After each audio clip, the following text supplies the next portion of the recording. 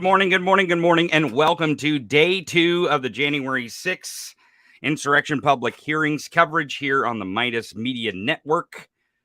We are live 1 hour before the hearing. The hearing will gavel down in just under an hour now, as we will watch to make sure our coverage does not skip a beat. Thank you for joining us here on this Monday morning. I know it is early out there some places in the country, and you're just getting your coffee, just getting ready, maybe popping some early morning popcorn for all the witnesses that will be testifying today in day 2 of the January 6th Insurrection Public Hearings. A lot of stuff happening over the weekend with news and this morning even, but I want to recap last week, Thursday, the very first hearing where we saw the introduction into some of the evidence into the January 6th insurrection and the select committee's work. You know, it's kind of funny. Fox News and all the right-wingers out there were absolutely terrified that there was a television producer that produced the show. Well, if you watched, this wasn't like some kind of Hollywood elite movie. This was footage from what happened on January 6th. They just, I don't know, put it together in a certain order that timed it so that people could digest it in a way that was timed properly. The other thing, too, that they really was freaking out about is that people were going to watch this thing, right? Right-wingers are terrified that people would watch this thing, so much so that they kept spreading around lies. Oh, no one's watching it. See, no one's watched. We had, I think the total count is like 200 or 250,000 just here on the Midas Media Network. Just the Midas Mighty, 250,000, I think, is going to be the number. And I don't know what today is going to bring. Today might bring the same number or maybe even more. But I just find it laughable that the projection continues and continues and continues. One of the moments, though, that I thought was a great takeaway, and for our democracy, not just for us as pro-democracy people, and not just us who want democracy in our country. We do not want autocracy because we believe the equity and equality of all the people here in this country, that equity and equality is dependent upon democracy. Autocracy will not afford you equality and equity. And democracy is hard. It's difficult. Just like sometimes it's difficult for people to know the truth. And the truth of the matter is that Bill Barr and Ivanka Trump knew that the big lie was a big lie. A big lie. It's a big, huge lie. And that's the ultimate point here. And that's why they led with that evidence, to show you that Donald Trump knows that it's all bullshit. The whole thing is all nonsense. It's dribble. It's only the ability to subvert democracy so he can remain the dictator, the king, MAGA. Because they truly want autocracy. This morning on Twitter, Constitutional Republic is trending.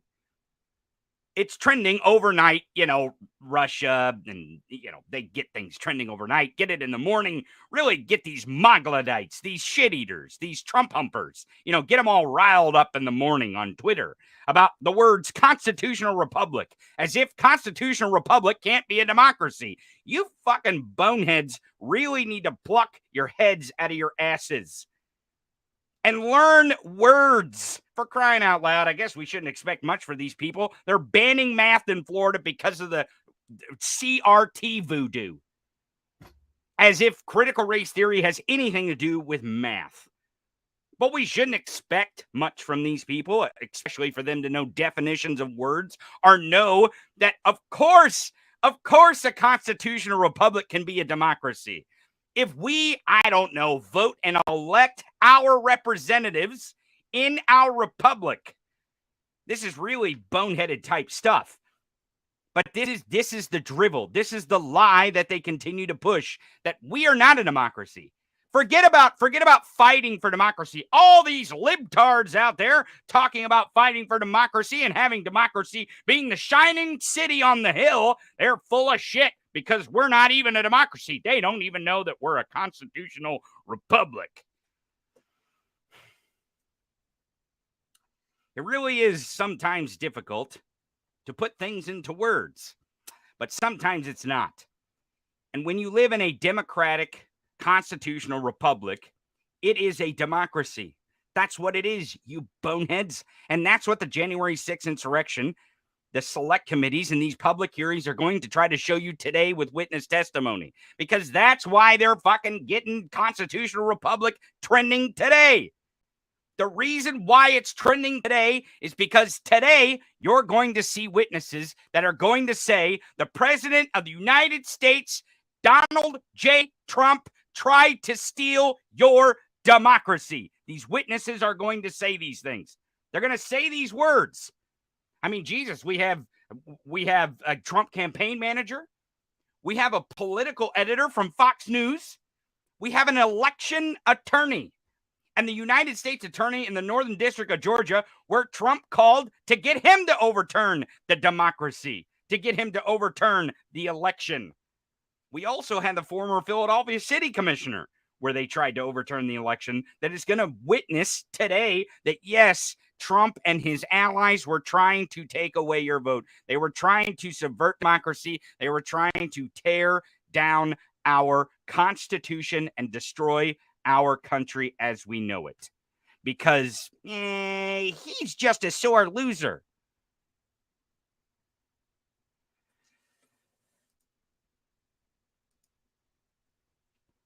So today we will see witness testimony in the January 6th public hearings that will show you why a constitutional republic is a democracy. That's why they have it trending on Twitter, because they're trying to perpetuate the big lie. And it's not to us. I mean, me, you, if you understand that this is a democracy, you understand all these things, you wouldn't have to continue to guess. But their followers, their delusional constituents, still need the big lie. They still need it. They're still clinging on to it, folks. Maybe just by a thread here. And hopefully today, some of this witness testimony can tear that to shreds. I'm joined by my co-host and executive producer, Gabe Sanchez. Gabe, it's early where you're at, but you are kicking this morning. How are you this morning? Good. Took the weekend to rest up, and here we are, 6 a.m. West Coast time. Excited to see what happens. Right. It's going to be TikTok today, I think, with these witnesses, and I'm not sure exactly how they're going to set it up. We probably won't know. I don't know if they're going to be sitting on an entire panel or they're going to break the. It looks like there's two panels: the Trump campaign manager and the Fox political editor. So that might be the first part, and then they may go to a break like they did on Thursday, and then do the second one. Then there's three on that panel. So I'm not sure what their aim as far as the direction of the testimony and the direction of the questioning, but I'm sure we'll get a sense once the hearing starts and we get into the back and forth between the witnesses and also the hearing committee. So what's your take on some of these witnesses? What do you think we're going to hear this morning? Well, like you said, we've got the commissioner from Pennsylvania, right? I think that's the person that was overseeing the actual ballots and the counting of ballots. And then we've got the election attorney from is it Georgia? I'm trying to remember. There's 5 people. We have the first panel is a former Trump campaign manager. Right. We've got Al Schmidt, former Philadelphia City Commissioner. So he was the one that was, in charge. Yeah, that's on the second panel. Right, so right. I think what we're going to hear in the first panel is what the Trump campaign's efforts were to subvert the vote. You see the former Fox political editor. We've seen these Fox News texts, and you've some videos on these Fox News texts, like right. Sean Hannity to Mark Meadows, Laura Ingraham to Mark Meadows. So I think we're going to see some of that. And I would also imagine that the texts that they have read out so far are not even the juiciest ones yet. I would imagine that they've probably, found some good ones that Liz Cheney could read out early on during their hearings that they had before. Right. But for these ones, I imagine that they've really held on to the ones that are really meaty, the ones that might be indicating more of a coordinated coup, especially between those who are just correspondents at Fox. Like, why are they having a direct line into Mark Meadows, Kayleigh McEnany? Like, it seems very odd, And we saw some new text emerge in the Thursday hearing with Sean Hannity and Kayleigh McEnany, the former press secretary, where where they this was after the attempt of coup on the Capitol, the violent coup, and they were basically saying, "Hey, we gotta pin this guy in a corner. He's gonna try anything to usurp the United States Constitution here. This guy's trying to be a dictator." So they were really trying to work hard to figure out ways to make sure to pin him up and make sure he did not try anything, which, regardless, we knew that was happening because if you remember, he was suspended from Twitter, and it was almost like he was gone from the face of the earth in those remaining days. Which was, it was a nice break. Yeah, from the chaos. Right. But it was almost like he just was not. He didn't exist all of a sudden. Not just on Twitter, but I mean, he wasn't giving appearances. We weren't hearing much. It seemed as if he was lamenting. Not just in his loss of the election, but in his loss of stealing the election as well. Right. So I think maybe we'll hear some of that testimony. But I think today in the second half, when we're talking about the election attorney, the U.S. attorney from the Northern District of Georgia, where he tried to pressure them into 11,000 votes, that was all the find me those votes. And I think that's, I think there were conversations. I think things got released over the weekend that was basically saying, like, we have enough evidence to indict Trump. Right. Well, so I think obviously Georgia is one of the states where it's like we have a good solid case. Smoking gun type thing with that tape where he's pressuring Rathensperger to find those votes, because we're going to hear from, I think his name is BJ Pak today. That's the former U.S. attorney in the Northern District of Georgia. You remember the news was at that moment that he just packed up his shit in a box and walked out of the office. Like he didn't give notice like a U.S. attorney would. He didn't have this big long memo that he released. He just started packing his stuff in a box after he got off the phone and walked out of the office. Like people in the office, even some of the people who were close to him, like, where in the hell is he going? Like he just quit. And I would imagine that we're going to hear today why that is. I mean, there's speculation. You could say that someone was pressuring him to commit crimes, and he's like, nope, not going to do that. Just the same way Bill Barr was pressured to, get out in front of a microphone and just say it was stolen, even though it wasn't. Just say it was. And Bill Barr's like, I really would not like to go to federal prison if we could do that. So, it's, just like we were surprised that Mike Pence was the person that would be the defender of the Constitution, having people like Bill Barr and others who are like, nope, I'm done. Like, just kind of picked up their stuff and just walked out the door, and they were good to go. It looks like we're getting breaking news here. It says due to a family emergency, Trump's former campaign manager, Bill Stephan, will not be testifying this morning. Now, wasn't he the one that was supposed to come? It was under subpoena. It says because of family emergency. No, I'm saying he was only showing up under subpoena. I believe so. His counsel will appear and make a statement on the record. The hearing is delayed 30 to 45 minutes. So we're going to be delayed about 30 to 45 minutes here. And the news is here that Bill Stephan, the one who Gabe is saying was supposed to be subpoenaed, is due to family emergency. Gabe, that makes me think that Bill Stephan was going to say a lot of shit that was going to be incriminating. Yeah. And he's being pressured not to testify. Maybe, I don't know. I doubt. I really seriously doubt in an important moment like this, the old, oh, my grandpa died type shit is Right. gonna fly. And Oh, I don't know what my the dog family ate my emergency. testimony. Well, it hurt. It it does seem that way. At least at a bare minimum here. I'm gonna bring in Texas Paul. Gabe, stick with us real quick. Yeah.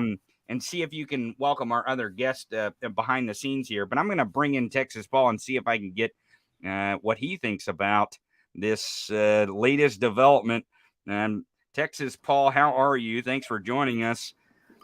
I'm wonderful, man. I'm super excited. Excited. Did you just hear this news that the Trump's and it really is not surprising that Trump's former campaign manager is the one that's going to skip out on testimony this morning. That's not a big surprise. I guess if you took that list and wanted to say, well, if one of them's going to skip, it's definitely going to be him.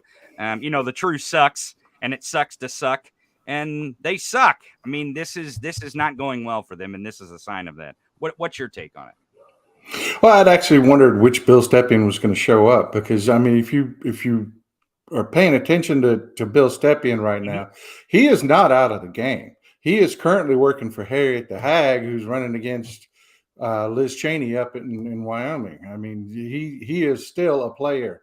He is. So it really doesn't surprise me that he would pull some bullshit like this because, like I said, he may not be representing Donald Trump right now, but he is literally representing a candidate that's running against the chairman of this committee. And, I mean, it doesn't surprise me that he pulled some shit like this, to be honest with you. I think in the end, we're going to find out that it's bullshit, that somebody had an angina attack or something, a what gina? A what gina? An angina attack. Oh, or that's an old school word for, oh, my chest hurts. I didn't know what kind of gina you were talking about. I didn't know if you meant his heart hurt or, he was just having something else, second thoughts. I don't know. It really does. Again, this breaking news. A lot of people are going to be yelling and screaming about this today, but it's not surprising to me. I want to show you here if I can get it here, the tweet that we have here is from Caitlin Collins. Due to family emergency, Trump's former campaign manager, Bill Stepien, will not be testifying this morning. Now the committee says his counsel will appear and make a statement on the record. The hearing is delayed 30 to 45 minutes. So we thought we were going to do an hour ahead, but it looks like we're going to do almost 2 hours, Paul. That's all right. Yeah. Oh, I'm ready for it. This is what we do is 2 hours every single day. Now I need to get you on my show and get a good Texas Paul rant on my show. Is if the audience is not aware, we broadcast every single weekday, Monday through Friday, noon Eastern, 11 Central, 9 Pacific on YouTube, Twitter, and Twitch. We also simulcast from the Midas Touch Facebook page. Speaking of that, we want to thank the Myzelis brothers for letting us host these hearings here as we're going through our broadcast. But getting back to some of the witnesses, I wonder if this gives anyone else a gina type attack, like you were saying, to usurp the panel today. I would doubt it. What do you make of the former political editor of Fox coming on? Do you think they're going to reveal what was going on behind the scenes as Sean Hannity and Laura Ingraham was texting Mark Meadows going, oh, please, this is going to be horrible for us. This looks terrible. Please help us. What's your thoughts there? Oh, absolutely. Bill Stepien was going to be the only hostile witness on this panel. Everybody else is here to stick it into Donald Trump and break it off. Every single one of them. If you go down the list, even Ben Ginsburg, who's he's a legendary Republican lawyer. When you're in the deepest of the deepest cesspit of hell and you need a lawyer and you're a Republican, you call Ben Ginsburg. He is not happy about what Donald Trump has done because it's just destroyed the credibility of the Republican Party. And yeah, you've got what is it? I don't even know how to pronounce his name. Chris Steerwall coming on from Fox. He is a former Fox employee. He has no loyalty to these folks at all. I believe today is going to be a definitely spill the tea moment. I don't see Stepien not showing up doesn't hurt anything at all. To be quite Well, honest with you. I think it says more than it doesn't say, right? That the former campaign manager can't show up to testify. That there's the fear of the truth there. I mean, really, this does get at the heart of what is going to scare these shit eaters, is that this testimony is going to tear down this big lie, because I think that's what they started on Thursday, right? With queuing up with Bill Barr saying it's all bullshit, in his words, not mine. I would have used much harsher words, but he said bullshit. And then you have Ivanka Trump saying, I believe Bill Barr. And I think those two pieces, right? If there could be, because there's a lot of stuff that happened on Thursday. There was a lot of produced video of the violence on the Capitol. But I think getting at the heart of why we still have a problem in our country with people longing for an autocracy is this big lie, and it still is perpetuating, right? They're still trying this soft coup, right? With his Nazi, his MAGA rallies and everything. He's trying to usurp our democracy and what it means to us, we the people. And the big lie is at the heart of it. So if you take the big lie out of the equation, right? You don't have a Trump 2024. You don't have people even supporting Trump candidates at some point. And I mean people who are flying Trump flags, right? If they realize, which they may or they may not, I don't know, right? We don't know what this evidence will bring. We don't know what this historical event will change minds in this country or not. I have a feeling it won't change as many minds as we would like it to. But if they really truly see that they were fucking lied to, just absolutely lied to, and sold a bill of goods that is not true, and it was used and designed to manipulate them through this delusion to usurp and make him king, I think that might help. And I think that's what the committee's aim is here. And his former campaign manager not showing up to testify to the truth. Oh, boy. Well, that just speaks louder than any words that he might say. I don't know. Well, I think it directly has to do with the breaking news that the committee has announced that they actually have enough information to indict Donald Trump. And if you're Bill Stepien and you're running his campaign, he is the general that is doing this. I mean, Donald Trump may be like Jerry Jones is to the Cowboys, where he can't stay out of the business, but Bill Stepien really is the coach on the field. And all of this illegal crap had to go through Bill Stepien at some point. So for him to come testify today, he had to have made a deal with the committee. And then when the committee comes out and says, we've got enough information to indict Donald Trump, that had to terrify Bill Stepien. And I am sure this is not about a family emergency. I'm sure the family emergency is Bill's going to jail and he's afraid of the deal he made. I've got some news on that. They just sent me, I was sent over a tweet here from Nicholas Wu. It says, we're told it is a genuine family emergency. His wife is in labor, is what they're saying. I don't know exactly.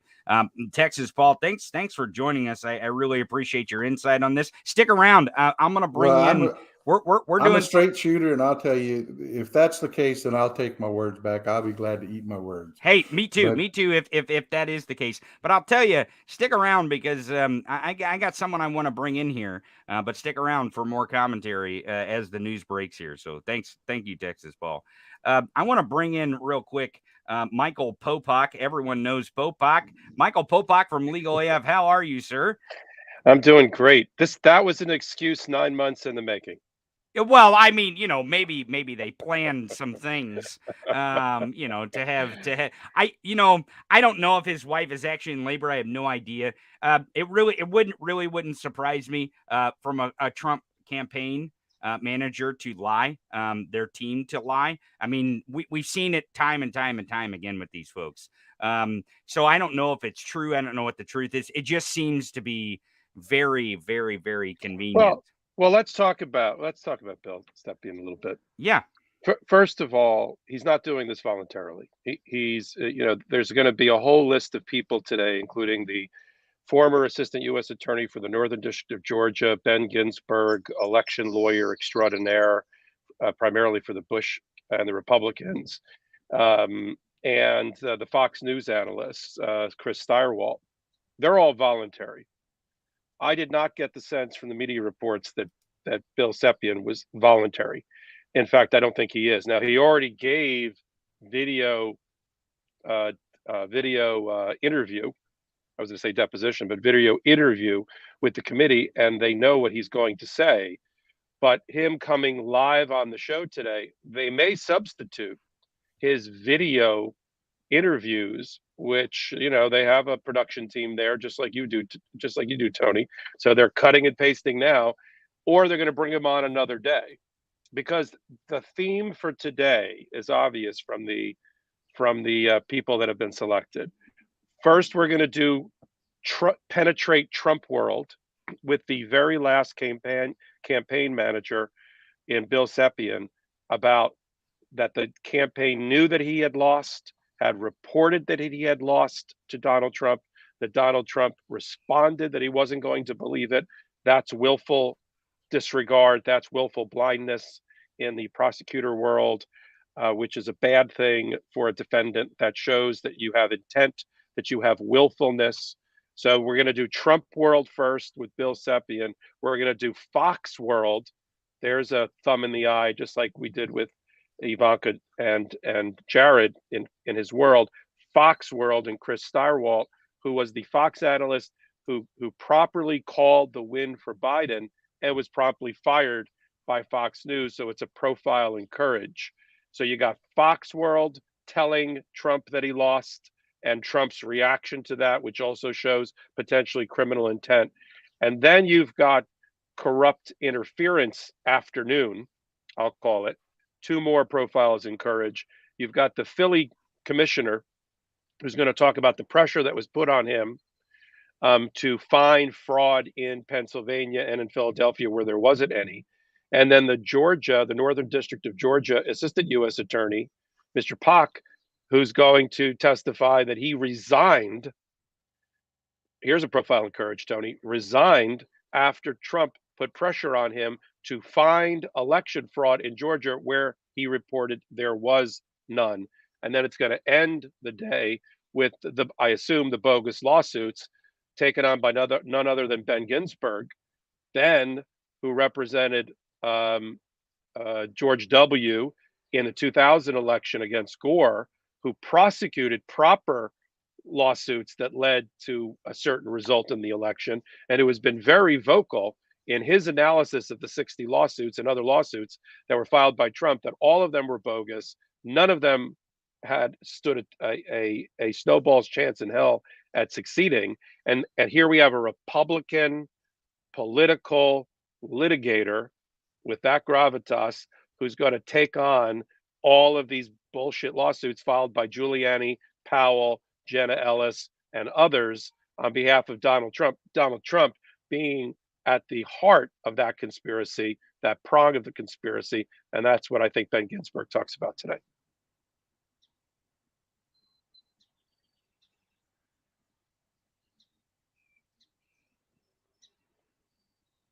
I appreciate you breaking down. So, excuse me, there. I had my mic muted. Breaking down. I thought it was. No. It was me. It was me. You say running production. I'm looking at Twitter. I'm looking at the witnesses. I'm listening to you, and I'm trying Tony, to focus. I know. I'm trying to get everything going here. When you have live news like this, and the broadcast gets pushed 30, 45 minutes, most people would freak out. Oh my God, I got to talk an extra 30, 45. But you know me well. I could talk for 3 hours without skipping a beat. It's just going back and forth between Twitter and trying to manage what I'm going to say. But I appreciate you breaking down those witnesses there. That is super, super, super helpful to know where these people are. But do you think whether Bill actually shows up to give his testimony eventually, once his excuse has expired here? Because you know, maybe his wife will be in labor the next 9 months. I don't know. Who knows how long? But they have the video. They have Bill Sepian's video. And that's what I was just going to get at. Doesn't it? Because I'm sure the questioning that they were going to ask him, they would queue up, right? They're not going to not queue up his testimony and then question him based on his testimony that he's giving. I'll tell you why you're right. I'll tell you why you're right. Because the prosecutors and lawyers on that panel know that sometimes what we refer to as a hostile witness, a witness that you don't have complete control over, where you have to go into cross-examination mode, or you have to quote unquote impeach them with their own words, you have to have ready the video clips in case, because he's not friendly to the panel. That's the power of the testimony, if they can get it out, is that he's not friendly to he's currently the campaign manager for a Trump-supported candidate for Congress. So he does this at much political risk. He'd rather not be there. So what you do when you're a lawyer that's cross-examining, if you will, a witness who may go off the rails, is that you have clips ready from his sworn testimony in case he says something. If he said, in the sworn testimony, he said the light was green, and now he's saying the light was red. You say, well, sir, you were under oath a month ago, and let me play that clip for you. So they're ready for him, whether he showed up or not. The question from a presentation standpoint today is whether they think the power of having him squirm but yet answer each question against Trump is worth waiting for him to come back live and do it in one of the remaining 5 or 6 sessions, or it's like, fuck it. Let's just, sorry to paraphrase your show. No, hey, this is, I'm producing this show, and you know that I'm all in favor of salty language. F it. Let's roll the tape instead. And the tape is very powerful. What's more, Ivanka Trump was never going to give it up live the way she did when months ago, when she's just in a little room with these investigators, and that clip was very powerful. I think that was very powerful. And you brought up in the panel afterwards on Thursday, you brought up her testimony. And going back, I actually took the clip of Bill Barr saying it was all bullshit and then crammed it together, like right after he says that, with Ivanka saying she believed Bill Barr. Because I think that was probably, in all reality, and I actually posted it on our pod Twitter page and said, show this to your Uncle Earl and Aunt Edna. And the reason why he said that is, like, if there's going to be small little bits of evidence that you're going to see, it's probably going to be the testimony of Bill Barr, Ivanka Trump, Bill Stepien, this Trump campaign manager. These little bits of evidence are going to be the stuff that's going to, if there's going to be evidence that's going to convince people that it was a big lie and it's all bullshit, like Bill Barr said, then those little bits of evidence are going to be the ones that are going to get people to go, okay, jig is up, right? It was all bullshit.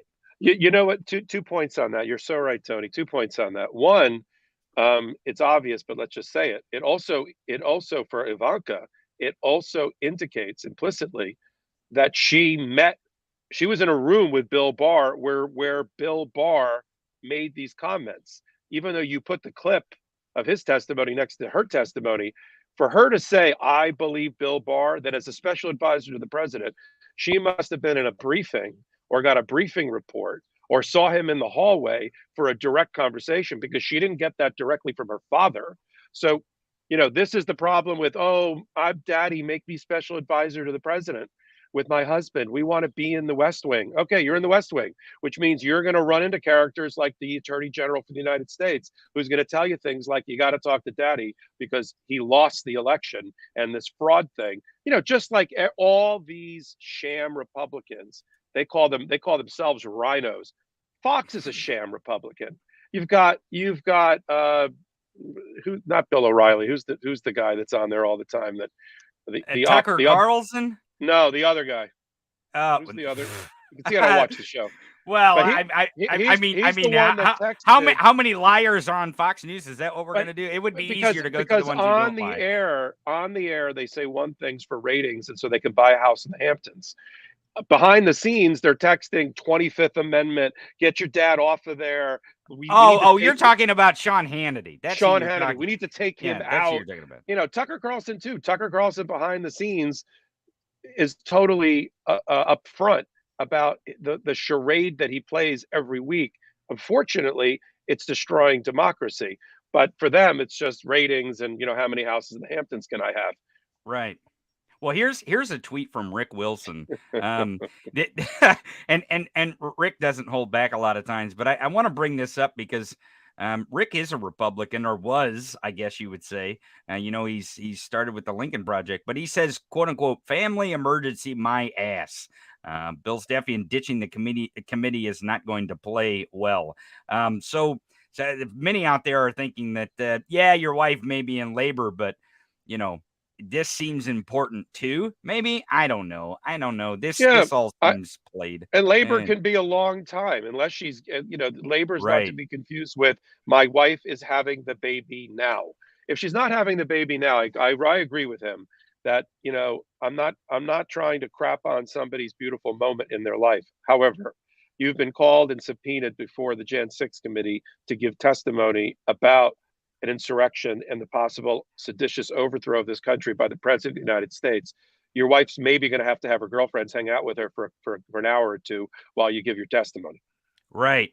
Well, because I don't know how long this panel was going to last, but it looks like they have panel 1, panel 2. He was on the a couple first hours. panel. Yeah.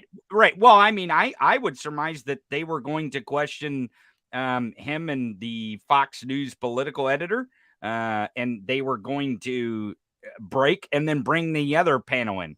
Because if you look at the two panels, the second panel is really more the meat and potatoes of the election. You had the election attorney, you had the U.S. attorney from the Northern District of Georgia, and then you had the Philadelphia City Commissioner. So they're they're like the nuts and the bolts of the interference. Right. Whereas the political editor and the campaign manager are more the planning side of the coup, right? Like, so you can kind of see how this was going to play out. I mean, people are pointing out that, well, I mean, even the article from the New York Times is that here's the, let me see if I can find it back here. By the way, they're reporting, I'm helping you out here, Tony. Yeah. Besides the 45-minute late start because of Stepien, apparently his counsel is going to appear and make a statement on the record. Yes. What do you think that looks like? What do you think that looks like then? Terrible. Do you think, well, so you mean it's terrible for him or terrible for what? What do you think is terrible about I think it's terrible for Stepien. He's getting tremendous pressure around the Trump world. You can't be the campaign manager for a Trump endorsed candidate currently for Congress and expect that you have not been bombarded with phone calls about the end of your political career. Ironically, he was to appear on a panel with Chris Stirewalt of Fox, who did have the end of his political career because he had the temerity and the courage to announce that the election had been won by Joe Biden on Fox News. And I had seen that. I was like, wow, even Fox News is calling the race. What I didn't know is how upset, of course, Trump was and immediately started making phone calls to all of his buddies over there. So he was to appear, on that type of panel. This is not a profile of courage by Stepien. He's being ordered to appear. He did not volunteer to appear. He obviously doesn't want to be there. He'll find any excuse possible, short of the wife literally giving birth at that moment.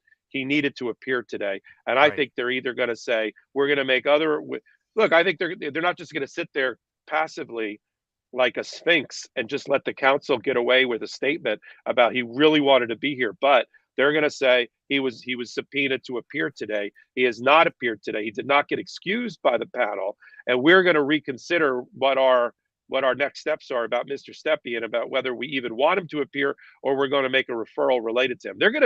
I think we're going to see a harsh response by the panel because they have to defend their authority and not to have people flout their authority to appear when there's been a schedule and there's been an announcement. It makes the panel look bad.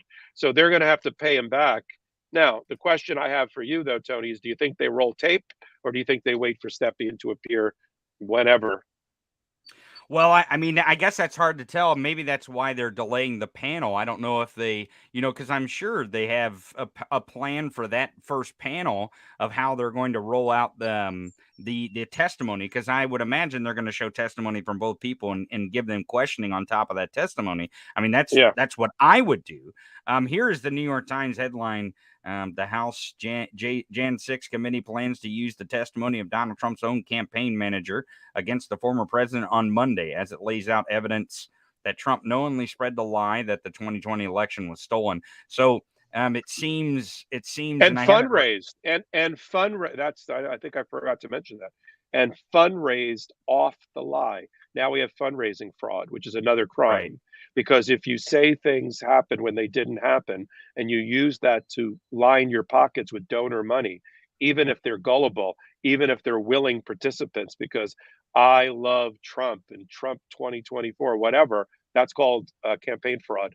And if I think Stepien was the link between the fundraising, the big lie, and Trump. So Trump knew they lost and willfully used the lie to raise funds for his purpose and for other purposes. So you're saying the grift is illegal, is what you're saying? Well, it's not surprising. These people can't stop criming. They really cannot stop criming. The other thing to point out, I guess, about Bill Stepien is that the campaign that he's working on is the campaign apparently against the primary challenger of Liz Cheney. So maybe the fear of being in the room of Darth Vader Jr. It made Bill second guess his appearing for testimony today and use his wife's labor pains as his excuse not to show. Again, I don't know if this is real or not, but Popak, if Bill Stepien was indicted on crimes and arrested, they wouldn't let him show up for his wife's in his wife's labor and the birth of their child. He would likely be locked away. So maybe he's trying to avoid that as well. I don't know. It seems convenient in this moment where Bill himself is going to sit, and not only we're going to see videotape of his testimony, but he's going to be questioned by the person who he's running the campaign against the primary challenge. This is it's clear from the media reports that Stepien doesn't want to be there. He was not a friendly witness. He was subpoenaed to appear. It's a ballsy. I like it. I like the ballsiness of the Jan 6 committee to pull in your second hearing, your second session, an unfriendly witness who really doesn't want to be there, obviously. But they knowing that is exactly what I said earlier. Knowing that they have prepared Plan B and Plan C, which is including running tape of him. They may just. I don't think they ever get Bill Stepien during the course of this thing. They might have to make a referral. They might have to do another vote on contempt of Congress. But I don't think we're going to see Bill Stepien again.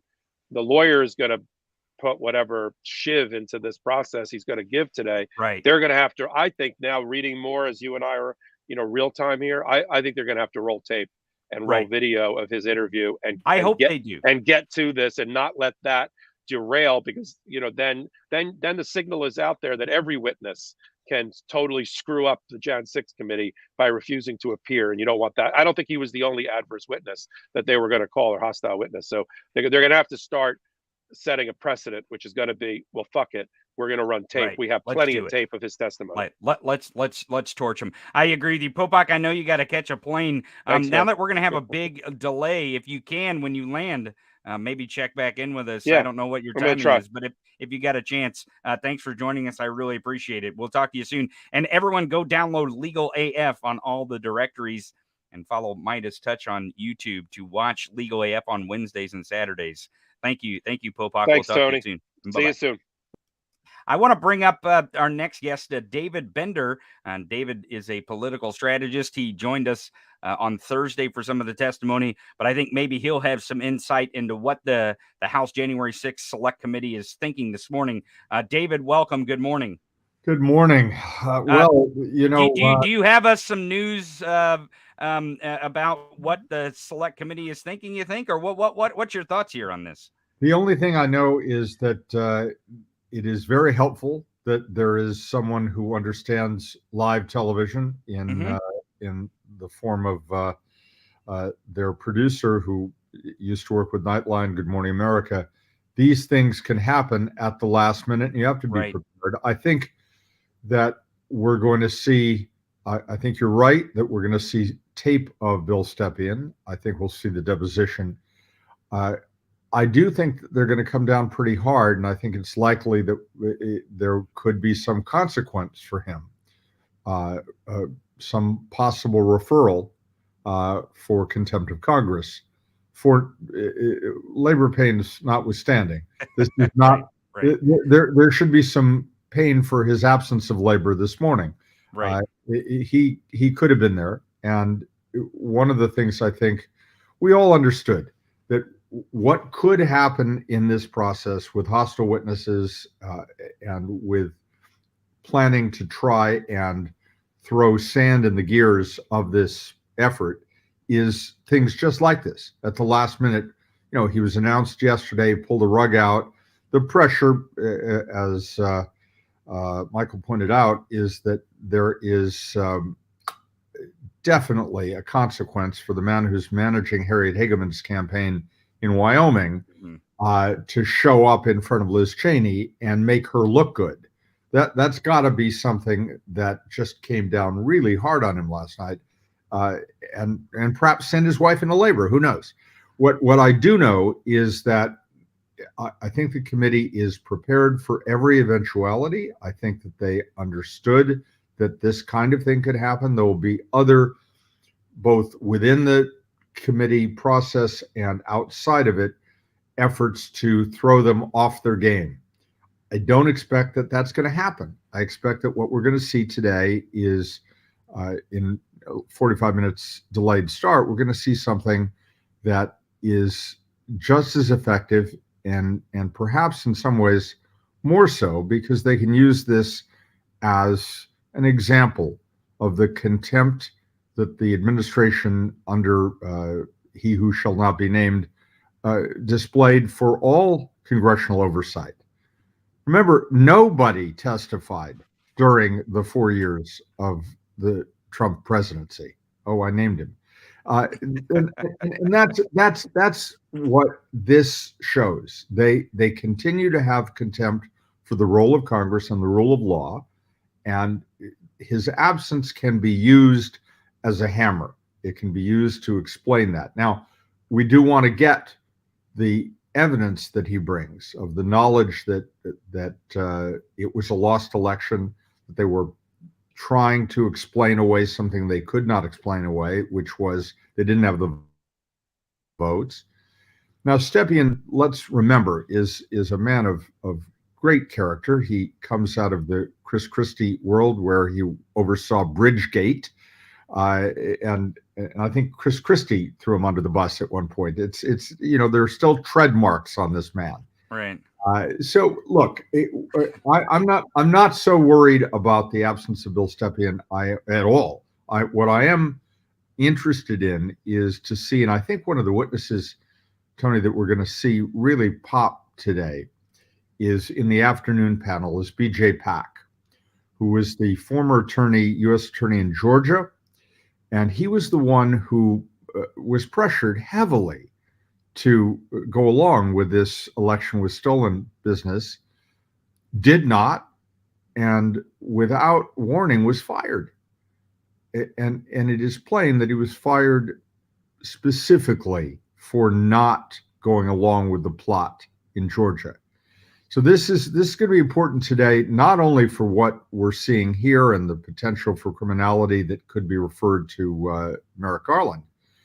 You will recall that, or not only will you recall, I know you know, that there is, in fact, right now, a grand jury impaneled in Georgia. Correct. B.J. Pack, I am certain, will be a witness there as well. And this is going to highlight the fact, probably, if we're going to see any indictment of Donald Trump, it's going to happen in Fulton County, Georgia.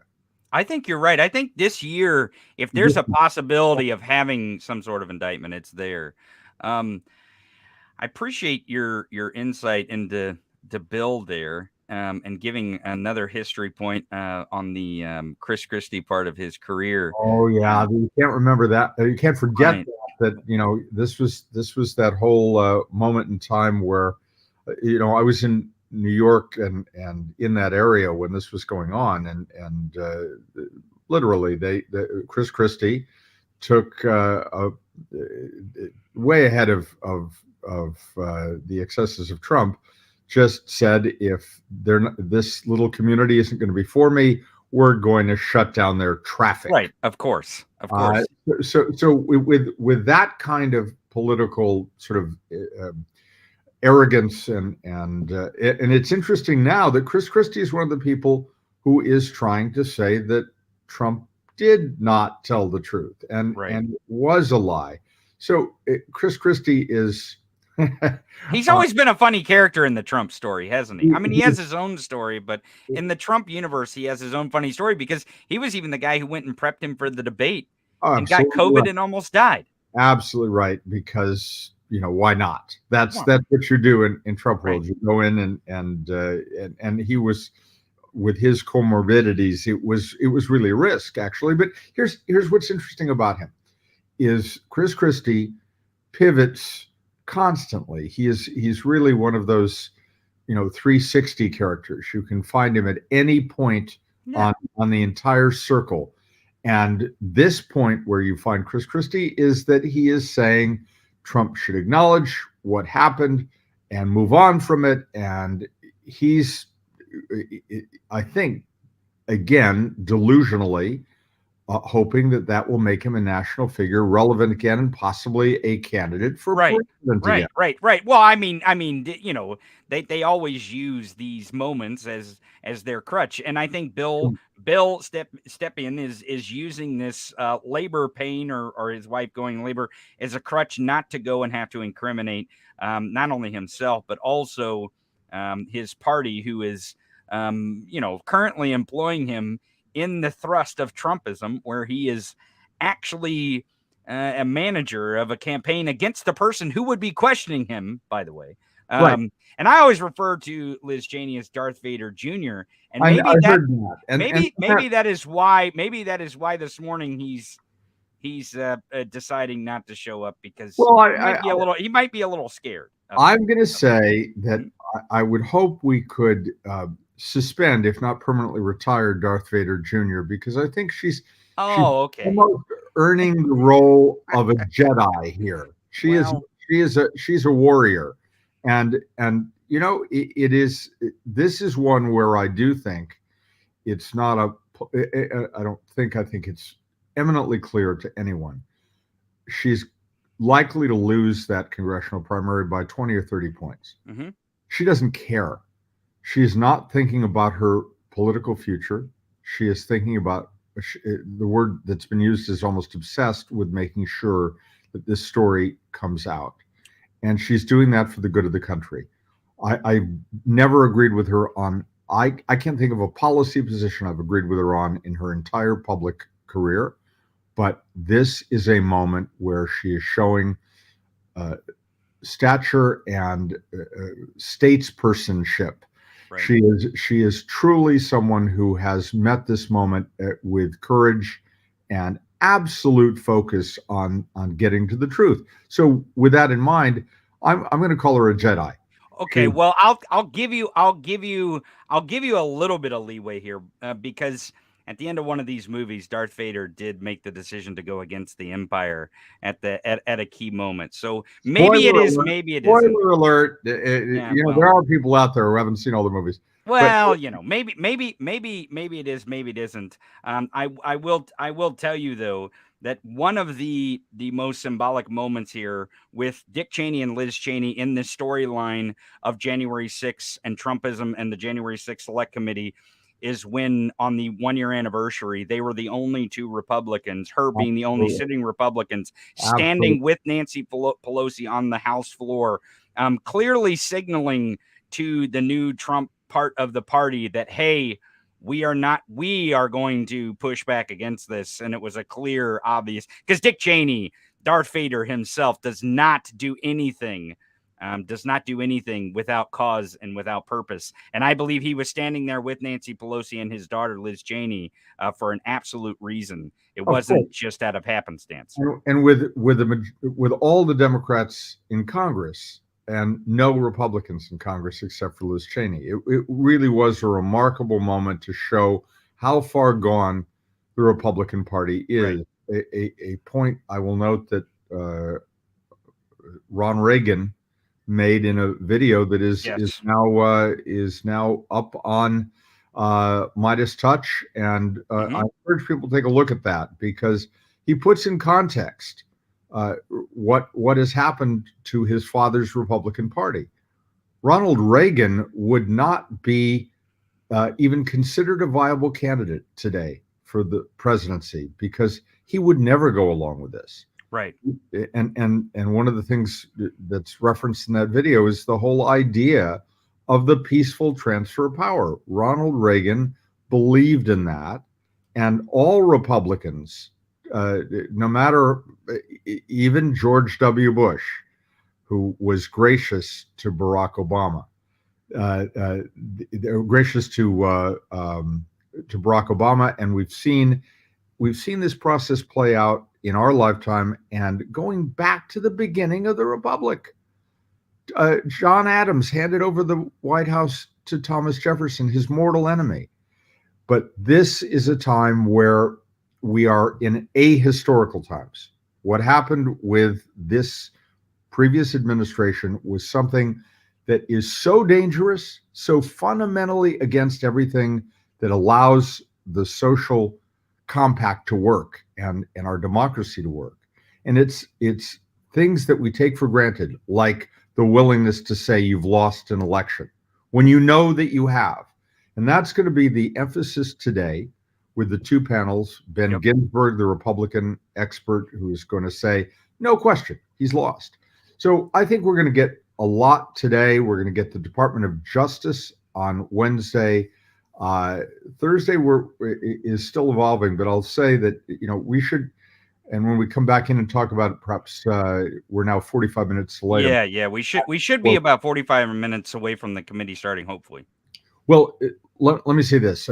What I want to do is go take a little time to find out what they're saying now about how they're going to handle this new gap. And I'll happy to come back with you. Yeah, absolutely. Yeah, stick with us. Come back, and I appreciate your insight. And everyone, go watch that video that Ron Reagan did. It is he does bring up some very good points, and it's a great video to show that how our democracy, that even the history. I mean, he tells a little bit of history in there about that transfer of power and the republic and how it ticks.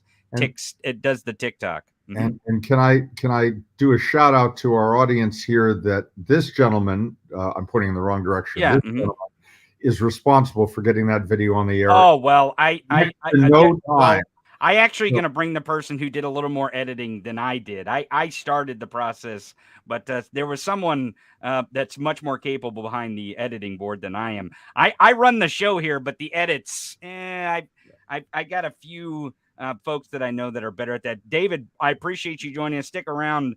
We will try to bring you back in if you got more news. Thanks a lot. Absolutely. I want to bring in maybe the person who's responsible for some of that editing of that Ron Reagan video, and his little bro. I've got a couple of my zealous brothers with us. Jordy, Brett, how are you? Hey, good morning, everybody. Good morning. Big day. Big day for democracy. I would say if it was literally anybody else steering the ship, and I found out that the hearings were going to be 30 to 45 minutes late, I'd be like, "Oh, what are we going to do here?" But I didn't even skip a beat. I know with Tony, I know these hearings could be delayed like 3 weeks. I'm excited. Yeah, I'm excited that they're 45. Tony 45 lives minutes for the delays, extra to Brett. talk. Tony lives for the delays. I get 45 minutes extra to talk. This is fantastic. I love It's so funny. I thought Popak was a little tough on Stepien for missing out on the hearing for labor. I've got to say, because hey, I think he's in the right alley. But you give us your opinion on what you think about the labor thing.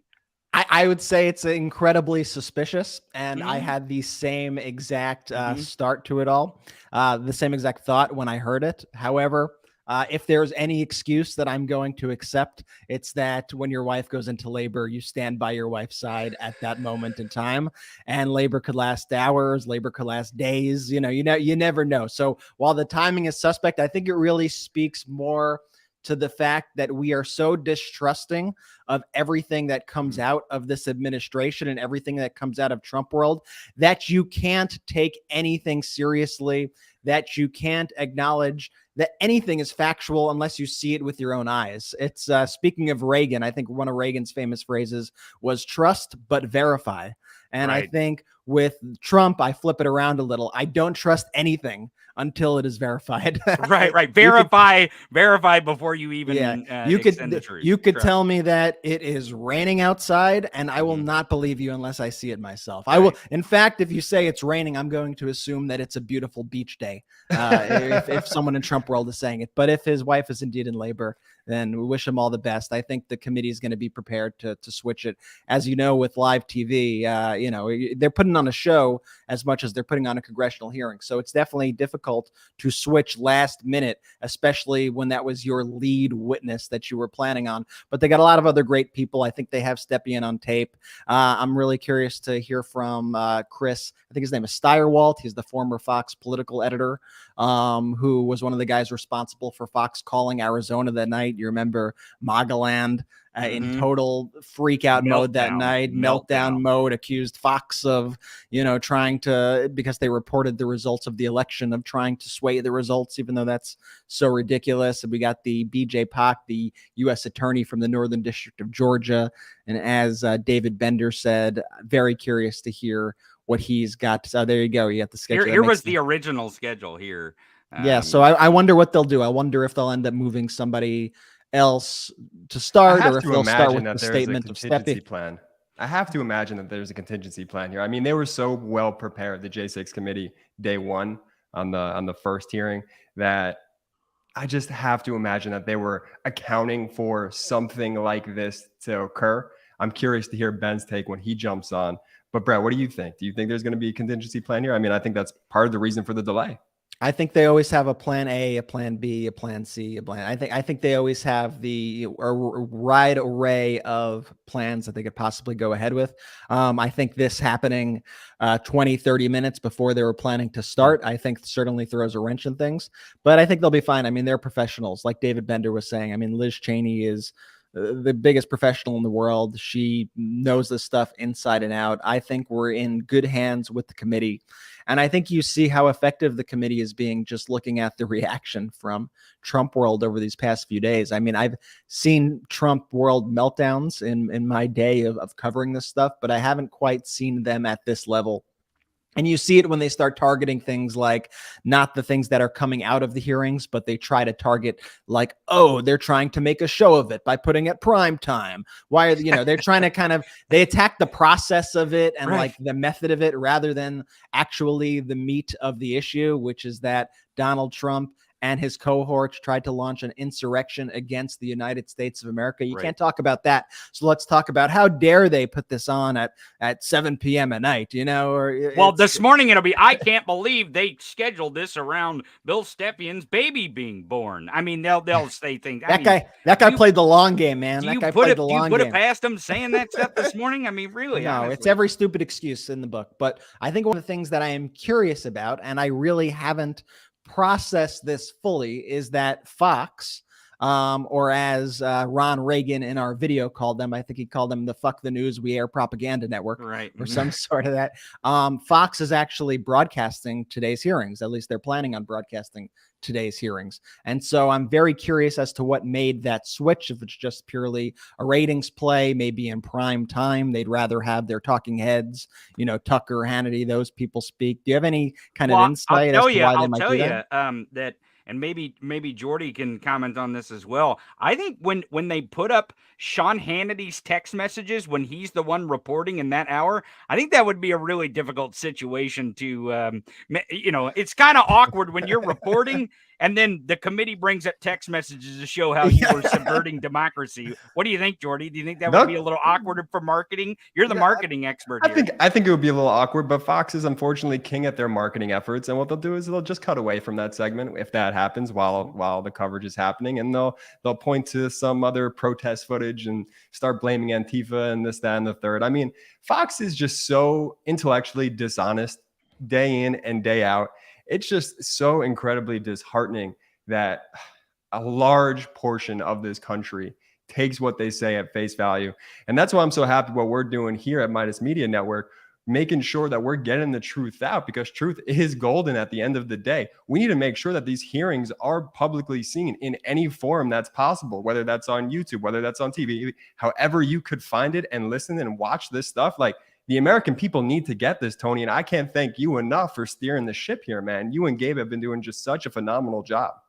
Well, thank you. I appreciate it. And again, this morning when we got 45 minutes extra to talk, I was excited. I know Gabe is definitely excited after the weekend he had. But I want to bring in someone real quick. Maybe we'll bring Gabe in here too. But Texas Paul, I think, has a question for Jordy. Texas Paul, what do you got? What do you got, Texas Paul? This could be anything. Man, the minute Jordy popped up on the screen, all of a sudden Laura comes flying in the room, sliding by, and slaps a label on my cookies. Oh, he's got some cookies. Man? What does it say? What is it? Yeah, what the hell? I had a whole jar of cookies in my studio. Now they're my cookies. Jordy's cookies. Oh my I knew God. today was going to be a good day. Thank you, Laura. Texas Paul, man, I appreciate you. I appreciate everything. This is a good day. This is going to be an exciting day. Breaking news, I was actually folks. really excited when I heard that we had an extra half hour, 45 minutes, because there's a lot to cover here. There really is. There is. And I mean, Well, this is just a tremendous opportunity. Well, the fact that Texas Paul's cookies turned into Jordy's cookies, we gotta make sure we get that in on screen. Gabe, what do you think about some of this that's happening with this delay? I know you're super excited to be on air for extra time here. Oh yeah, I'll take it. Give me those 15 minutes. You know, no, I think it is. It's a bit suspicious in terms of the timing. I will say that. Obviously, you know, if this is true, then I hope that everyone is healthy. You know, I hope for that. But it does seem a little bit weird. You know, like Popak even brought it up, and so did David. It's like, you know, there's a gap in time here where like we could do both things. We could multitask in ways, right? You've got a doctor, you've got other nurses who are helping you out. You could quickly just leave. I'm not trying to. Are you saying there's like a maternity ward at the Capitol here? Let the guy attend to his wife. The video. right. Come on, Brett does not want us to be. I'm not trying to belittle labor or anything like that. I'm just saying it did seem a little inconvenient or convenient. Gabe, he's playing the long game. He plotted this out 9 months ago. Like, here we go. Here's the time. We could probably make it happen if we. I'm going to get inappropriate if I'm talking. This, okay, folks. I've got 5 kids, and I will tell you, the first kid, sure, can take forever. But if this is the third kid or whatever, I mean, you're talking the front seat of the car. You're talking, I mean, a lot of cleanup, guys. I mean, it can happen really fast. If this is like the 4th or 5th kid, I mean, it could be, you know, loading the dishwasher, bam, you know, and then there it is, you know. It's fast. So, I think it's too early for these visuals. Well, here's the thing. Here's the thing, is that my take on it is this, is that women are way better than men in the first place. And I'm sure his wife is better than he will ever dream of being. So I would bet that she could handle labor by herself better than she could with him at her side. The fact that we need to get to the heart of why they perpetuated the big lie and why they tried to steal our democracy away from us is probably way more important than, rather he needs to be there to help her with their labor pains, which I'm sure her being a woman is way stronger than he'll ever dream of being to help this. Is there more breaking news here? No, I would like to add in that it has not been that long ago that Bill Stepien was having an affair with Bridget Kelly during Bridgegate. So I don't know. I mean, he may be having a baby this morning. I don't know, but it's just really weird and convenient that it's happening right here, right now. There's a lot around this guy that gives him reason not to be here. Like you said, he's representing Harriet the Hag up in Wyoming. He's still a player.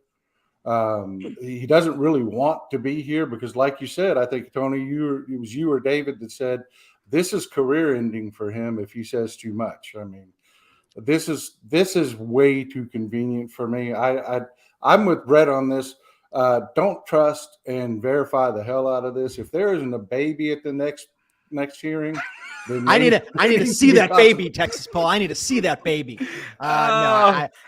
Here's the this is a crazy, what an insane broadcast we have here on the Midas Media Network. So I'm going to give you a silver lining to this all. I think that everything now is going to be 100% under the January 6th committee's control, because he could say anything at that point when you ask him a question. But what he can't do is he can't change his answers that are already on tape. Yeah. And they have Bill Stepien on tape. And I'm assuming that what he said on those tapes are pretty damning. If after they had those taped interviews with him, they then decided, you know what, this is a guy who we want to put in front of the entire country to discuss these issues. So I'm assuming what they have on that tape is pretty strong, and it will be completely at the control of the January 6th committee. They'll be able to shape the show however they want to without the risk of a wild card moment, which I'm not sure would have happened, but it takes that element of surprise completely out of it now. So let me bring in a lawyer here and see what his take is. Look, Big Bro Ben is here. Ben, what do you make of this? Do you think Brett is right that they'll be able to really focus in on the testimony and show why? But the other thing I want to know is what his attorneys are going to say, because apparently it's not just he's not showing up. His attorneys are going to make some sort of statement. Now, it may be that, hey, we had a family emergency, or do you think they actually make a statement that has to do with him actually, the testimony that he actually has already given that they will possibly show? No, I think his lawyers are going to give a very short statement to signal that there was a family emergency, and they're going to try to get in and out as quick as possible. So I don't think the statement from the lawyers is going to be enlightening. But let me give you, from a legal perspective, a lot of people are talking about this Bill Stepien not showing up. But from a lawyer perspective, what interests me the most are some of the other witnesses who are not really being discussed. And let me try to break down for everybody why I think some of these other witnesses are important. From a legal perspective, we've all heard the name Ben Ginsberg is going to be on the second panel today. Now, Ben Ginsberg is someone who led the Bush-Cheney recount efforts in Florida in 2000 against Gore. Ben Ginsberg is a Republican lawyer. He's one of the chief Republican lawyers on election law who every Republican administration has relied on for claims of voter fraud where that's brought up by Republicans. That's why Ben Ginsberg is being called in to say what all of these claim. He's going to say, I know what voter fraud is. And what Trump's claiming is voter fraud is total BS. Again, Ben Ginsberg, the key preeminent Republican, we mention that again, Republican election lawyer, will be testifying today that Trump's claims of election fraud are complete BS. Then as an attorney, I'm also intrigued by the fact that you're going to have another Republican testify today. And this is somebody by the name of B.J. Pack. He's an ex-U.S. attorney from the Northern District of Georgia, meaning he is the top federal prosecutor appointed by Donald Trump in Georgia. And why is that important? Obviously, with Trump's calls to Brad Raffensperger to find him the votes and threatening Raffensperger with federal prosecutions if these individuals did not find Trump the votes. Well, when you threaten these state officials with federal prosecution, who would be the person in Georgia to enforce those criminal threats? It would be B.J. Pack. And B.J. Pack resigned 3 days after the call between Donald Trump and Brad Raffensperger. He's also mentioned by Trump on that call as a never Trumper, which is also kind of an absurd accusation because Trump appointed the guy. So you're going to have B.J. Pack testify today. And then we've heard that it's going to be an ex-Philadelphia City Commissioner, Al Schmidt. Why is Al Schmidt an important person to testify today? Al Schmidt is the only Republican commissioner in Philadelphia. Again, we see the theme here.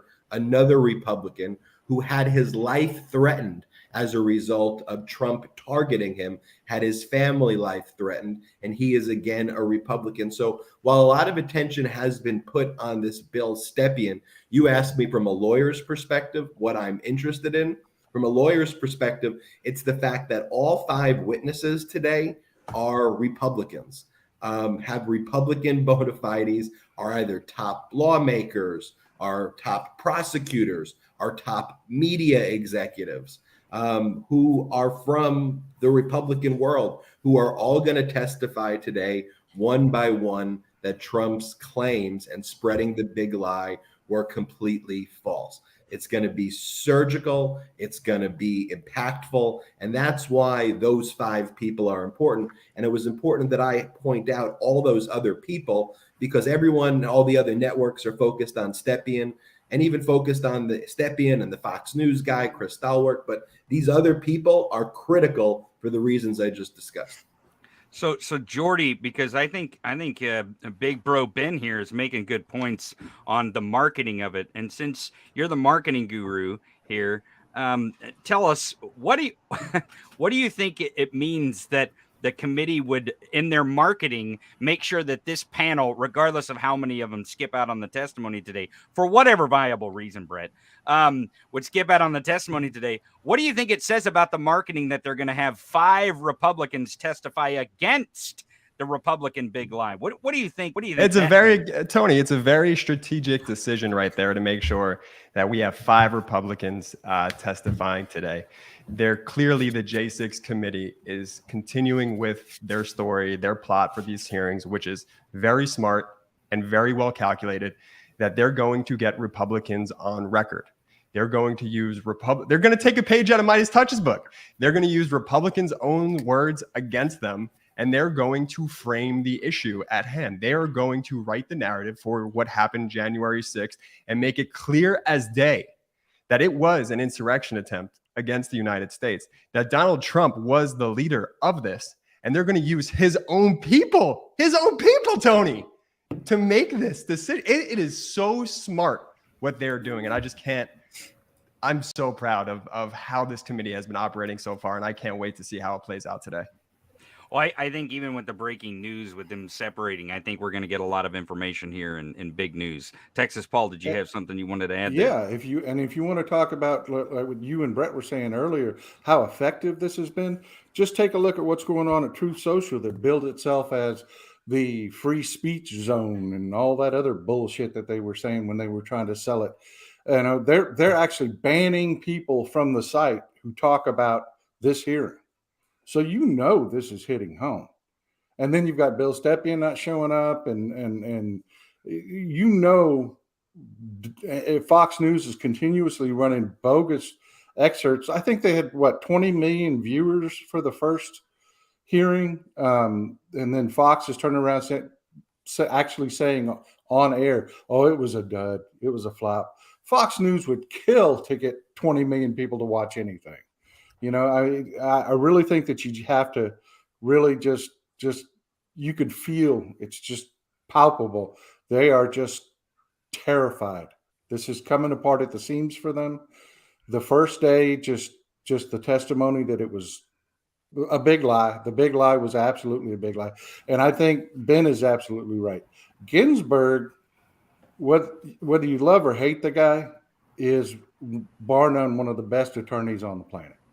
And he has been saying from day one, this is garbage. Stop it. Don't do this. And for him to sit up there today is going to be devastating to Trump and everybody that's been grifting this, trying to make money on the side. It's over. It's over.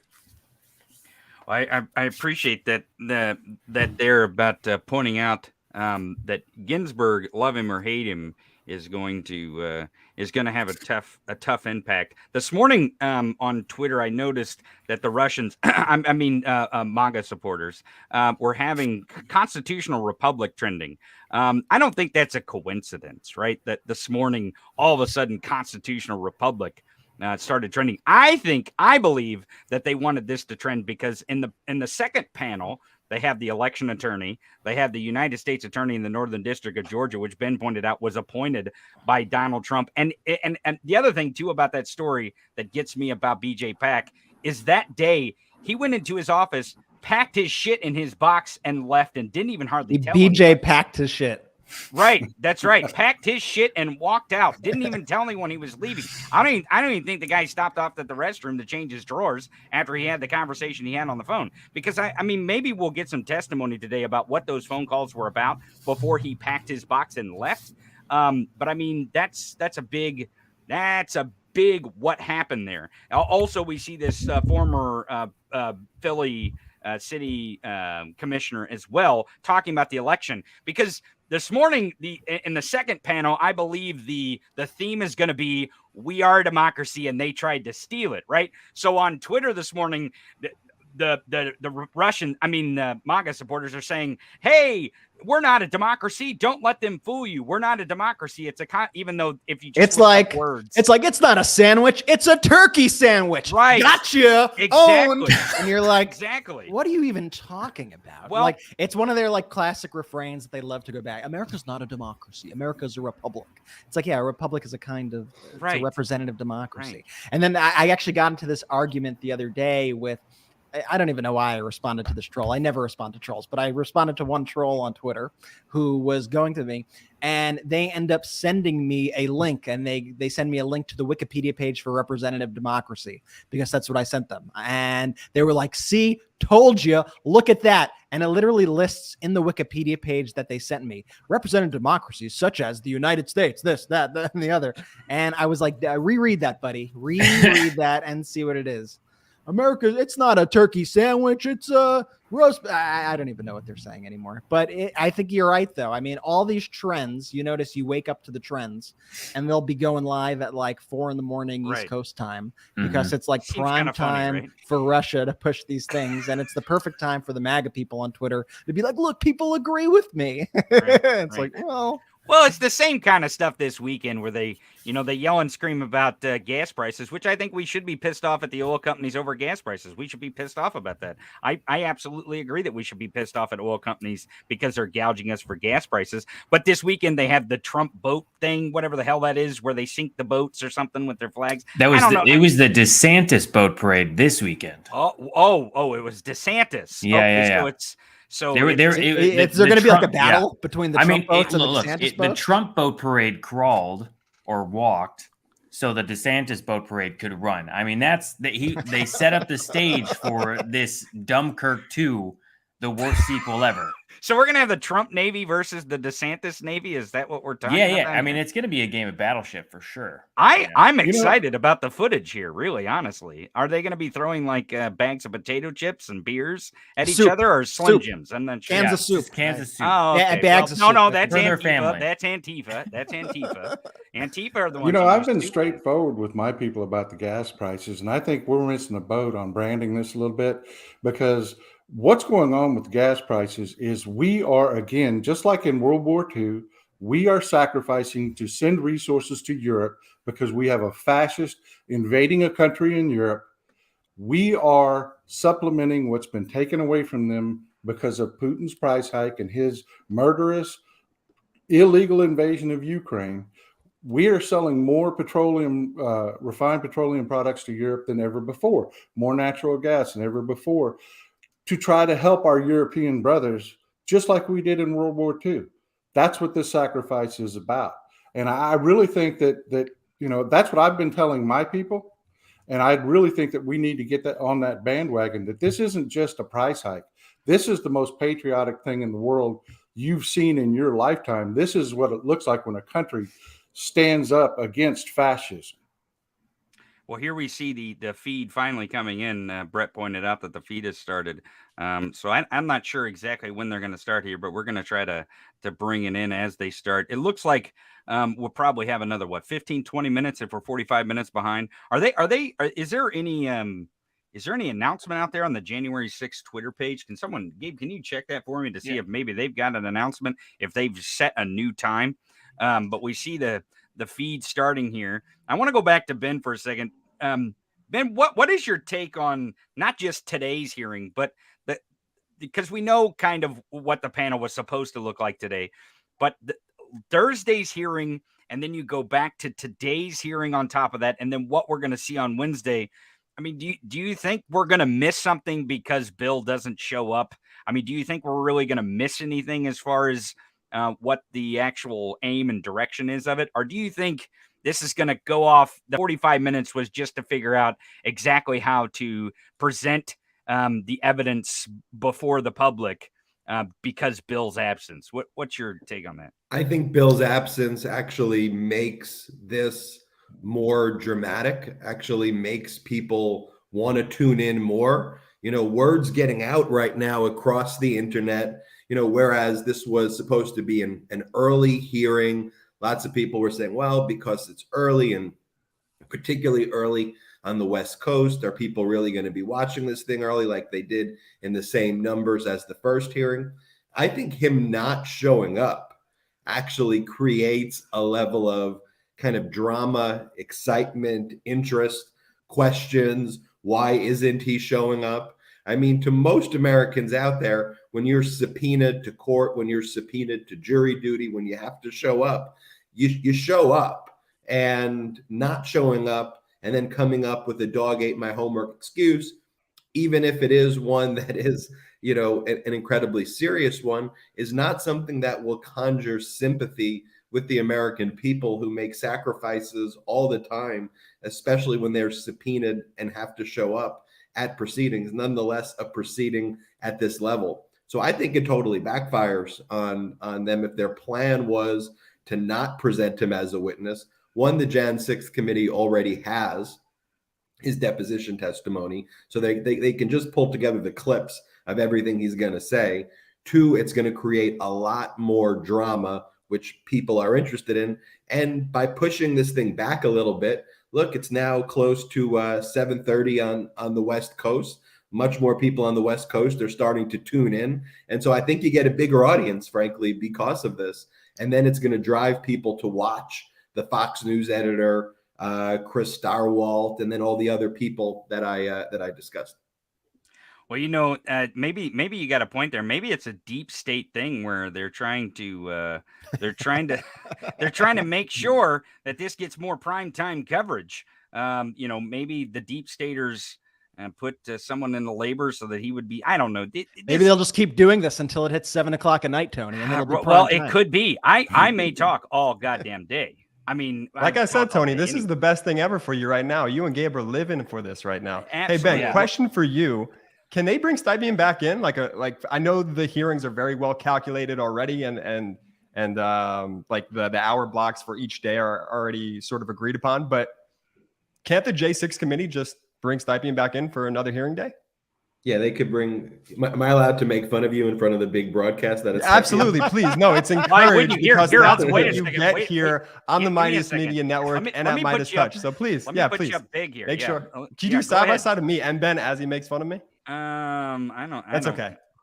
You combine the two witnesses, Chris Starwalt and Stepien, and just called them Stipien. Yes. But it's, agreed. I did that. and you do it only the way my younger brother could actually do it. You say it so quickly, despite the fact that we have like an audience of 11,000 or 12,000 people. You go, Starwalt. Okay. But yes, Jordy, they can bring Bill Stepien back in, even though they have this plan for the 6 hearings that they have it planned for. As Liz Cheney mentioned at the outset, she could bring, that conclusion of the hearings doesn't conclude the work of the Jan 6th committee. It concludes these hearings, but they can call people back at any time. If they want to hold a 7th, 8th, or 9th, they can hold it. Remember, Jordy, and it's a great question that you asked, because there are still court proceedings going on across the country right now where the Jan 6 committee is subpoenaing records, right? We hear about the John Eastman case in the Federal District Court, Central District, Southern Division, which is in Orange County, California, where the Jan 6 committee has been compelling all of those records, where Judge Carter, the federal judge, has made the finding that more likely than not, Donald Trump engaged in criminal conduct. And so the Jan Sticks is actively involved and still getting documents and still getting records. I'll just read the comment. I'll preempt Yeah, you. go ahead. I wanted to bring that up. If Ben wants to take on hashtag Team Jordy again, he will regret it as he has before when he has been mean to Jordy. Hashtag don't mess with Jordy. This sounds like a threat. Sounds like an to absolute Midas threat. Touch and all the new people listening to Midas Touch. Jordy over there in the bottom right, Midas Jordy, by far amongst the three brothers, Ben, Brett, and Jordy, is the fan favorite. If we ever conduct a poll, who is your favorite brother? Jordy wins it usually by an 80% margin. So a lot of the frustration that I give at Jordy and making fun of him is based on his popularity. I'll just concede that right from there. And I just want to say, Ben, you see the cookies behind Texas Paul right now? What the hell, Ben? What the hell? Do you see the cookies behind Texas Paul right now, Ben? Do they say Yeah, Ben's says, cookies? here, No, they what? do not. They say I think, let me pull it up I here. think Jordy's making more enemies because the Jordy's Hold up the cookies, cookies there. Texas Paul's wife gave those cookies to Paul, not for Paul, but for Jordy. Laura Which is is going to the cause best. far more tension here. He can't even touch them. He's right there in the studio and can't even have any of the cookies. So, But here's the thing also, Jordy, though, like I said, they'll likely play his video testimony today as well. So he is going to be represented there. And I believe what is in that video, I believe that will be pretty damning in and of itself, because I think that if he didn't give anything in that video, I don't think they would have even considered putting him on the stand, because they would have said, well, he's a hostile witness. He wouldn't have anything to say. He's going to ruin the show. And now they know we have this footage on him. It's incriminating. And this is going to, we're going to have full control over everything that happens here. There's not going to be any wild card. We're going to play this, and that's that. I think ultimately they just got to figure out their run a show, because like I said, it's as much of a television production as it is a congressional hearing. So it looks like everybody right now is starting to get a little bit settled there in that room. I want to reiterate to all the listeners here that this Midas Touch feed that you're watching, one of the ways that it differs from all the other feeds that you'll see from other streamers and even from all the networks, is that this is a proprietary Midas Touch stream. So these cameras that you're seeing, the angles that you're seeing, are all exclusive here to Midas Touch. And that's why you don't see like a C-SPAN logo or another logo. We are getting this to you exclusively for you, for our listeners. Want to bring this to you in the highest quality, in the best possible way possible. So I also just want to thank the production team here. I want to thank Tony and Gabe. I want to thank everybody, and I want to thank all the viewers for tuning in and caring enough about this event, because our democracy is at stake here. And so I'm excited that the January 6th committee is going to expose exactly what happened that day, make the case to the American people, make the case to the Justice Department, make the case to everybody around the world that Donald Trump was responsible for the events of January 6th, and that those around him were responsible for the events of January 6th and the deeper plot around January 6th to overturn our elections and stop our democracy from existing. So. For Brett the rant. For the next hearing, though, we will be working on getting GoPros for all of the committee members, so we can get an inside perspective as to what the I think we should have them on their head, so you can get like Liz Cheney cam. Right. You guys joke. It was hard enough to get the cameras that we have in the room right now that it gives me, stress just even thinking about more cameras. And the level of costs and expense, like what Brett's saying too, I'm like, yeah, it's also incredibly expensive to have your own camera in the hearing room itself. If we just put on the C-SPAN feed, it would probably be way cheaper. We would have saved so much money. It's very important that we do this in the most professional way possible, that everybody sees it from these angles, because I truly mean it. I was going back and forth to a bunch of the other feeds in the first hearing, and our camera angles, the Midas Touch feed, by far was the best feed, the best video quality, and the best angles going back and forth to the different people, like by far. That's because you got the best team over here. I mean, you got Gabe Sanchez and you got D. Tony Michaels handling it. We have nothing to do with the cameras, by the way. I have nothing to do with the cameras. I'm completely exaggerating there, but we do appreciate you guys giving us the opportunity to show this to the world. But I do want to point out something here. Brett had a great rant there, but boy, in the chat here, there is a back and forth between Team Jordy and Ben here, and even Brett. I always get just left in the dust, I'm almost thinking about just cutting out the feed, and we just go back and forth on this, this brotherly feud that we have. We could do at least 3 hours on the brotherly feud, I have a feeling. But well, I'll say, if you want to listen to some more brother banter along with some great news coverage, make sure you check out the Midas Touch podcast. It drops every Monday and Thursday night. That's the Midas Touch podcast. Get that wherever you download your podcast. Then it's a great time. My brothers and I, we run that one. We bring in some childhood stories from here and there, but mainly focus on serious, hard-hitting news throughout the week to bring you up to date. Ben, it looks like you want to make fun of me. What do you want to say? Well, I was actually going to say before, Ben, I was going to say, they actually let you talk on that podcast, or I mean, I don't know. I've probably spoken more words during my appearance on here than I have throughout the entire run of the Midas Touch podcast, but I get in my jabs here and there. Well, it happens. Ben, did you have something that you wanted to say nicely to Jordy? Yeah, I was going to say, Jordy, maybe to show everybody the shirt that you're wearing. Oh, because truth is golden. You know what? Midas Speaking of merch, that, Midas gear, store.midastouch.com. Use the promo code JUSTICE for 10% off. We also have It Wasn't Rigged, You're Just a Loser shirts and a bunch of other great gear. But going back to today's hearing, look, my expectations for today's hearing is it's actually going to be more impactful than the first hearing. To me, the first hearing, as impactful, as blockbuster as it was, that was just setting the roadmap, and they intentionally held back a lot of the drama, a lot of the fireworks, knowing that they needed to tell this story and keep the audience's attention over a set period of time.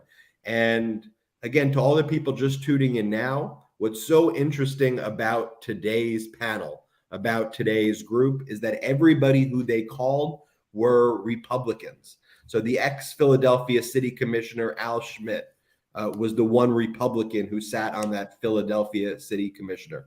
U.S. Attorney B.J. Pak, Republican, appointed by Trump as the top prosecutor in Georgia. The top Republican federal prosecutor in Georgia, people, will be testifying today against Donald Trump and against his claims of voter fraud. The top federal prosecutor. I just want to say how important that is.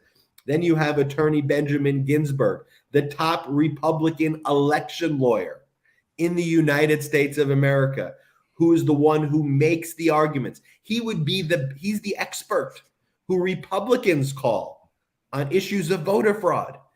He's their guy. He's going to be testifying today that all of what the Republicans say about election fraud is complete BS. He's the Republican expert. I can't tell you enough how blockbuster that's going to be. He led the recount. He led the recount for Bush v. Gore, for Bush, on election fraud. And he's going to say this Trump stuff, complete and utter BS. And then you got the Fox political news editor, Chris Steyerwalt. And Chris is going to say, of course we called the election. We knew Trump was going to lose. We knew Biden was going to win. I lost my job because of it. Here are the threats that I received.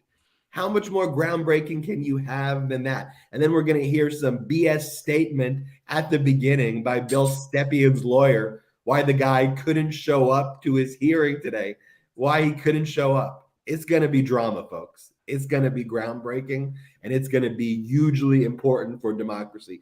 Mark my words here. Today will be bigger news than hearing number one. And what Tony keeps pointing out just goes to say exactly how much they are just straight up crapping their pants about this. If they have to go back to the old, it's a republic, not a democracy bullshit. I mean, come on, man. I mean, that's the best you got. Really? You know, they are just getting totally destroyed by this. I mean, day one, Liz Cheney poured gasoline all over the MAGA nuts and just lit them on fire, burn them to the ground.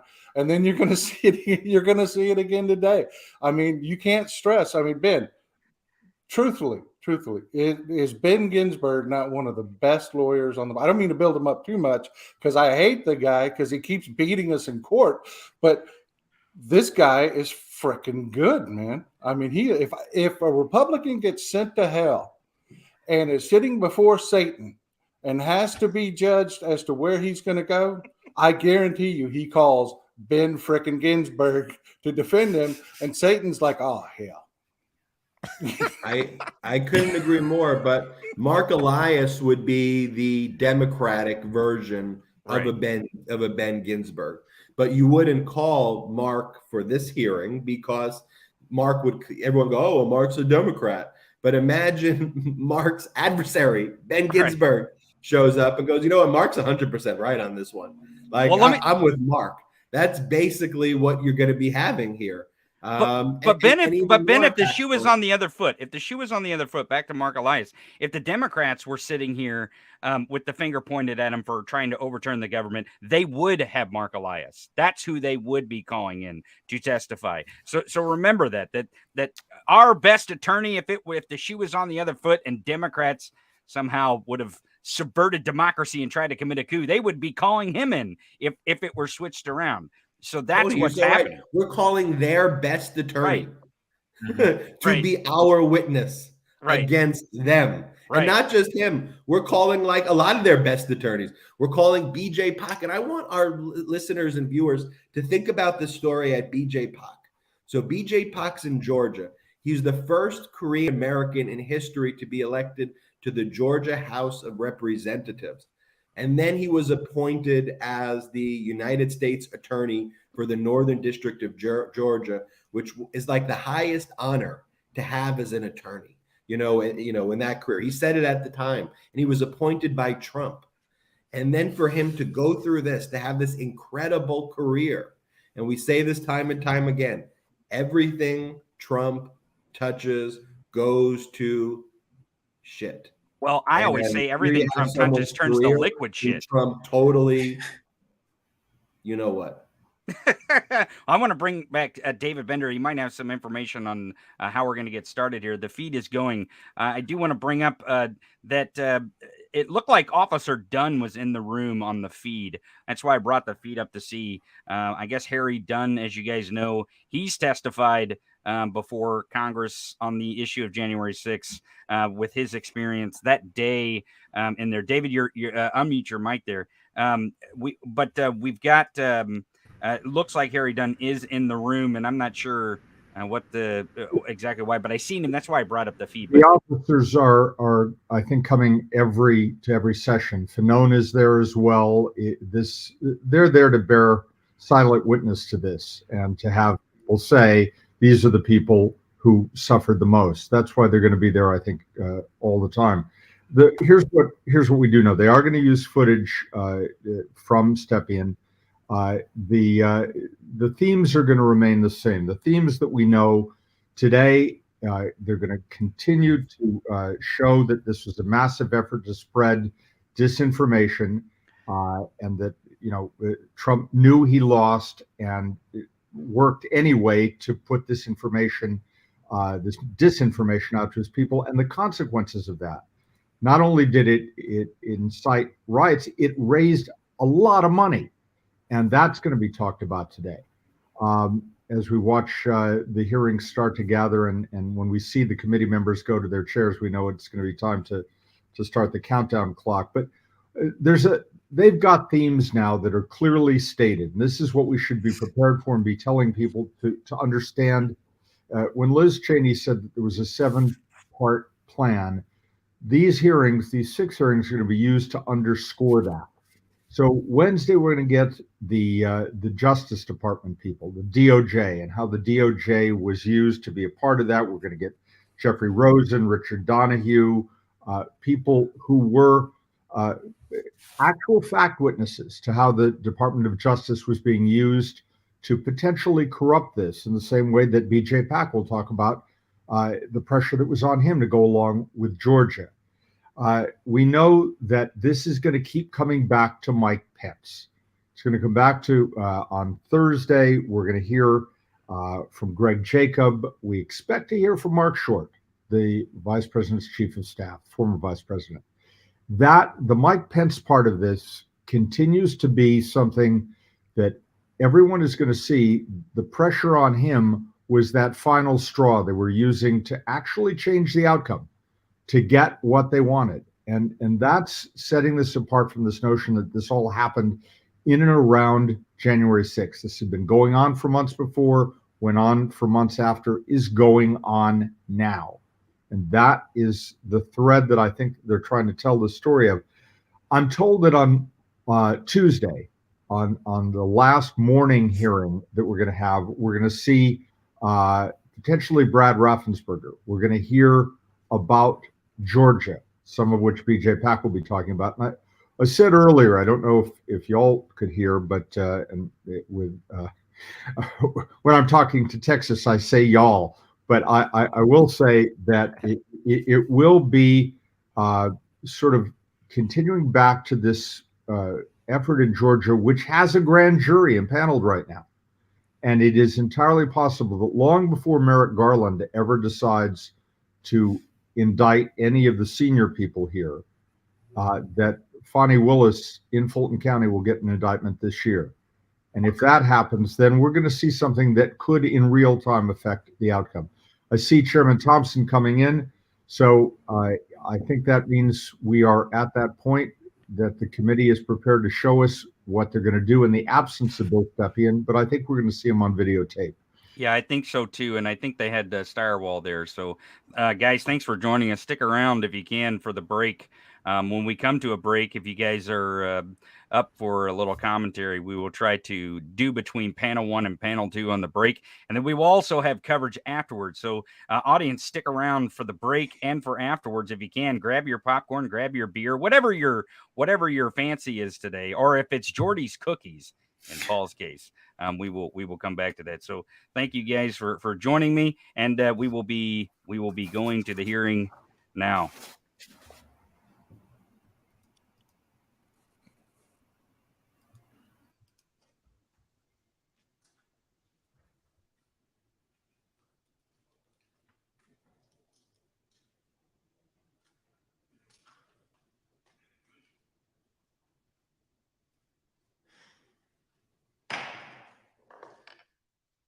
The Select Committee to investigate the January 6th attack on the United States Capitol will be in order.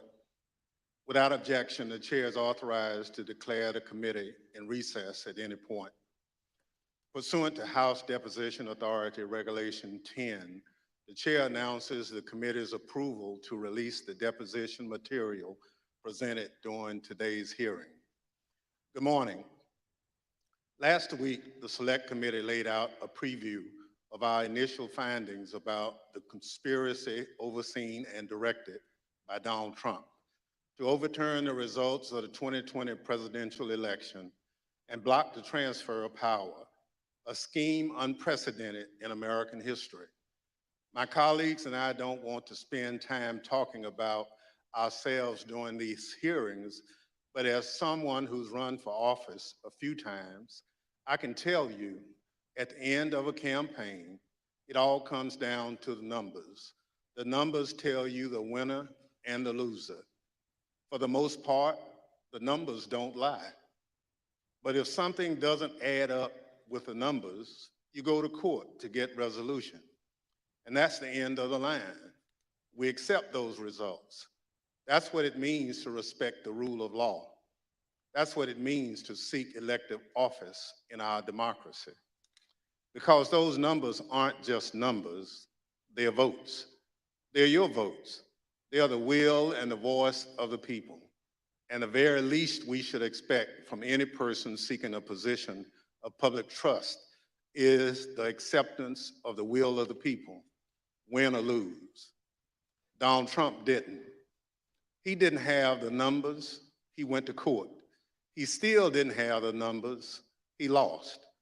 But he betrayed the trust of the American people. He ignored the will of the voters. He lied to his supporters and the country. And he tried to remain in office after the people had voted him out and the courts upheld the will of the people. This morning, we'll tell the story of how Donald Trump lost an election and knew he lost an election, and as a result of his loss, decided to wage an attack on our democracy, an attack on the American people by trying to rob you of your voice in our democracy. And in doing so, lit the fuse that led to the horrific violence of January 6th, when a mob of his supporters stormed the Capitol sent by Donald Trump to stop the transfer of power. Today, my colleague from California, Ms. Lofgren, and our witnesses will detail the Select Committee's findings on these matters. But first, I will recognize our distinguished Vice Chair, Ms. Cheney of Wyoming, for any opening statement she'd care to offer. Thank you very much, Mr. Chairman. Last week, as the chairman noted, our committee began outlining a 7-part plan overseen by President Trump to overturn the 2020 election. Today, we will begin looking at the initial part of that plan. President Trump's effort to convince millions of Americans that the election was stolen from him by overwhelming fraud. A federal court has already reviewed elements of the committee's evidence on this point and said this, quote, "In the months following the election, numerous credible sources from the president's inner circle to agency leadership and statisticians informed President Trump and Dr. Eastman that there was no evidence of election fraud," close quote, sufficient to overturn the 2020 presidential election. The court's opinion methodically documents each of the principal reasons for that conclusion, and I would urge all those watching to read it. Today, we will begin to show the American people some of our evidence. Today, you will hear much more from former Attorney General Bill Barr's recorded testimony, and you will hear in greater detail what others in the department told President Trump, that his claims of election fraud were nonsense. You will also hear much more from President Trump's own campaign experts, who had also concluded that his fraud claims could not be supported. Let me focus briefly on just 3 points now. First, you will hear firsthand testimony that the president's campaign advisors urged him to await the counting of votes and not to declare victory on election night. The president understood even before the election that many more Biden voters had voted by mail because President Trump ignored the advice of his campaign experts and told his supporters only to vote in person. Donald Trump knew before the election that the counting of those mail-in ballots in several states would not begin until late in the day and would not be complete for multiple days. This was expected, reported, and widely known. You will also hear testimony that President Trump rejected the advice of his campaign experts on election night and instead followed the course recommended by an apparently inebriated Rudy Giuliani to just claim he won and insist that the vote counting stop, to falsely claim everything was fraudulent. He falsely told the American people that the election was not legitimate. In his words, quote, "a major fraud." Millions of Americans believed him. Second, pay attention to what Donald Trump and his legal team said repeatedly about Dominion voting machines, far-flung conspiracies with a deceased Venezuelan communist allegedly pulling the strings. This was, quote, "complete nonsense," as Bill Barr said.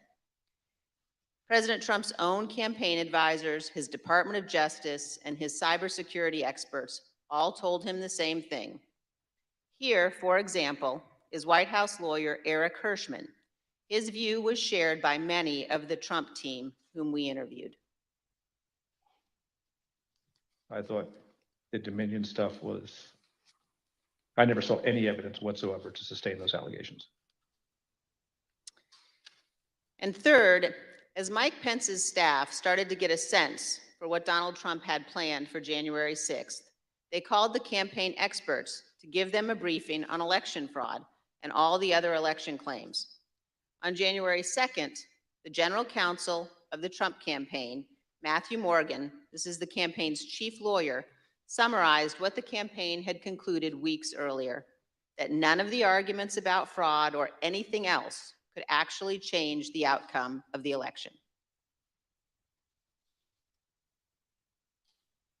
Generally discussed on that topic was whether the fraud, maladministration, abuse, or irregularities, if aggregated and read most favorably to the campaign, would that be outcome determinative? And I think everyone's assessment in the room, at least amongst the staff, Mark Short, myself, and Greg Jacob, was that it was not sufficient to be outcome determinant. As is obvious, this was before the attack on the Capitol. The Trump campaign legal team knew there was no legitimate argument, fraud, irregularities, or anything to overturn the election. And yet President Trump went ahead with his plans for January 6th anyway. Mr. Chairman, hundreds of our countrymen have faced criminal charges.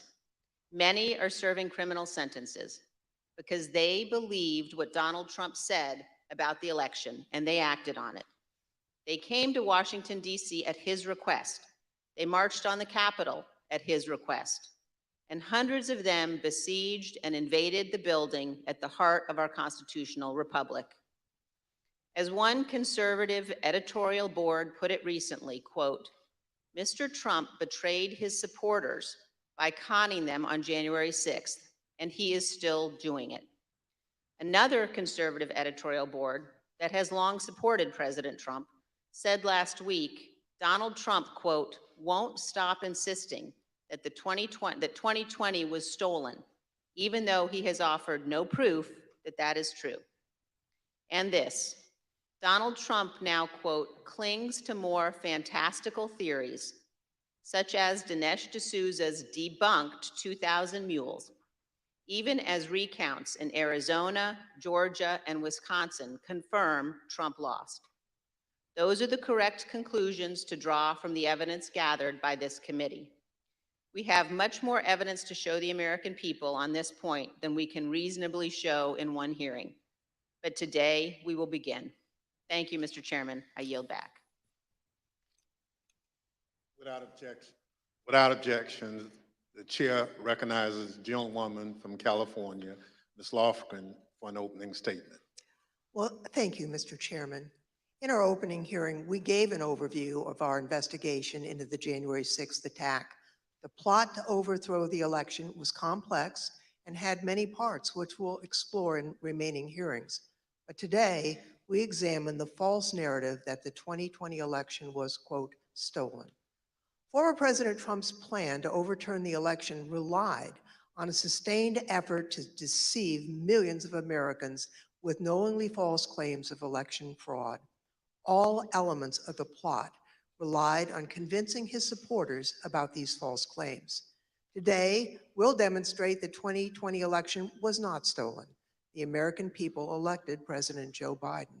We'll present evidence that Mr. Trump's claims of election fraud were false, that he and his closest advisors knew those claims were false, but they continued to peddle them anyway, right up until the moments before a mob of Trump supporters attacked the Capitol. We'll also show that the Trump campaign used these false claims of election fraud to raise hundreds of millions of dollars from supporters who were told their donations were for the legal fight in the courts. But the Trump campaign didn't use the money for that. The big lie was also a big ripoff. The former president laid the groundwork for these false claims well in advance of the election. As early as April 2020, Mr. Trump claimed that the only way he could lose an election would be as a result of fraud. You know the things with bundling and all of the things that are happening with votes by mail, where thousands of votes are gathered, and I'm not going to say which party does it, but thousands of votes are gathered and they come in and they're dumped in a location, and then all of a sudden you lose elections that you think you're going to win. The only way we're going to lose this election is if the election is rigged. Remember that.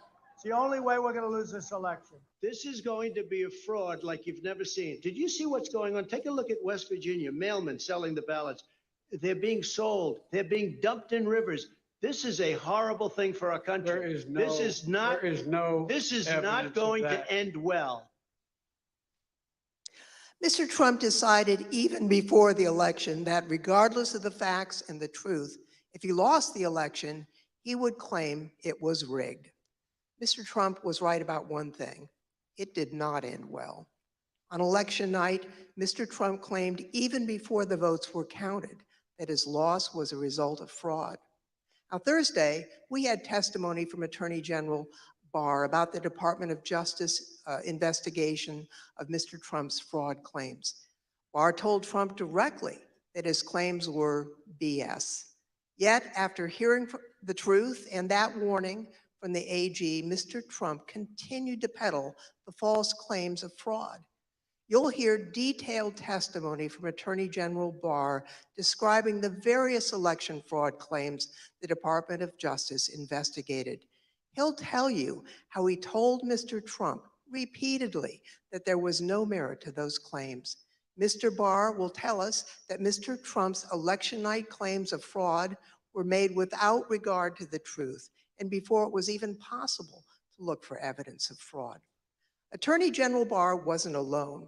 You'll see and hear today other Department of Justice officials and senior advisors to Mr. Trump that they told him the claims he was making were not supported by evidence.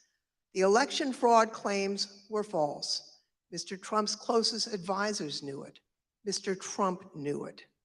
That didn't stop him from pushing the false claims and urging his supporters to, quote, fight like hell, to, quote, take back their country. After he lost the election, various legal challenges were made. You'll hear testimony today from a renowned Republican election litigation lawyer who will explain the normal process by which candidates challenge an election. Rather than accept the results of the election and the decisions of the courts, Mr. Trump pursued a different strategy. He tried to convince the American people the election had been stolen. Many of his supporters believed him, and many still believe him today. The attack on January 6th was a direct and predictable result of Mr. Trump's decision to use false claims of election fraud to overturn the election and to cling to power. Mr. Chairman, I yield back. Thank you very much. I now welcome our first witness. We're joined today by former Fox News politics editor Chris Stilwell. Bill Stepien, President Trump's former campaign manager, was subpoenaed to be here and was in Washington this morning, prepared to testify. Kevin Marino, Mr. Stepien's attorney, is here with us today. Thank you, Mr. Marino, for coming. And he has advised us that Mr. Stepien's wife went into labor this morning. Mr. Stepien unexpectedly had to travel to be with his wife, and we wish him the best. Due to the depth and rigor of our investigation, we have several hours of Mr. Stepien's testimony from when we interviewed him in February, and we will be presenting that testimony today. I'll now swear in our witness. The witness will please stand and raise his right hand. Do you swear or affirm on the penalty of perjury that the testimony you're about to give is the truth, the whole truth, and nothing but the truth? So help you God. Thank you. You may be seated. Let the record reflect the witness answered in the affirmative. I now recognize myself for questions.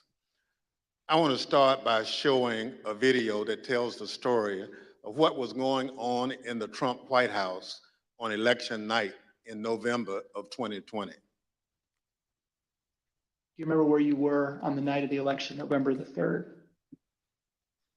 I was at the White House. You know where specifically over the course of that night you spent your time within the White House? There was an event that was organized in the residence, so I moved between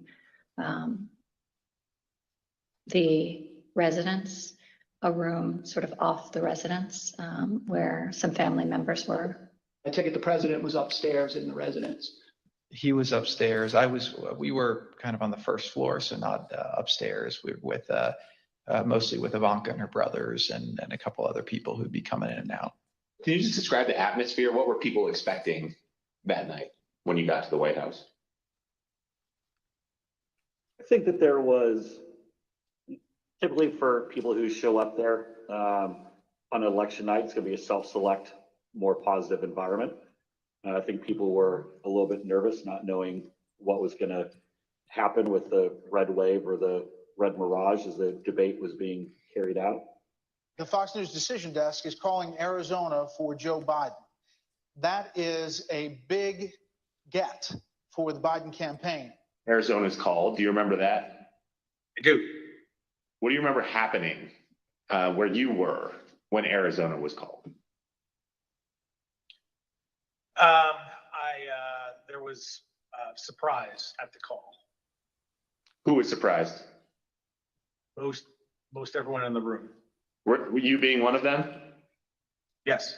Did that shift the atmosphere or the attitude in the White House? Completely. How so? Can you describe that? Because Fox News was the first one to go out and say that. So was it anger kind of directed towards Fox News for making a call more so than like disappointment that maybe the campaign lost Arizona? All the above. So both anger and disappointment. Both disappointed with Fox and concerned that maybe our data or our numbers weren't accurate. Were you in the White House residence during the sort of past midnight into the early morning hours of November 4th? Yes, oh sure, it went over beyond midnight, yes. Do you remember Rudy Giuliani being at the White House on election night and into the early hours the next morning? I do. What do you remember about when he came? He was I had heard that he was upstairs, in that aforementioned reception area, and he was looking to talk to the president, and it was suggested instead that he come talk to several of us down off the map room. You said that you had heard that Mr. Giuliani wanted to talk to the president and then he was directed your way. Did you end up talking to Mr. Giuliani when he was directed your way? I did. What was that conversation? A lot of conversations were directed my way. A few of us, myself, Jason Miller, Justin Clark, and Mark Meadows, gathered in a room off the map room to listen to whatever Rudy presumably wanted to say to the president. Was there anyone in that conversation who, in your observation, had too much to drink? Like Mayor Giuliani. Tell me more about that. What was your observation about his potential intoxication during that discussion about what the president should say when he's addressed the nation on election night? And the mayor was definitely intoxicated, but I do not know that his level of intoxication when he spoke with the president, for example. Were you part of any discussions with the people I mentioned, Mr. Steffi and Mr. Meadows, or anyone else, about whether the president should make any sort of speech on election night? I mean, I spoke to the president. They may have been present, but President spoke to the president several times that night. There were suggestions by, I believe it was Mayor Giuliani, to go and declare victory and say that we'd won it outright.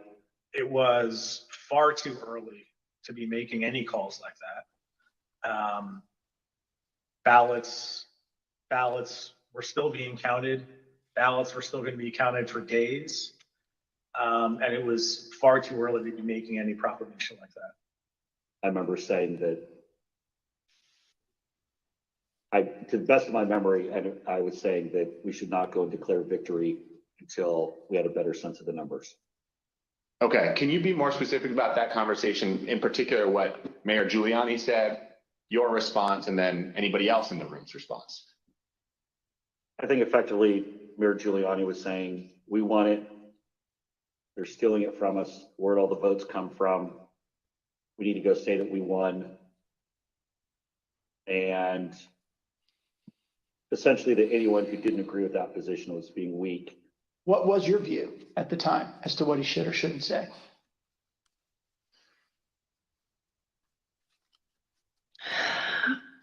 I don't know that I had a firm view as to what he should say in that circumstance. The results were still being counted. It was becoming clear that the race would not be called on election night. My belief, my recommendation was to say that votes were still being counted. It's too early to tell, too early to call the race, but you know, we proud of the race we ran, and we, you know, think we're in good position, and we'll have more to say about this, you know, the next day or the next day, whenever we had something to say. And did anybody who was a part of that conversation disagree with your message? Yes. Who was that? The president disagreed with that. I don't recall the particular words. He thought I was wrong. He told me so, and you know, that they were gonna, you know, go in a you know, he was gonna go in a different direction. This is a fraud on the American public. This is an embarrassment to our country. We were getting ready to win this election. Frankly, we did win this election. We did win this election.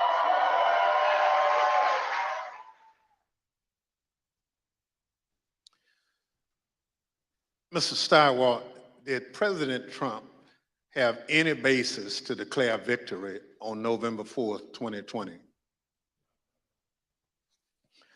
Thank you. Mr. Stepien also testified that President Trump had no basis for declaring victory at that point in time.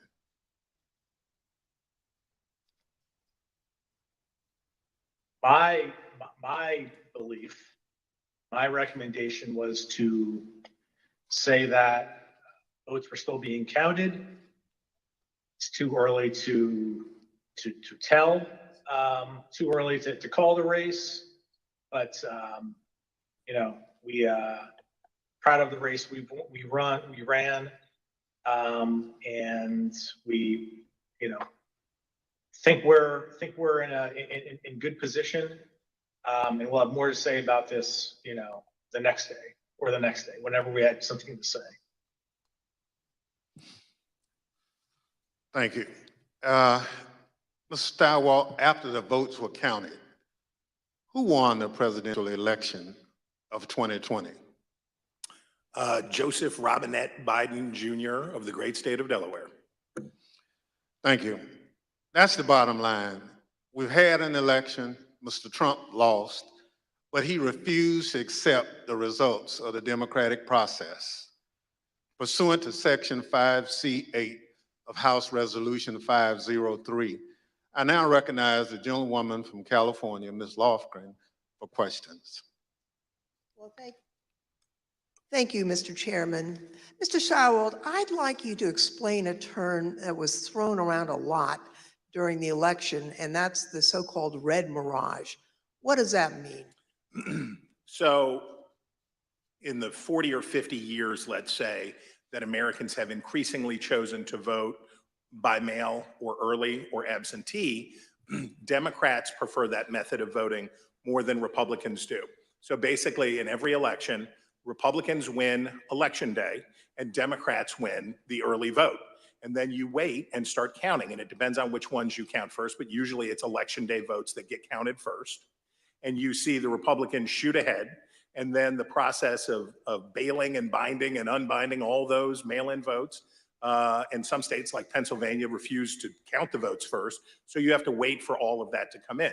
So in every election, and certainly a national election, you expect to see the Republican with a lead, but it's not really a lead. When you put together a jigsaw puzzle, it doesn't matter which piece you put in first, it ends up with the same image. So for us, who cares? But that's because no candidate had ever tried to avail themselves of this quirk in the election counting system. We had gone to pains and I'm proud of the pains we went to make sure that we were informing viewers that this was going to happen, because the Trump campaign and the president had made it clear that they were going to try to exploit this anomaly. And we knew it was going to be bigger because the percentage of early votes was higher, right? We went from about 45% of the votes being early and absentee to, because of the pandemic, that increased by about 50%. So we knew it would be longer. We knew it would be more. So we wanted to keep telling viewers, hey, look, the number that you see here is sort of irrelevant because it's only a small percentage of these votes. So this red mirage, that's really what you expected to happen on election night. Happens every time. Thank you, Mr. Steyerwalt. Now, I'd like to play a clip of Attorney General Bill Barr, who also explains what was expected to happen on election night. Right out of the box on election night, the president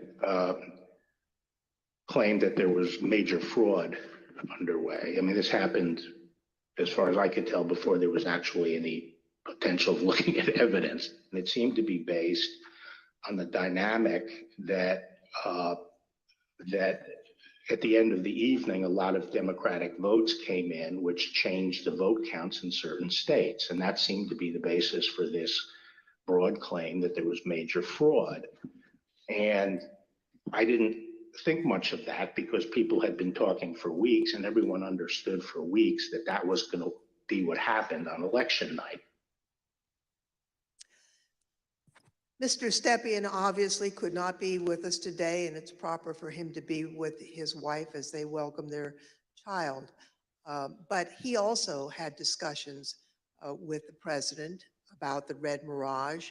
That is, that it would be a long night and that early votes would favor him, but that lots more votes would be counted over the course of the night and the days after. So let's play clip 1 from our interview with Mr. Stepien.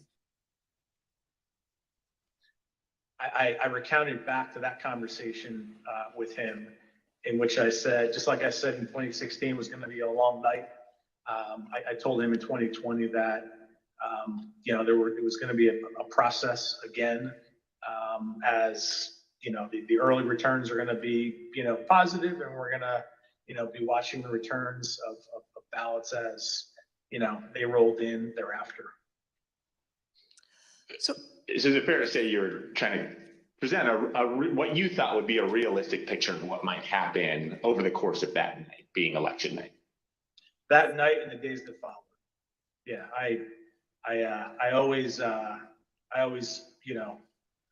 told the president the truth, and I think he expected that from me, and I told him it was going to be a process. It was going to be,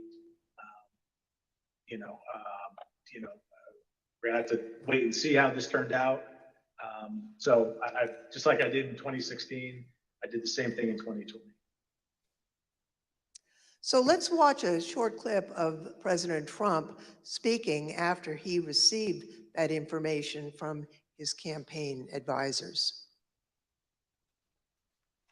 We want all voting to stop. We don't want them to find any ballots at 4 o'clock in the morning and add them to the list. So when former President Trump said that, it contradicted what his advisors had warned would happen. We all know that mail-in ballots played an important role in the 2020 election. However, President Trump continuously discouraged mail-in voting. Mr. Stepien was so concerned about the president's position on mail-in voting that in the summer of 2020, he met with President Trump along with House Minority Leader Kevin McCarthy. Let's play clip 4. Meeting that was had, in particular, I invited Kevin McCarthy to join the meeting, he being of like mind on the issue with me, in which we made our case for why we believed mail-in voting not to be a bad thing for his campaign. But the president's mind was made up, and you understand, how many times to, go to the well on a particular topic. Yeah, I understand. Tell me a little bit more about the argument that you and Mr. McCarthy made to the president in that meeting as to why it wasn't a bad thing that mail-in voting was available.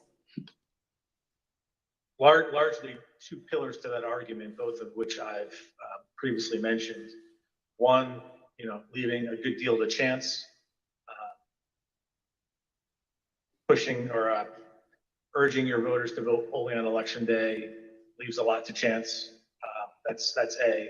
And B, also previously mentioned, the fact that the Trump campaign, Republican National Committee, Republican Party had an advantage of grassroots workers and volunteers on the ground that would allow, an advantage to enhance return rates of ballots that were mailed.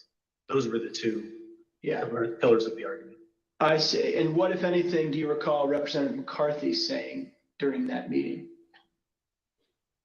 We were echoing the same argument. I mean, his words echoed mine, and vice versa on those two topics. Mr. Stirewalt, you were at the decision desk at Fox News on election night, and you called Arizona early for President Biden, which was controversial. How did you make that call, and where did you think the race stood in the early hours of the next day? Well, it was really controversial to our competitors who we beat so badly by making the correct call first. Our decision desk was the best in the business, and I was very proud to be a part of it. Because we had partnered with the Associated Press and the National Opinion Research Center at the University of Chicago, thanks to my colleague and friend Arnon Mishkin, had built a wonderful device for forecasting the outcomes of elections. So we had a different set of data than our competitors did. We had more research and we had a better system and we had a great team. So what you're waiting to see is, do the actual votes match up with the expectations in the poll? The real votes are testing the quality of your poll in targeted precincts and in targeted places. And let me tell you, our poll in Arizona was beautiful, and it was doing just what we wanted it to do, and it was cooking up just right. And at some point, and I forget exactly who, but at some point it became clear that Arizona was getting ready to make a call.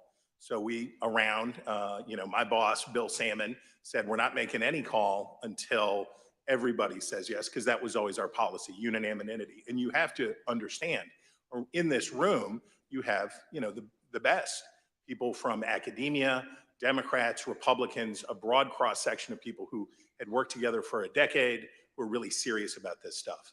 So we knew it would be a consequential call because it was one of 5 states that really mattered, right? Wisconsin, Michigan, Pennsylvania, Georgia, Arizona were the ones that we were watching. We knew it would be significant to call any one of those 5, but we already knew Trump's chances were very small and getting smaller based on what we had seen. So we were able to make the call early. We were able to beat the competition. We looked around the room, everybody says yay, and on we go. And by the time we found out how much everybody was freaking out and losing their minds over this call, we were already trying to call the next state. We had already moved on. We were into Georgia, we were to North Carolina, we were looking at these other states. So we thought we were pleased, but not surprised. I see. After the election, as of November 7th, in your judgment, what were the chances of President Trump winning the election? After that point? Yes. None. I mean, I guess it's always possible that you could have, a truckload of ballots be found somewhere, I suppose. But once you get into this space, ahead of today, I thought about what are the largest margins that could ever be overturned by a recount, and the kind of stuff that we heard Mike Pence talking about, sounding like a normal Republican that night when he said, we'll keep every challenge. Nothing like that. In a recount, you're talking about hundreds of votes. When we think about calling a race, one of the things that we would think about is it outside the margin of a recount? And when we think about that margin, we think about, in modern history, you're talking about 1,000 votes, 1,500 votes at the way, way outside. Normally, you're talking about hundreds of votes, maybe 300 votes that are going to change. So the idea that through any normal process in any of these states, remember, he had to do it thrice, right? He needed 3 of these states to change. And in order to do that, I mean, you're at an infant, you're better off to play the Powerball than to have that come in. On November 7th, the other major news outlets called the race for President Biden. Now, Mr. Stepien told the committee that he thought the odds were, and this is a quote, very, very, very bleak, and held a meeting with the president that same day. Let's show clip 8, video clip 8. I mean, with each day that we're on, I mean, the trajectory of the race, you know, on election night, Trump ahead in many states. And as that week wore on, as the 3rd became the 4th, became the 5th, and so on and so forth, and the vote by mail ballots were tabulated, you know, Trump's lead, you know, grew more narrow, and in some places, Biden surpassed, you know, Trump in the vote totals. So as the week wore on, as we paid attention to those numbers multiple times a day, you know, internally, you know, I was feeling less confident for sure. What was your view on the state of the election at that point? You know, very, very, very bleak. You know, we told him, the group that went over there outlined, you know, my belief in chances for success at this point, and then we pegged it at you know 5, maybe 10% based on recounts that you know either were automatically initiated or could be initiated based on you know realistic legal challenges, not all the legal challenges that eventually were pursued. But you know, it was you know, my belief is that it was a very, very, I mean, 5 to 10%. It's not a very good optimistic outlook. Now, as President Trump and others continued to claim that the election was stolen, there were lawyers who were a part of the campaign lawyers who were responsible for investigating the fraud claims. That includes Alex Cannon, who could not validate the claims that were being made, including those being made by the president. Let's roll video 13. This is an email. It's 2 emails, actually. The first is from Alex Cannon to you and Faith McPherson. And then you forward that email on to Mark Meadows, Justin Clark, and Jason Miller, the subject being AZ Federal ID voters. If you look at the original email there, it says, Bill, we completed the AZ analysis you requested. I assume that's about Arizona. And because of the substantial uncertainty surrounding the databases, this is a highly unreliable way to identify ineligible voters. Can you explain the task that you gave to Ms. Cannon for this Arizona analysis? Sure. Previously, I described some of my frustration with some of the claims that people would throw at President Trump regarding, you need to look at this, this happened in this state or that happened in that state. And it would be, those would flow to us to look into. I talked about that before, I think. Yeah. This is an example of that. I recall in Arizona, someone had thrown out, I believe this to be the claim, that there were thousands of illegal citizens, people not eligible to vote, having cast their ballots in Arizona. Someone had thrown out that claim to President Trump. And with, the margins being as close as they were, as I previously described, that could potentially matter. So this wild claim is thrown out, which, on its face didn't seem, realistic or possible to me. I asked Alex to look at the claim, and I haven't read this full email, but I recall the response to that. The reality of that was not illegal citizens voting in the election. I think it was like overseas voters voting in the election. So obviously, people who were eligible to vote. When these findings were passed up the chain to President Trump, he became frustrated and he replaced the campaign's legal team. Let's play clip 14.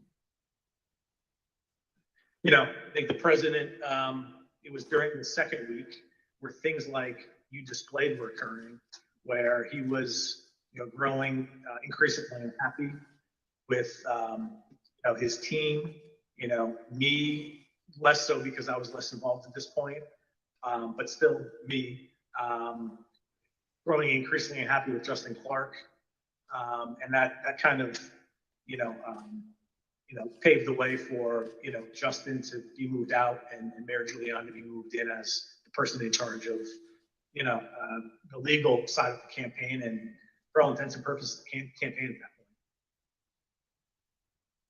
Now, when Mr. Stepien became campaign manager, he was the second Trump campaign manager for the 2020 race, and there were only about 115 days until Election Day. So let's play the video. I inherited a campaign that was, the day I was hired was, I believe, President Trump's low point in the 2020 daily average polling against President Biden. It was a campaign at a low point in the polls. It was structurally and fiscally deficient. There was a great deal wrong with the campaign in both of those areas. So most of my day spent fixing and I think I took over with 115 days left in the campaign. Most of my time spent fixing the things that could be fixed with 115 days left in the campaign. Now, Mr. Stepien has been in the campaign field for a long time, and he worked for lots of different candidates and campaigns. He testified to this committee about his concerns given the claims that Mr. Giuliani and Ms. Powell and their team were making publicly. Let's play clip 15. Okay, and was it important for you, Mr. Stepien, to sort of pull back just for your own professional reputation? You didn't want to be associated with some of what you were hearing from the Giuliani team and others that sort of stepped in the wake of your departure? I didn't mind being categorized. There were two groups of them. We called them kind of my team and Rudy's team. I didn't mind being characterized as being part of Team Normal, as reporters, kind of started to do around that point in time. I said, hours ago, early on that, I've been doing this for a long time, 25 years, and I've spanned, political ideologies from Trump to McCain to Bush to Christie, and, I can work under a lot of circumstances for a lot of varied, candidates and politicians, but a situation where, and I think along the way I've built up a pretty good, I hope, a good reputation for being honest and professional. And I didn't think what was happening was necessarily honest or professional at that point in time. So that led to me stepping away. So the president did get rid of Team Normal, and I'd like to play a clip showing that the president found the people he needed to perpetuate his claims of fraud.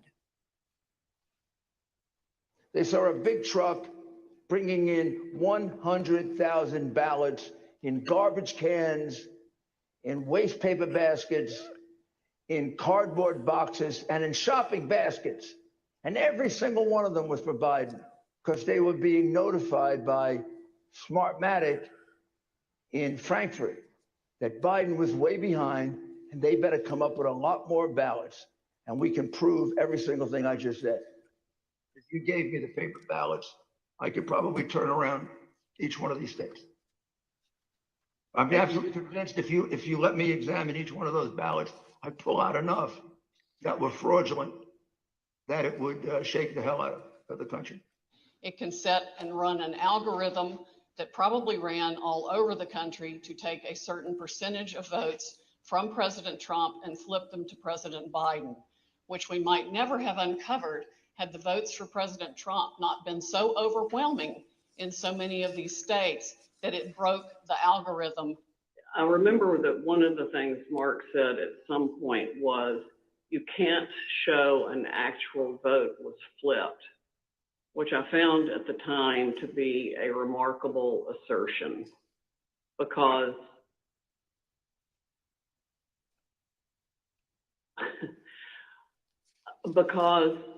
you don't have to have the gun to see the body lying on the floor bleeding out with 5 bullet holes in it was killed by a gun. What they were proposing, I thought was nuts.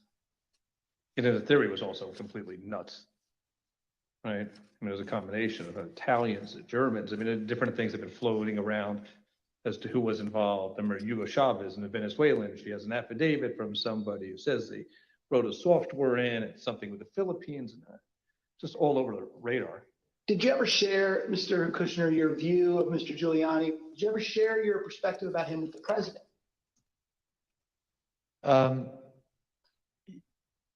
I guess,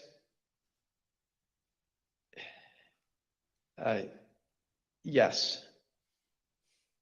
Tell me what you said. Basically, not the approach I would take if I was you. Okay, and how did he react? How did President Trump react when you shared that view with him? We said, I have confidence in Rudy. I think I had conversations with probably all of our council who are signed up to assist on election day as they disengaged with the campaign. The general consensus was that the law firms were not comfortable making the arguments that Rudy Giuliani was making publicly. I seem to recall that I had a similar conversation with most all of them. I made it clear I did not agree with the idea of saying the election was stolen and putting out this stuff, which I told the president was bullshit. And, I didn't want to be a part of it. And that's one of the reasons that went into me deciding to leave when I did. Even Sidney Powell, defending herself in a defamation lawsuit brought by Dominion Voting Systems, argued that, quote, no reasonable person would conclude that her statements were truly statements of fact. Mr. Chairman, I yield back. I thank the witness for joining us today.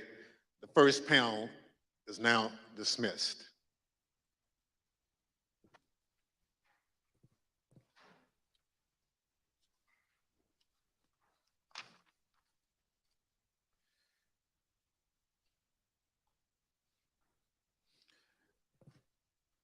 Without objection, the chair recognizes the gentlewoman from California, Ms. Lofgren. Thank you, Mr. Chairman. Last week, we presented the testimony of former Attorney General Bill Barr, who testified before this committee. Today, we present additional evidence, including his testimony that former President Trump started making claims of election fraud immediately after the election, and that Barr concluded the claims were untrue. Now, due to the length of Attorney General Barr's testimony, we're only going to include relevant portions at the hearing today. So let's play the video. The department, in fact, when we received specific and credible allegations of fraud, made an effort to look into these to satisfy ourselves that they were without merit. And I was in the posture of trying to figure out, there was an avalanche of all these allegations of fraud that built up over a number of days. And it was like playing whack-a-mole, because something would come out one day and then the next day it would be another issue. Also, I was influenced by the fact that all the early claims that I understood were completely bogus and silly and usually based on complete misinformation. And so I didn't consider the quality of claims right out of the box to give me any, feeling that there was really substance here. For the first time since the election, the Attorney General spoke personally with the president on November 23rd, and this was at the White House. Let's play the video, please. So on November 23rd, I hadn't spoken to the president since the election, and in fact, as I said, since the middle of October, roughly. And it was a little getting awkward because obviously he had lost the election and I hadn't said anything to him. And so Cipollone said, I think it's time you come over here. And so I came over to meet with the president in the Oval Office, and Meadows and Cipollone were there. And the president, and this is leading up to this conversation with Kushner, the president said there had been major fraud and that as soon as the facts were out, the results of the election would be reversed. And he went on this for quite a while, as he's prone to do. And then he got to something that I was expecting, which is to say that apparently the Department of Justice doesn't think that it has a role of looking into these fraud claims. And I said, that has to be the campaign that raises that with the state. The department doesn't take sides in elections, and the department is not an extension of your legal team. And our role is to investigate fraud, and we'll look at something if it's specific, credible, and could have affected the outcome of the election. And we're doing that, and it's just not. They're just not meritorious. They're not panning out. And as I walked out of the Oval Office, Jared was there with Dan Scavino, who ran the president's social media, and who I thought was a reasonable guy and believe is a reasonable guy. And I said, how long is he going to carry on with this stolen election stuff? Where's this going to go? And by that time, Meadows had caught up with me and leaving the office and caught up with me and said that he said, look, I think that he's becoming more realistic and knows that there's a limit to how far he can take this. And then Jared said, yeah, we're working on this. We're working on it. Even after his attorney general told him his claims of election fraud were false, President Trump continued to promote these claims. I felt that things continued to deteriorate between the 23rd and the weekend of the 29th. And then on November 29th, he appeared on Maria Bartiromo's show, Sunday Futures, I believe it was. And he said that the department was missing in action. Well, no, we had glitches where they moved thousands of votes from my account to Biden's account. And these are glitches. So they're not glitches, they're theft. They're fraud, absolute fraud. This election was over. And then they did dumps. They call them dumps, big, massive dumps in Michigan and Pennsylvania and all over. How the FBI and Department of Justice, I don't know, maybe they're involved, but how people are allowed to get away from this stuff with this stuff is unbelievable. Now, spurred by what he saw, Barr told the Associated Press on December 1st that there was no evidence of election fraud. And immediately after Attorney General Barr's statement went public, Mr. Trump berated and he nearly fired Barr. But Barr persisted in telling the president that there was no evidence to support the fraud claims. This got under my skin, but I also felt it was time for me to say something. So I set up a lunch with the AP reporter, Mike Balsamo, and I told him at lunch, I made this statement that to date we have not seen fraud on a scale that could have affected a different outcome in the election. I had a later meeting scheduled at the White House at 3 o'clock with Meadows. This was previously scheduled, so I knew this was going to come up, and I went over there and I told my secretary that I thought I would probably be fired and told not to go home. I mean, not to go back to my office. So I said, you might have to pack up for me. And so when I got over there, I met with the chief of staff. He said the president was angry. He didn't really get into the issue of the fraud. And then I went up to Pat Cipolloni's office and we were talking with each other. And the word came down that he wanted us both to go to the Oval. And the president was as mad as I've ever seen him, and he was trying to control himself. And the president said, well, this is, killing me. You didn't have to say this. You must have said this because you hate Trump. You hate Trump. And then he raised the big vote dump, as he called it, in Detroit. And that, he said people saw boxes coming into the counting station at all hours of the morning and so forth. And I explained to him that at that point, I knew the exact number of precincts in Detroit. I think it was 630 something. I said, Mr. President, there are 630 precincts in Detroit. And unlike elsewhere in the state, they centralized the counting process. So they're not counted in each precinct. They're moved to counting stations. And so the normal process would involve boxes coming in at all different hours. So there's nothing. And I said, did anyone point out to you, did all the people complaining about it point out to you, you actually did better in Detroit than you did last time? I mean, there's no indication of fraud in Detroit. And I told him that the stuff that his people were shoveling out to the public was bullshit. I mean, that the claims of fraud were bullshit. And, he was indignant about that. And I reiterated that they'd wasted a whole month on these claims on the Dominion voting machines, and they were idiotic claims. And I specifically raised the Dominion voting machines, which I found to be among the most disturbing allegations, disturbing in the sense that I saw absolutely zero basis for the allegations, but they were made in such a sensational way that they obviously were influencing a lot of people, members of the public, that there was this systemic corruption in the system and that their votes didn't count and that these machines controlled by somebody else were actually determining it, which was complete nonsense. And it was being laid out there. And I told them that it was crazy stuff and they were wasting their time on that. And it was doing a grave disservice to the country.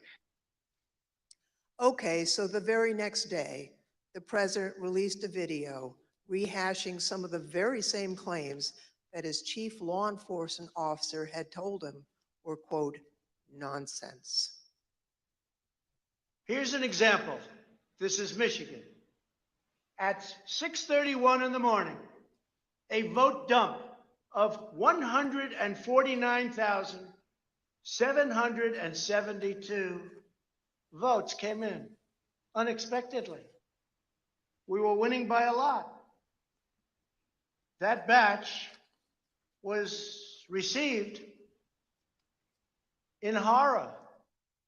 We have a company that's very suspect. Its name is Dominion. With the turn of a dial or the change of a chip, you can press a button for Trump and the vote goes to Biden. What kind of a system is this? Barr again told the president that there was nothing to these claims on December 14th.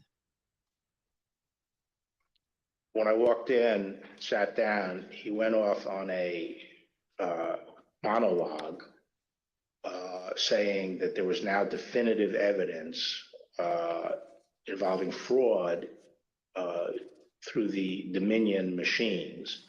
And a report had been prepared by a very reputable cybersecurity firm, which he identified as Allied Security Operations Group. And he held up the report, and then he asked that a copy of it be made for me.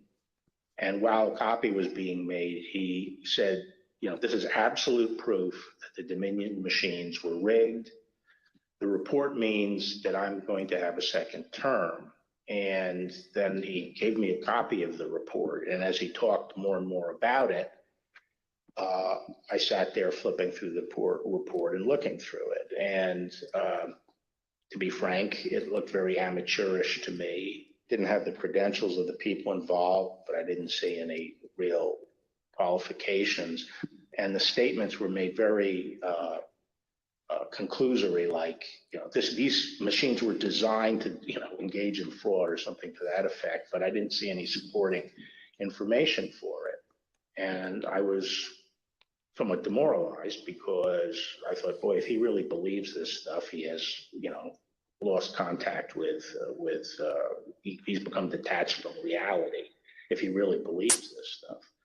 On the other hand, when I went into this and would, tell him how crazy some of these allegations were, there was never an indication of interest in what the actual facts were. In my opinion then, and my opinion now, is that the election was not stolen by fraud. And I haven't seen anything since the election that changes my mind on that, including the 2000 Mules movie. Well, maybe you can assess that 2000 Mules, and people are talking about that. Well, I mean, just in a nutshell, I just think the GBI was unimpressed with it. And I was similarly unimpressed with it because I think I was holding my fire on that to see what the photographic evidence was, because I thought, well, hell, if they have a lot of photographs of the same person dumping a lot of ballots in different boxes, that's hard to explain. So I wanted to see what the photographic evidence was, but the cell phone data is singularly unimpressive. I mean, it basically, if you take 2 million cell phones and figure out where they are physically in a big city like Atlanta or wherever, just by definition, you're going to find many hundreds of them have passed by and spent time in the vicinity of these boxes.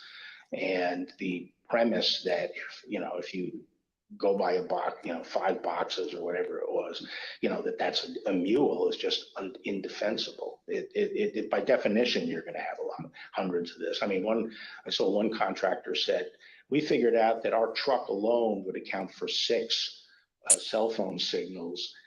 This was some kind of contractor, and our route would take us by these things on a regular basis. So but then when the movie came out, I think the photographic evidence in it was completely I mean, there was a little bit of it, but it was lacking. It didn't establish widespread illegal harvesting. The other thing is people don't understand is that it's not clear that even if you can show harvesting, that changes the results of the election. The courts are not going to throw out votes and then figure out what votes were harvested and throw them out. You'd still the burden on the challenging party to show that illegal votes were cast. Votes were the result of undue influence or bribes, or there was really, the person was non-compos mentis. But absent that evidence, I just didn't see courts throwing out votes anyway.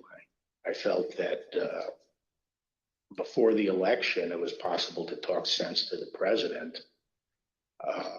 And while you sometimes had to engage in, a big wrestling match with him, that it was possible to keep things on track. But I felt that after the election, he didn't seem to be listening, and I didn't think it was, that I was inclined not to stay around if he wasn't listening to advice from me or his other cabinet secretaries. So on December 14th, Barr quit.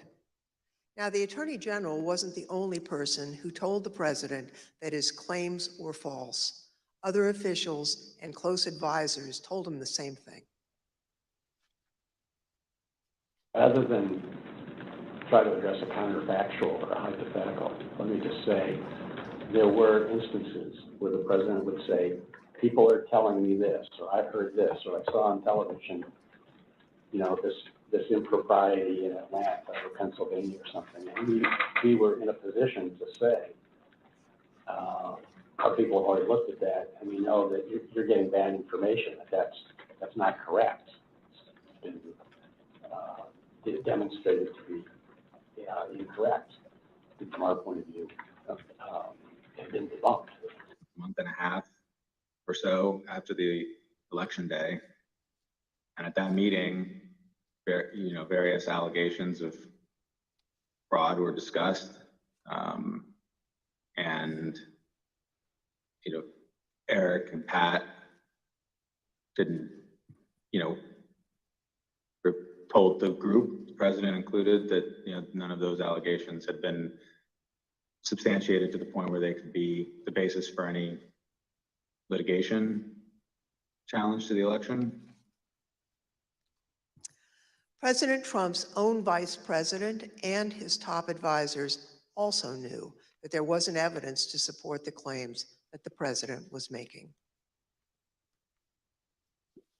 Anyone else other than Mr. Meadows who asked you about the status outside of your legal group, Mr. Morgan and the others you mentioned? Anyone else who asked you the status of what you were finding in your assessment of it? Yes, sir. Who's that? Peter Navarro. When did you talk to Mr. Navarro? Mid-November. Around the same time as Mr. Meadows? Yes, sir. And tell me about that conversation. I recall him asking me questions about Dominion and maybe some other categories of allegations of voter fraud. And I remember telling him that I didn't believe the Dominion allegations because I thought the hand recount in Georgia would resolve any issues with the technology problem and with Dominion or Dominion flipping votes. And I mentioned at that time that the CISA, Chris Krebs, had recently released a report saying that the election was secure. And I believe Mr. Navarro accused me of being an agent of the deep state working with Chris Krebs against the president. And I never took another phone call from Mr. Navarro.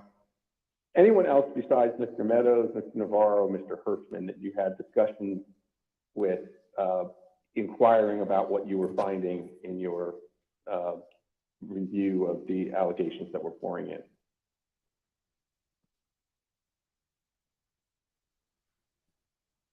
I believe I had about a 15-second conversation with the vice president about it as well.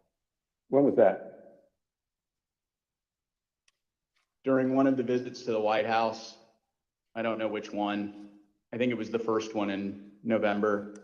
I had met him briefly at the campaign, and he remembered me and saw me. And he asked what I was doing on the campaign, and I told him that, we were looking into some of the issues related to voter fraud. And he asked me, I don't remember his exact words, but he asked me if we were finding anything. And I said that I didn't believe we were finding it, or I was not personally finding anything sufficient to alter the results of the election. And he thanked me. That was our interaction.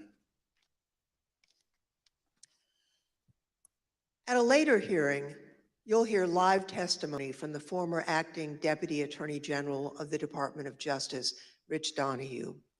But now I'd like to play a portion of his testimony. I tried to, again, put this in perspective and to try to put it in very clear terms for the president. And I said something to the effect of, sir, we've done dozens of investigations, hundreds of interviews.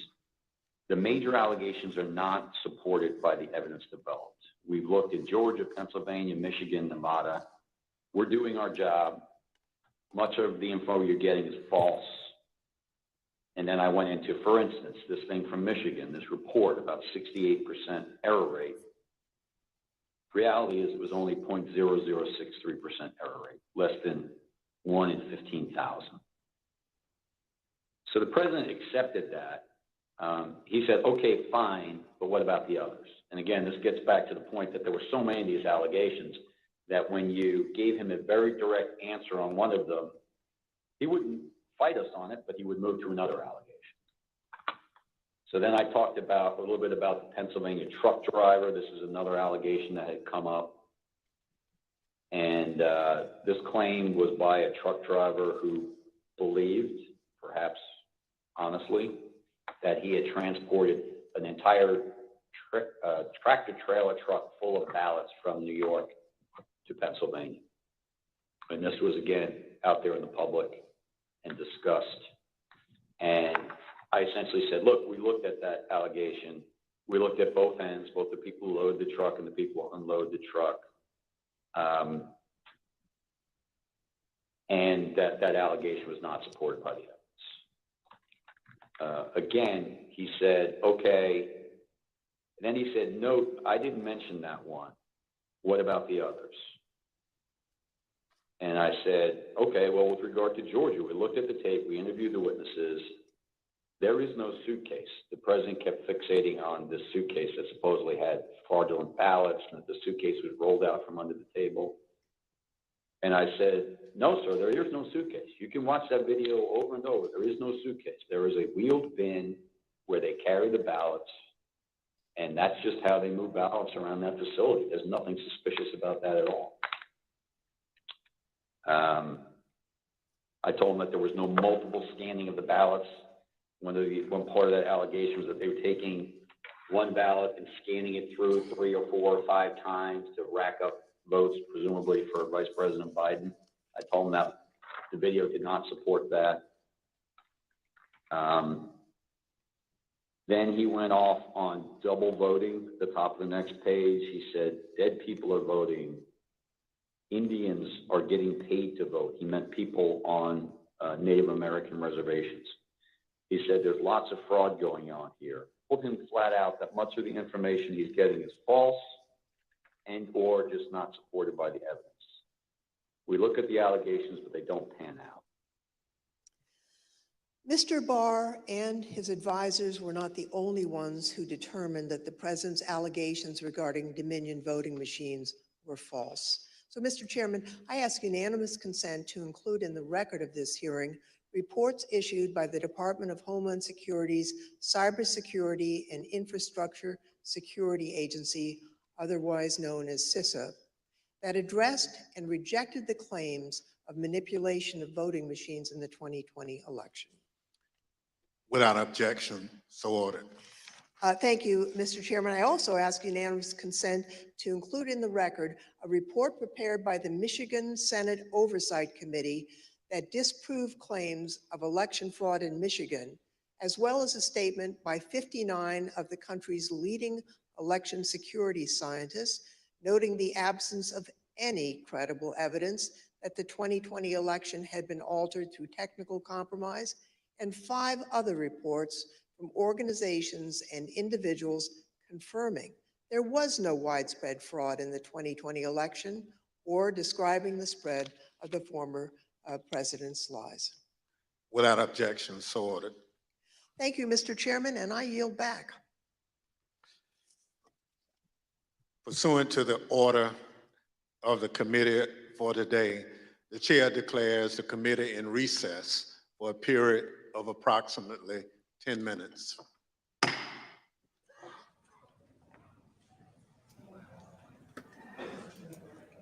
There we see the committee going to a break. Some big new phrases, big massive dumps, team normal, and a few other great things coming out of the hearing here. I'm going to bring in Gabe Sanchez, my co-host, executive producer. Gabe, what do you think about all the big massive dumps of testimony that was just? Oh man, you know, I guess it makes sense when you introduce that much fiber into your diet and you're eating that much paper, like you're going to be taking massive dumps. Right. Well, it is. Oh man, I can't even. I can't even really wrap my head around some of this testimony. Bill Barr absolutely destroyed Donald Trump and the big lie. Also, this movie, 2000 Mules, because this was supposed to be the thing that was going to change everything. This was the next thing, right? The right wings always the next big thing, the next big thing, the next big thing. And this 2000 Mules movie was supposed to be it, right? And Bill Barr just burns it to the ground, absolutely burns it to the ground.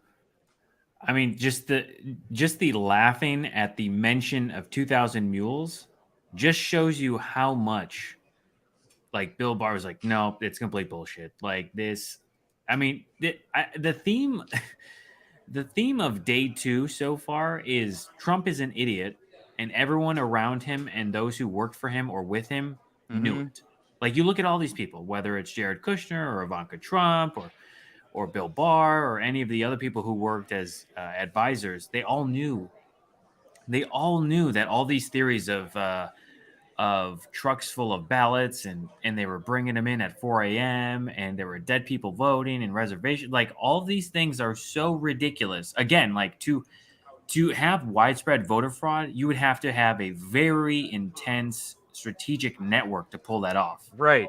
And all these people knew that it was insane and it wasn't real, but Trump kept going on air and doing his speeches and spreading lies and doing this, and everyone else is like, I mean, is anyone going to stop him? And everyone's just like, the guy's an idiot, but I'm not going to say anything. Right. The point where Bill Barr has to explain decimals, how decimals work to him, is absolutely unbelievable. Like, no, not 63%, 0.00063%. Like, you don't even know how a fucking decimal works. How are we in a situation where Rudy Giuliani, the drunk person, is leading the charge for him to go out and declare the election? They don't know how decimals work. They don't know that in Detroit, yes, they do move ballots in boxes because that's how it works there. It's always worked there. The last election that you had there, they did the same thing with moving boxes of ballots. That's just how it works. Like, for Bill Barr to, like, do the TikTok, do this thing where he absolutely destroys Trump. But the thing that that Bill Barr destroys here is the big lie. He takes big, huge, massive dumps all over the big lie and all over 2000 Mules. And it's beautiful. I can't, I don't know that these words were ever going to come out of my mouth, but I can't thank Bill Barr enough for his words. Honestly, yeah. I want to bring in David Bender here. He's joining us. David, what did you take away? Your mic is muted there. What do you take away from some of the testimony that we've heard so far today? Well, it's not thanking Bill Barr enough is still a leap for me. Okay, there's still, the no obstruction, no collusion part that I'm going to work through, but that's therapy. Here's some quick takeaways. First of all, when Liz Cheney came out and did again what she's going to do, I think now we know, in every hearing, she's laying out the case. She, not an attorney, but playing one on TV. She is brilliant at setting out the legal case, which ultimately is going to be important for Merrick Garland. So what did she set out today? She set out something that I think is going to be a huge takeaway, because we're going to hear about it the minute someone puts a microphone in front of Rudy Giuliani. Sir, when were you drunk? Are you drunk now? Right. How often are you drunk? And if you look at the clips, he looked drunk in the clips. Right. The apparently inebriated Rudy Giuliani, which was her exact quote, I wrote it down.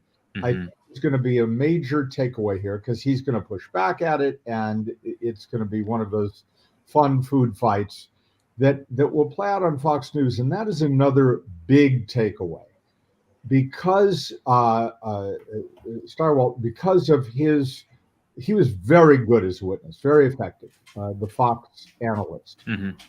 And what happened here was a full frontal attack by the president and the White House on Fox News. Right. And that's now been revealed. We know that he was ultimately fired for having told the truth. They did a great job when they were a news organization. So anybody who is going to be processing the sort of contradiction between Fox News only tells the truth, but they were lying here. That doesn't work. That's Right. the cognitive dissonance Right. that just got set into the zeitgeist. So that's very, very helpful. There are a couple of other things. I mean, obviously, we're going to see Bill Barr, we're going to see Ivanka and Jared in every single one of these. That's going to happen now. They know full well that those are the things that will be clipped, and they are going to sprinkle them out. Somebody called them catnip. And I think that's right. I think having these clips of, and we're also starting to see the tension between Jared and other people in the White House circle. People are going to be throwing each other under the bus, or in the case of Brad Parscale, under his, what was it? He had a $150,000 Range Rover, a Mercedes-Benz. He had all these cars. And you heard Bill Stepien say, I had to come in and clean up this mess, this terrible campaign. It was irresponsible. I had 115 days. That was Brad Parscale. And he was thrown under the bus. All of this is what we might hope for in this process, where they are forced in public to turn against each other. And they're going to now hear what they said in depositions that attacks one Trump insider from another. And that part's going to play out.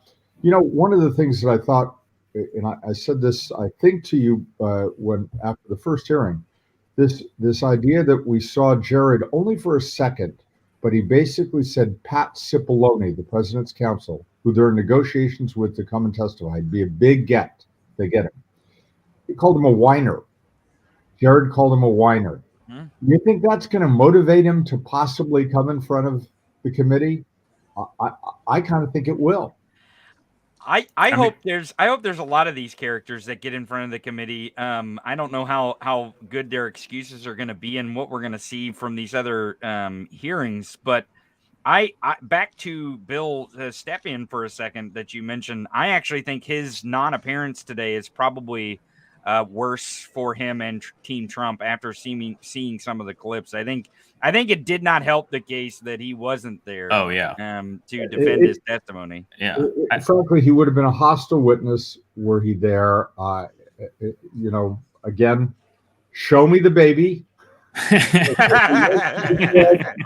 don't believe a word of this excuse, but I thought the committee handled it really well. We wish him the best. We hope for the health of the child, whatever. All of that was the right way to handle it. But what you saw that they did, guys, is they put together very much on the fly, because they had to do this in the last couple of hours. Right. They pulled the clips that Zoe Lofgren, who, let's give her credit, she's been doing this a long time. She's very good at it. And Zoe immediately said just what you would do. Let's go to clip 14. Right. But they had to pull that clip list together on the fly this morning. And what did they do? They also picked out a picture. I thought this was illustrative of how they were really prepared for every eventuality.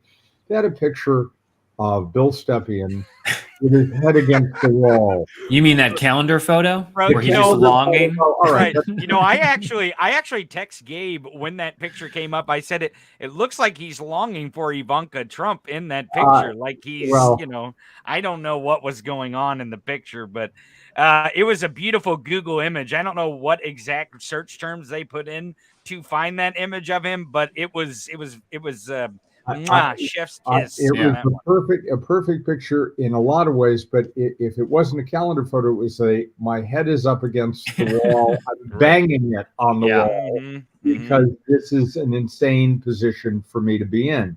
So, you know, we saw a couple of other things. We saw a great line that Stepien used, actually, where in talking about Giuliani having the president's ear, and his drink apparently. Well, he was drinking for two. The president, famously, or Trump, let's not call him the president, whoever that was who was in that office for 4 years, that guy claims never to drink. Let's assume that he can act drunk without drinking. Giuliani drank for him. He had his drink as well. So the Stepien phrased that as, after a while, I realized that there was Team Giuliani and Team Normal. Team Normal Oh is my going to be God. a big phrase now, and so often repeating that. The Team Normal is really anyone who is remotely connected to facts. Right. Do And you think that's they're going to make T-shirts like oh, Team Normal number I, 1, Team I, Normal number 2, like I think jerseys? I think the Midas merch group Oh, should be but there you go. to I be don't know if Team the Normal. suits are listening, but you better get your Team Normal Team jerseys Normal As shirts and going.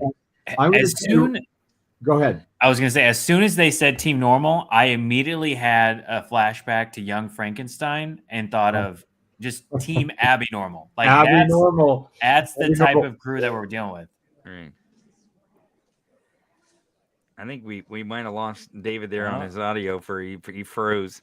We're gonna go back to the hearing as we see the witnesses for panel 2. If we get David back here, they were setting up for the panel 2. Looks like the election attorney Benjamin Ginsburg, B.J. Pack, the former U.S. attorney of the Northern District of Georgia, and then also Al Schmidt, the former Philadelphia City commissioner. And I'm sure this testimony gave is going to be something to see, because the last one, it was like the squirrel turds part of the of the committee. Like we had Sidney Powell, we had drunk Rudy Giuliani, and all these characters that Bill we Barr had said an about the all-star 2,000 mules, like all this yeah. stuff going. And They so the squirrel turd part of the hearing was the first part. This is probably going to be more serious and a TikTok of more of the serious actual facts that's going on here. And we see Benny Thompson emerging here in the committee following him.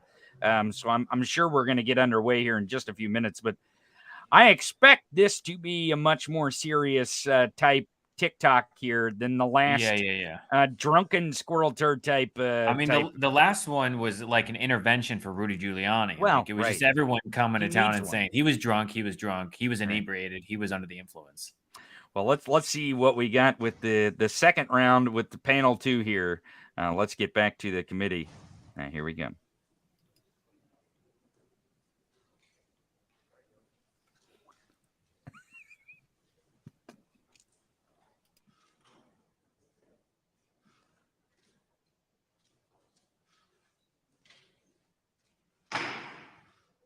Committee will be in order.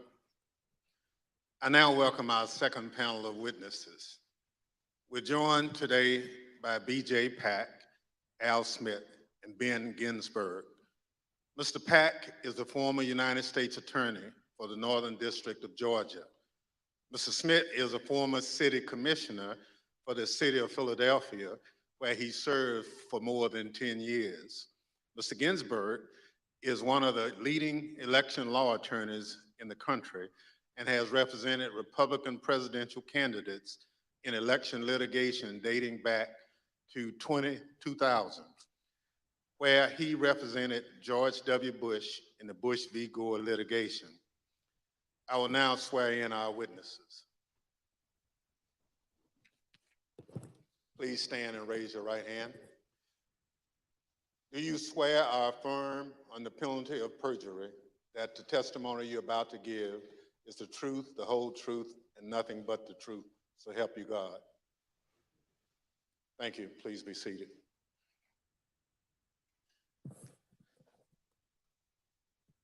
Let the record reflect the witnesses answered in the affirmative. Pursuant to Section 5C8 of House Resolution 503, I now recognize the gentlewoman from California, Ms. Lofgren, for questions. Thank you, Mr. Chairman. Before the break, I think you all heard Mr. Barr and Mr. Donahue talk about the false claims that Mr. Trump and his supporters made about suitcases of fake ballots in Georgia. We have a witness here today who thoroughly investigated that issue. Mr. Pack, I want to thank you for appearing before us today. You were appointed by President Trump to serve as the U.S. Attorney for the Northern District of Georgia, and you served from 2017 until January of 2021.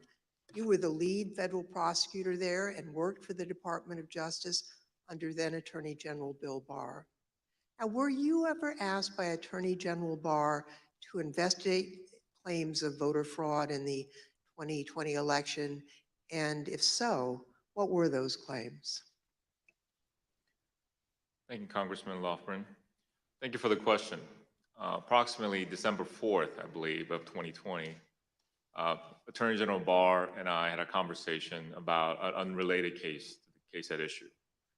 At the end of the conversation, Mr. Barr had asked me if I had seen a certain videotape that was being reported in the news where Mr. Giuliani, in a Senate subcommittee hearing that was held the day before, May 3rd, showed a videotape of a purportedly a security tape at the State Farm Arena in Atlanta, which is also in Fulton County in the city of Atlanta. I'm sorry, city of, yes. At the time, Mr. Barr asked me that he had made a public statement that he had not seen any widespread election fraud that would question the outcome of the election.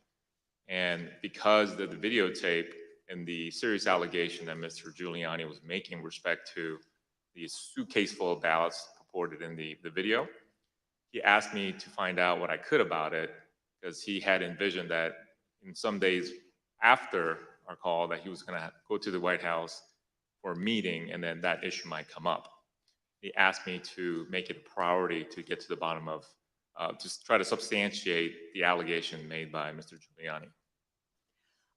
Thank you. I understand the Georgia Secretary of State's office investigated those State Farm Arena allegations and didn't find any evidence of fraud. What did you find when your office conducted its own investigation? We found that the suitcase full of ballots, alleged black suitcase that was being seen pulled from under the table, was actually an official lockbox where ballots were kept safe. We found out that there was a mistake in terms of his misunderstanding that they were done counting ballots or tallying ballots for the night, and the partisan watchers that was assigned by each of the respective parties were announced to send home. But once they realized the mistake, someone from the Secretary of State's office had indicated that, no, we're not done for the night. You need to go ahead and continue counting. So once they packed up the lockbox full of ballots, they brought back the official ballot box again and continued to tally the ballots from the lockbox. Unfortunately, during the Senate hearing, Mr. Giuliani only played a clip that showed them pulling out the official ballot box from under the table and referring to that as a smoking gun of fraud in Fulton County. But in actuality, in review of the entire video, it showed that that was actually an official ballot box that was kept underneath the tables. And then we saw them pack up because the announcement that they thought they were done for the night. And then once the announcement was made that you should continue counting, they brought the ballot box out and they continued to count. The FBI interviewed the individuals that are depicted in the videos, purportedly were double, triple counting of the ballots, and determined that nothing irregular happened in the counting, and the allegations made by Mr. Giuliani were false. Thank you very much. I'd like to play again a testimony from Mr. Donahue, who appeared before the committee before today. Mr. Donahue, we talked at some length about whether or not the White House or the president was informed about the Antrim report. On the results of the investigations, the interviews that have gone on Fulton County, how would those results have been communicated to the White House, to the president? I don't know how they were initially communicated. I do know that they came up in subsequent conversations with the president, and Dag Rose and I essentially told him, we looked into that and it's just not true. Okay, so he was informed. I told the president myself that several times in several conversations, that these allegations about ballots being smuggled in a suitcase and run through the machine several times it was not true. That we looked at the video, we interviewed the witnesses, it was not true. Mr. Pack, after you left the U.S. Attorney's Office on January 4th, 2021, did the next U.S. Attorney there, I think Mr. Trump's personal pick, Bobby Christine, did he investigate any remaining claims of fraud? And if so, did he find any evidence that supported the president's claims of voter fraud? It is my understanding that Mr. Christine continued any investigations that were pending at the time of my departure, but he was unable to find any evidence of fraud that affected the outcome of the election. So after investigating the president's and Mr. Giuliani's claims about voter fraud in Georgia, is it your view today that there was no evidence of widespread fraud sufficient to undermine confidence in the outcome of the election in Georgia? That is correct. Thank you, Mr. Pack. And I want to thank you also for the service that you've given to our country. We appreciate that. Next, I'd like to turn to President Trump's false allegations about election integrity in Philadelphia. The Attorney General discussed these allegations at some length. You know, the idea, the president has repeatedly suggested that there was some kind of outpouring of unexpected votes in inner city areas like Philadelphia as recently as January 13th when he walked off the NPR set. He was asked by the interviewer, what's your evidence of fraud? And he said more people voted in Philadelphia than there were voters. And that was absolute rubbish. The turnout in Philadelphia was in line with the state's turnout. And in fact, it was not as impressive as many suburban counties. And there was nothing strange about the Philadelphia turnout. It wasn't like there was all these unexpected votes that came out in Philadelphia. So, I think once you actually look at the votes and then there's an obvious explanation. For example, in Pennsylvania, Trump ran weaker than the Republican ticket generally. He ran weaker than two of the state candidates. He ran weaker than the congressional delegation running for federal Congress, and he ran weaker than the Republican, I think. I haven't looked at this recently, but he generally was a weak element on the Republican ticket. So that does not suggest that the election was stolen by fraud. How about Pennsylvania and Bill McSwain? We were talking to the U.S. Attorney in Philadelphia about an alleged discrepancy between the number of absentee ballots issued and the number of ballots cast. Right. So that was one of the big ones for a period of time. I think that was raised at Gettysburg by Giuliani or something like that, but it kept on being repeated, and I found it annoying because it didn't seem that it was right. So I called McSwain, and he got back to me. He said, no, the problem is that Mastriano threw out this number, and what he did was he mixed apples and oranges. He took the number of applications for the Republican primary and he compared it to the number of absentee votes cast in the general election. But once you actually go and look and compare apples to apples, there's no discrepancy at all.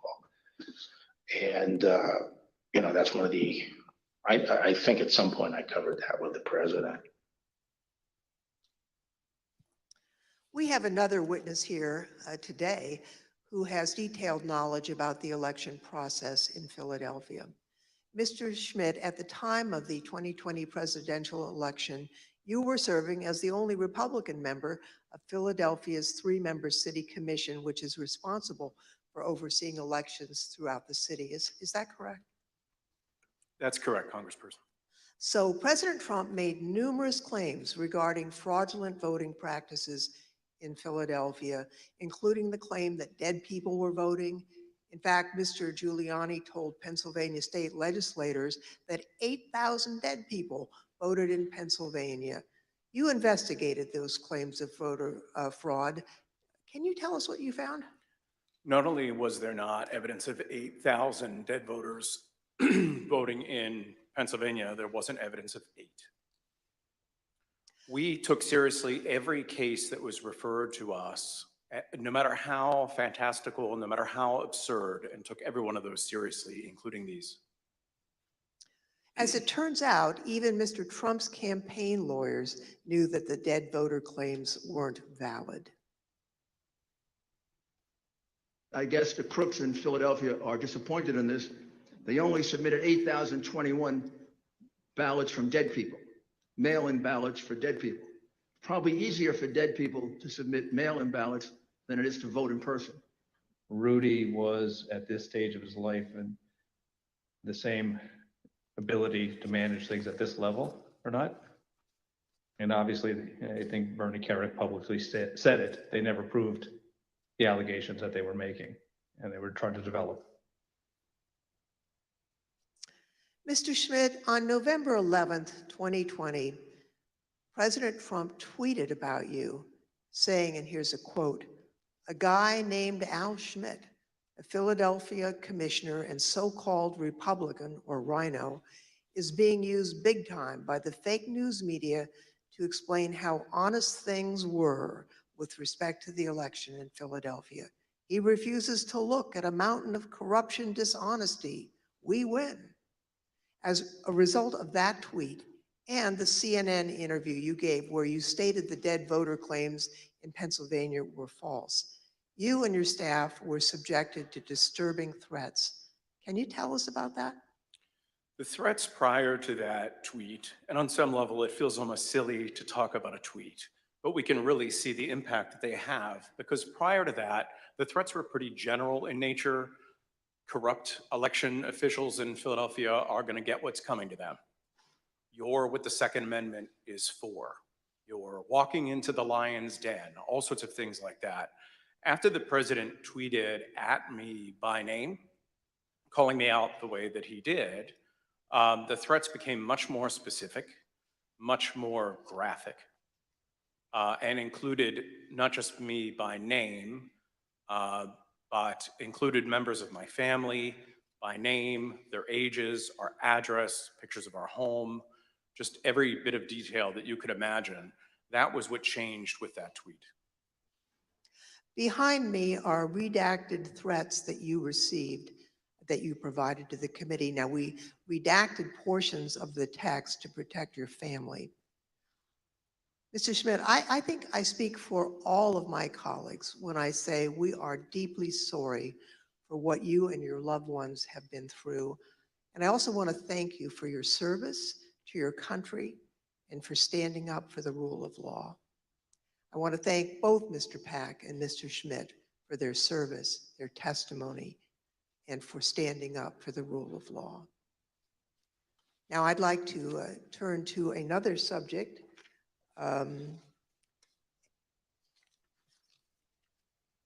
courts in our country provide a legitimate venue for campaigns to challenge what they view as irregular election practices. Now, courts have the final say on how the law applies to those challenges. We have a renowned legal expert here to address the Trump campaign's activities in court. Mr. Ginsburg, you've spent your entire career representing Republicans in election-related litigation. You served as the National Counsel on Republican presidential campaigns in 2000, in 2004, and in 2012. You played a key role in the 2000 Florida recount that led to the Supreme Court's decision in Bush v. Gore. You served as the co-chair of the Presidential Commission on Election Administration.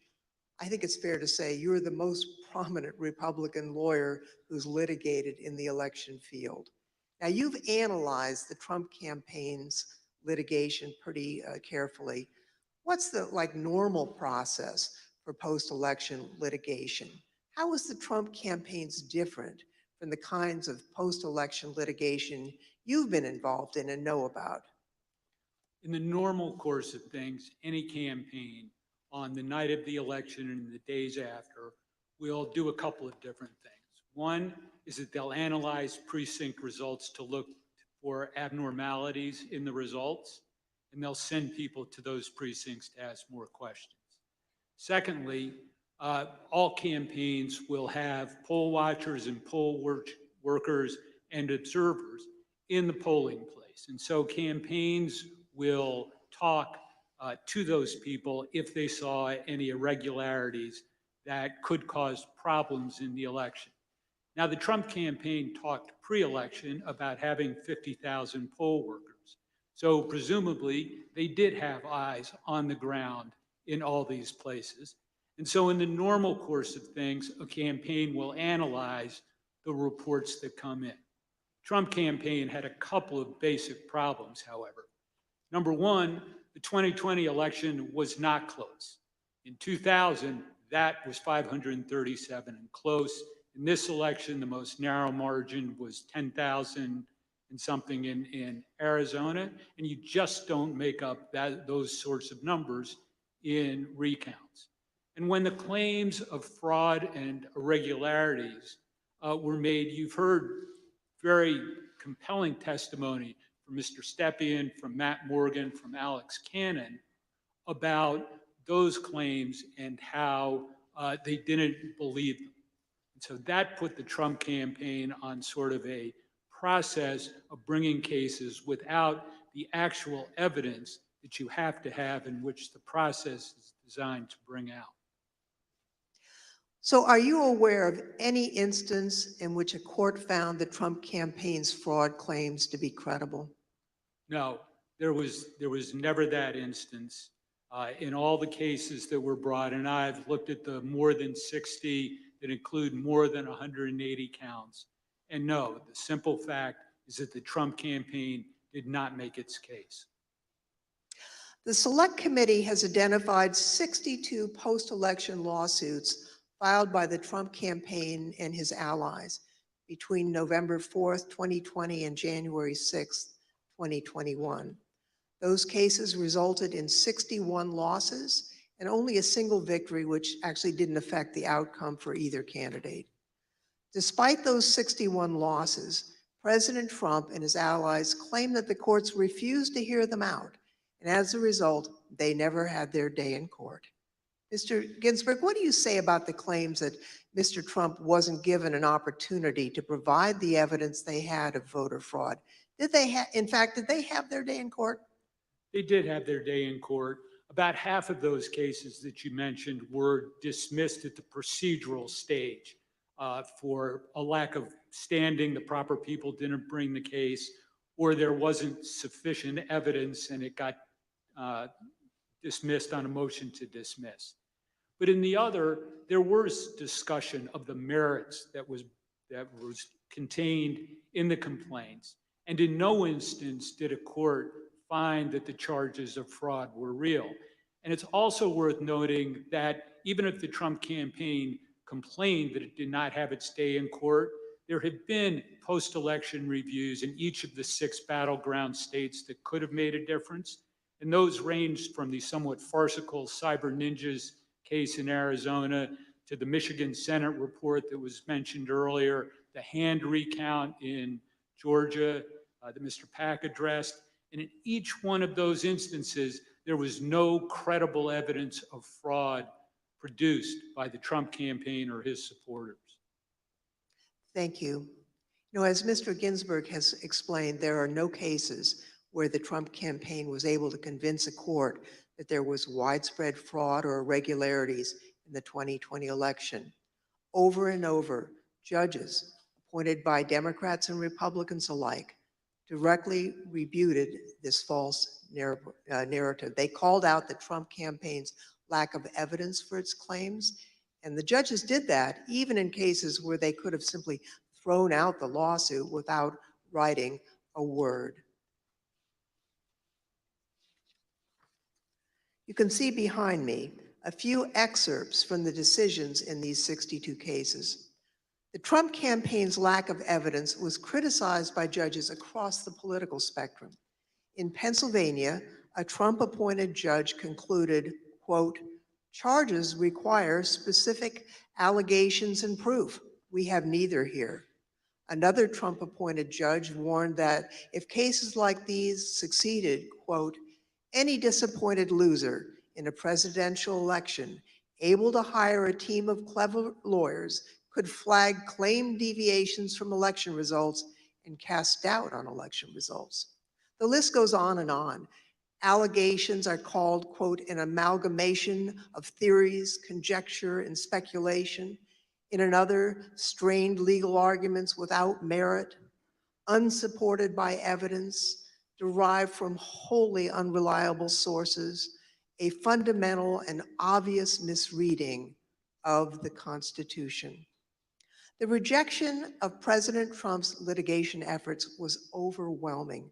22 federal judges appointed by Republican presidents, including 10 appointed by President Trump himself, and at least 24 elected or appointed Republican state judges dismissed the president's claims. At least 11 lawyers have been referred for disciplinary proceedings due to bad faith and baseless efforts to undermine the outcome of the 2020 presidential election. Rudy Giuliani had his license to practice law suspended in New York. And just this week, a newly filed complaint will potentially make his suspension from practicing law in DC permanent. And as we've just heard from perhaps the most preeminent Republican election lawyer in recent history, the Trump campaign's unprecedented effort to overturn its election loss in court was a deeply damaging abuse of the judicial process. As stated by U.S. District Court Judge David Carter, this was, quote, a coup in search of a legal theory. Thank you, Mr. Chairman. I yield back. I want to thank our witnesses for joining us today. The members of the Select Committee may have additional questions for today's witnesses, and we ask that you respond expeditiously in writing to those questions. Without objection, members will be permitted 10 business days to submit statements for the record, including opening remarks and additional questions for the witnesses. The second panel of witnesses is now dismissed.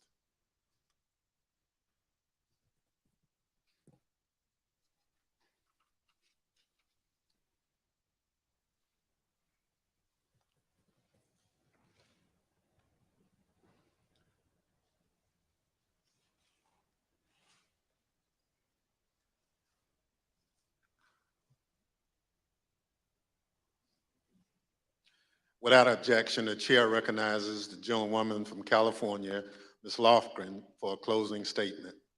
Thank you. Thank you, Mr. Chairman. Now that we understand the litigation efforts by President Trump and his allies, I'd like to present additional actions taken by the Trump campaign during this time. President Trump continued to push the stolen election narrative, even though he and his allies knew that their litigation efforts making the same claim had failed.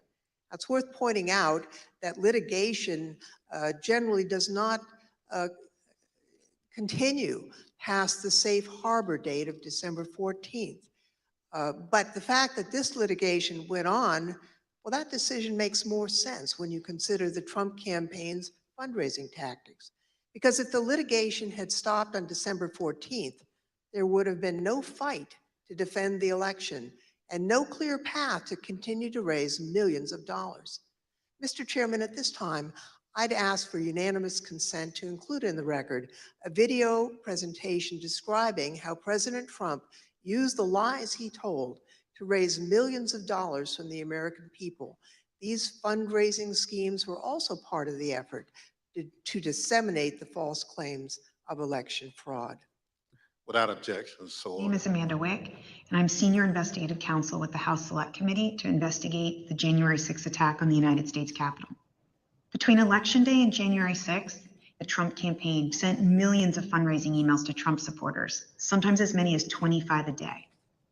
The emails claimed the, quote, left-wing mob was undermining the election, implored supporters to, quote, step up to protect the integrity of the election, and encouraged them to, quote, fight back. But as the Select Committee has demonstrated, the Trump campaign knew these claims of voter fraud were false, yet they continued to barrage small dollar donors with emails, encouraging them to donate to something called the Official Election Defense Fund. The Select Committee discovered no such fund existed. I don't believe there is actually a fund called the Election Defense Fund. Is it fair to say that the Election Defense Fund was another I think we call them a marketing tactic. Yes. And tell us about these funds as marketing tactics. Just a topic matter, where money could potentially go to be, how money could potentially be used. The claims that the election was stolen were so successful, President Trump and his allies raised $250 million, nearly $100 million in the first week after the election. On November 9th, 2020, President Trump created a separate entity called the Save America PAC. Most of the money raised went to this newly created PAC, not to election-related litigation. The Select Committee discovered that the Save America PAC made millions of dollars of contributions to pro-Trump organizations, including $1 million to Trump Chief of Staff Mark Meadows' charitable foundation, $1 million to the America First Policy Institute, a conservative organization which employs several former Trump administration officials, $204,857 to the Trump Hotel Collection, and over $5 million to Event Strategies, Inc., the company that ran President Trump's January 6th rally on the Ellipse. All of us here today do not want to see our election victory stolen by emboldened radical left Democrats, which is what they're doing. The evidence developed by the Select Committee highlights how the Trump campaign aggressively pushed false election claims to fundraise, telling supporters it would be used to fight voter fraud that did not exist. The emails continued through January 6th, even as President Trump spoke on the Ellipse. 30 minutes after the last fundraising email was sent, the Capitol was breached.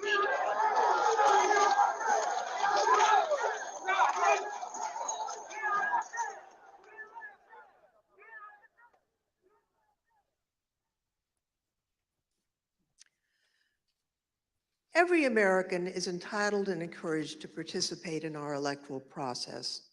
Political fundraising is part of that. Small dollar donors use scarce disposable income to support candidates and causes of their choosing, to make their voices heard. And those donors deserve the truth about what those funds will be used for. Throughout the committee's investigation, we found evidence that the Trump campaign and its surrogates misled donors as to where their funds would go and what they would be used for. So not only was there the big lie, there was the big ripoff. Donors deserve to know where their funds are really going. They deserve better than what President Trump and his team did. Mr. Chairman, I yield back. Without objection, the chair recognizes the gentlewoman from Wyoming, Ms. Cheney, for a closing statement. Thank you very much, Mr. Chairman. Mr. Chairman, I would like to thank all of our witnesses today. And I'd also like to, in particular, wish Mr. Stepien and his family all the best on the arrival of a new baby. Today's hearing, Mr. Chairman, was very narrowly focused. And in the coming days, you will see the committee move on to President Trump's broader planning for January 6th, including his plan to corrupt the Department of Justice and his detailed planning with lawyer John Eastman to pressure the Vice President, state legislatures, state officials, and others to overturn the election. Let me leave you today with one clip to preview what you will see in one of our hearings to come. This is the testimony of White House lawyer Eric Hirschman. John Eastman called Mr. Hirschman the day after January 6th, and here is how that conversation went. I said to him, "Are you out of your effing mind?" Right? I said, I only want to hear two words coming out of your mouth from now on.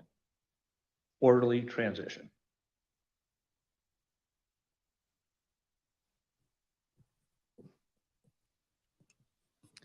Thank you, Mr. Chairman. I yield back.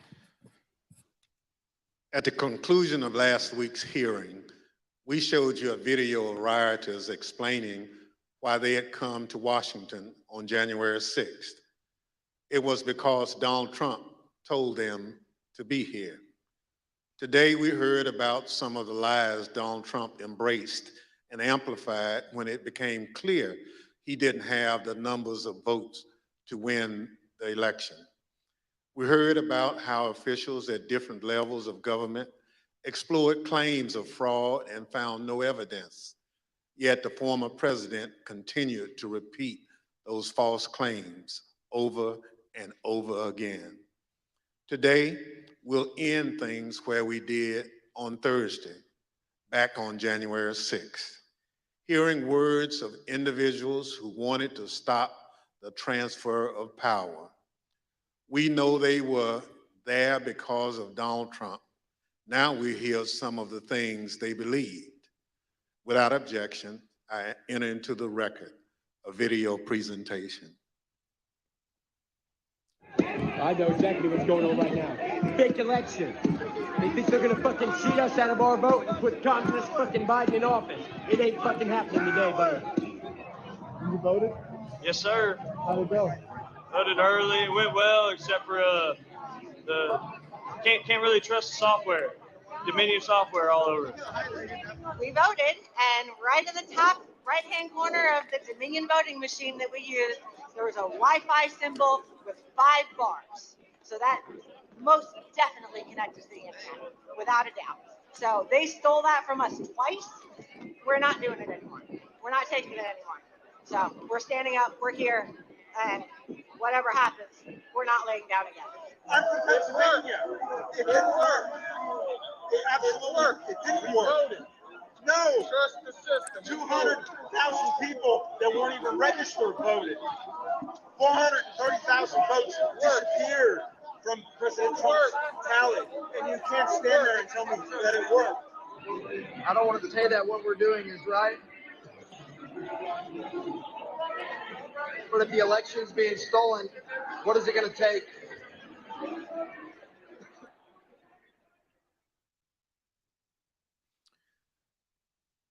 The chair requests those in the hearing room remain seated until the Capitol Police have escorted members from the room. Without objection, the committee stands adjourned.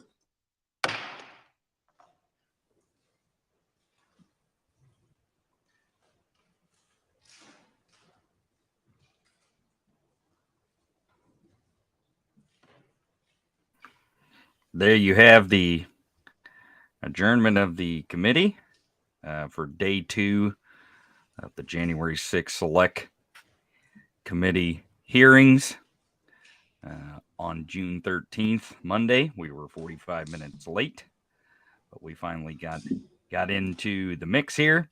I want to bring Gabe Sanchez, my co-host and executive producer here. Howdy. Wow. What the second half there was kind of interesting. I wonder what the escort out was about. That seems different from what we've seen before. Yeah. Was there I don't know, was there a possibility of something being talked about, or I don't know. Maybe I'm not sure if something happened yesterday or on Thursday after. So now this is like new protocol, or I don't what? know. Well, they hadn't he didn't say that during the break, so that everyone remain seated until we get back to the point. So, well, we see here them ramping up. We're gonna go to some coverage here with some guests, but I want to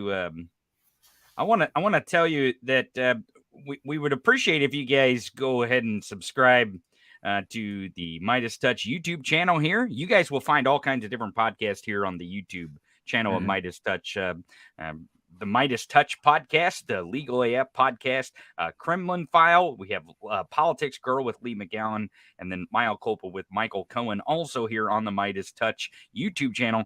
Don't forget to also subscribe to our YouTube channel, The Tony Michaels Podcast. You will find our show every single day, every single weekday, live, 2 hours, Monday through Friday. This is our regular viewing time, even though we're in a special coverage. We usually go till 2 Eastern. We start at noon Eastern, 11 Central, 9 Pacific, Monday through Friday for 2 hours. Also, download all those podcasts on Apple, Spotify, Google, wherever you find your podcast. Make sure to go over there. We would appreciate that if you guys helped us out. We really like having you guys for the coverage. We've had thousands of people tune in, not just on Thursday, but today, Gabe. It's been a great success over here. I think there were more people watching today than Thursday. Was there really? Okay, well, that's good. I don't know. I have to look at the numbers again. I mean, today we were over 15,000.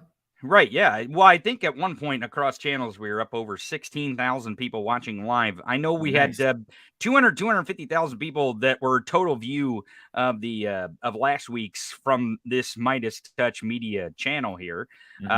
Whether you downloaded it or you watched it on YouTube or Facebook, we appreciate all that. And to show our appreciation, Midas Touch has given us a promo code, store.midastouch.com, 10% off. Just use the promo code JUSTICE.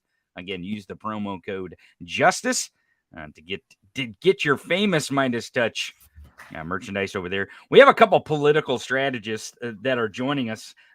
David Bender has been here on Thursday and today. We also have my favorite political strategist, Dr. Rachel Bidikofer. She is one of my favorite. Rachel, how are you? Ah, man, that was riveting, must-see TV Midas Touch streaming, right? Yeah, absolutely. So tell me what you thought about today's witness testimony. There's a lot of key phrases coming out of this testimony. There's big, massive dumps. Yeah, massive dumps right team, here. Team Oh, normal. of course, Gabe took note of big, massive dumps, right? Of course. So tell us what your take is. Your quick take on what today's hearing meant and the witnesses. Yeah, so to remind people what the strategic purpose of these committees, this committee process is a couple fold, right? Number one, deliver this information in a format different than the impeachment trials so that people might actually get some primary source exposure, right? And they've really delivered on that end, right? The other end, though, of course, is to explain or to give for Merrick Garland for the DOJ a public version of the evidence that is out there. I mean, this is the public facing and what even the committee admitted they are holding things back, public facing account of what happened in 2020. And what they're trying to do in this public account is explain to the public potential criminality. And today was all about showing, I think, one thing I really expected, which was the intent to lie, to create a fraud lie, to fuel the energy and the cover on the political right to allow them to not transfer power, okay? Because you have to have public sentiment on your side for that, and the big lies serve that purpose always. But the other one is to show that it was intent, that they knew the whole time that they were lying. And I really didn't expect that they were going to work in the fraud elements, but there is definitely some very strong potential of all that fundraising, especially the stuff that happened after they said, mid-December, is they were committing fraud if they knew that the election was not rigged and that they were out of legal challenges and begging money to continue the legal fight. That's a big problem. So it was really, I think, well done. Again, I think it's good that they're breaking this shit up. It gives us time to, gnaw on the bones. And Bill Barr is definitely a man that does not want to go to jail. Oh, man, and he absolutely destroyed Donald Trump today, and 2,000 Mules and the big lie. I want to bring in David Bender to see what he thought of this second half, this panel, too. David, tell us what your thoughts are on this second half. First, let me say, Rachel, good to see you again. It's so good to see you again, too, David. To be back on, and we get to be talking about dumps all at the same time. Why not? Why not? Thank you, Gabe, for writing that down, just in case any of us forgot. Just so we don't forget it, Right. That would be number 2 on the list. Pun definitely intended, but number 1 on the list is a lie or is a phrase that Zolofkin used twice: the big ripoff. And we're going to hear that a lot now, and that's going to be the corollary to the big lie. Frankly, the big lie has gotten a little stale. People can't hear that anymore. But big ripoff, when it's coming out of the pockets of people on Social Security who are giving their money to the Trump campaign, and she made a point of saying people who can barely afford to give are giving these dollars, and none of the money is going where they thought it was going. Now, this is not news to us. This is Donald Trump's entire life. But this is now something that is going to be clipped out and shown to people. And hopefully it's going to have an impact when they realize that this is, and I think to Rachel's point, there could be some real interesting prosecution for this action. This is another part of what could be a criminal referral. If they are fraudulently reaching out to their donors to fund something that doesn't exist, Exactly. is as real as Trump University. Or as fake as it, or as fake. Or as fake as it. Well, Which, that's however you look at it. It's glass half empty or glass Right, completely exactly. broken. It's those are the choices. So look, I thought one of the things that was really interesting is if you think about this witness list, including Bill Stepien, and I'm going to stipulate now, okay, I believe there's a baby. I do. I wasn't sure before we went in if it was a fake baby or a real baby. He'll produce the baby. We'll find out. But I'll tell you one thing that was interesting. All three of those witnesses, and all four had Stepien arrived, were Republicans. Every single person there was a Republican. We now see what they're doing. I didn't know this until just this morning in checking. BJ Pak, before he was an appointee to the Department of Justice as an attorney, was an elected Republican official in Georgia. These are all people who come out of the Republican Party. Ben Ginsburg, who gave us George W. Bush. Thank you very much. The gift that keeps on giving. But these are people of impeccable Republican credentials. And that's what the committee is going to do. It's going to make it very clear, including the DOJ witnesses we'll have, including Pence's people coming up after that this is not a partisan witch hunt. This is a bipartisan, fully Republican. Bill Barr and all of the other people are Republicans through and through, and they've had enough. Is that Jamie Raskin? Yeah, I'm gonna go to Jamie. Let's listen to what he has to say. Explain the facts you were trying to lay out today. What were you trying to make sure people picked up today when they were watching this? Well, it's very important for everyone to see not only was the big lie a big lie, but Donald Trump must have known it was a big lie, unless, as William Barr put it, he was detached from reality. But we're going to assume that the President of the United States was connected to reality. And in that case, he had to listen to the Attorney General of the United States, all of the White House lawyers, the campaign lawyers, the campaign advisors. They were all telling him the same thing. It was over. He had lost the election. And he goes out instead and says the opposite, that he had won the election. Congressman Rudy Giuliani having been drunk on election night. Oh, well, to me, it doesn't make much difference. It's just a fact that obviously came out during the questioning, but it does further erode whatever credibility you might have placed in his judgment at that point. Congressman, on the money trail, the committee gave that presentation briefly at the end. Did the committee in its investigation find any evidence of Trump or his family members personally taking the contributions they were seeking for their own personal use, or any evidence of wire fraud or financial fraud relating to these donations? I'm not going to comment on that. Congresswoman Cheney teased John Eastman's involvement in that clip you played at the end. Can you lay out a little bit about Eastman's role and how you guys are going to explore that coming up? Okay, so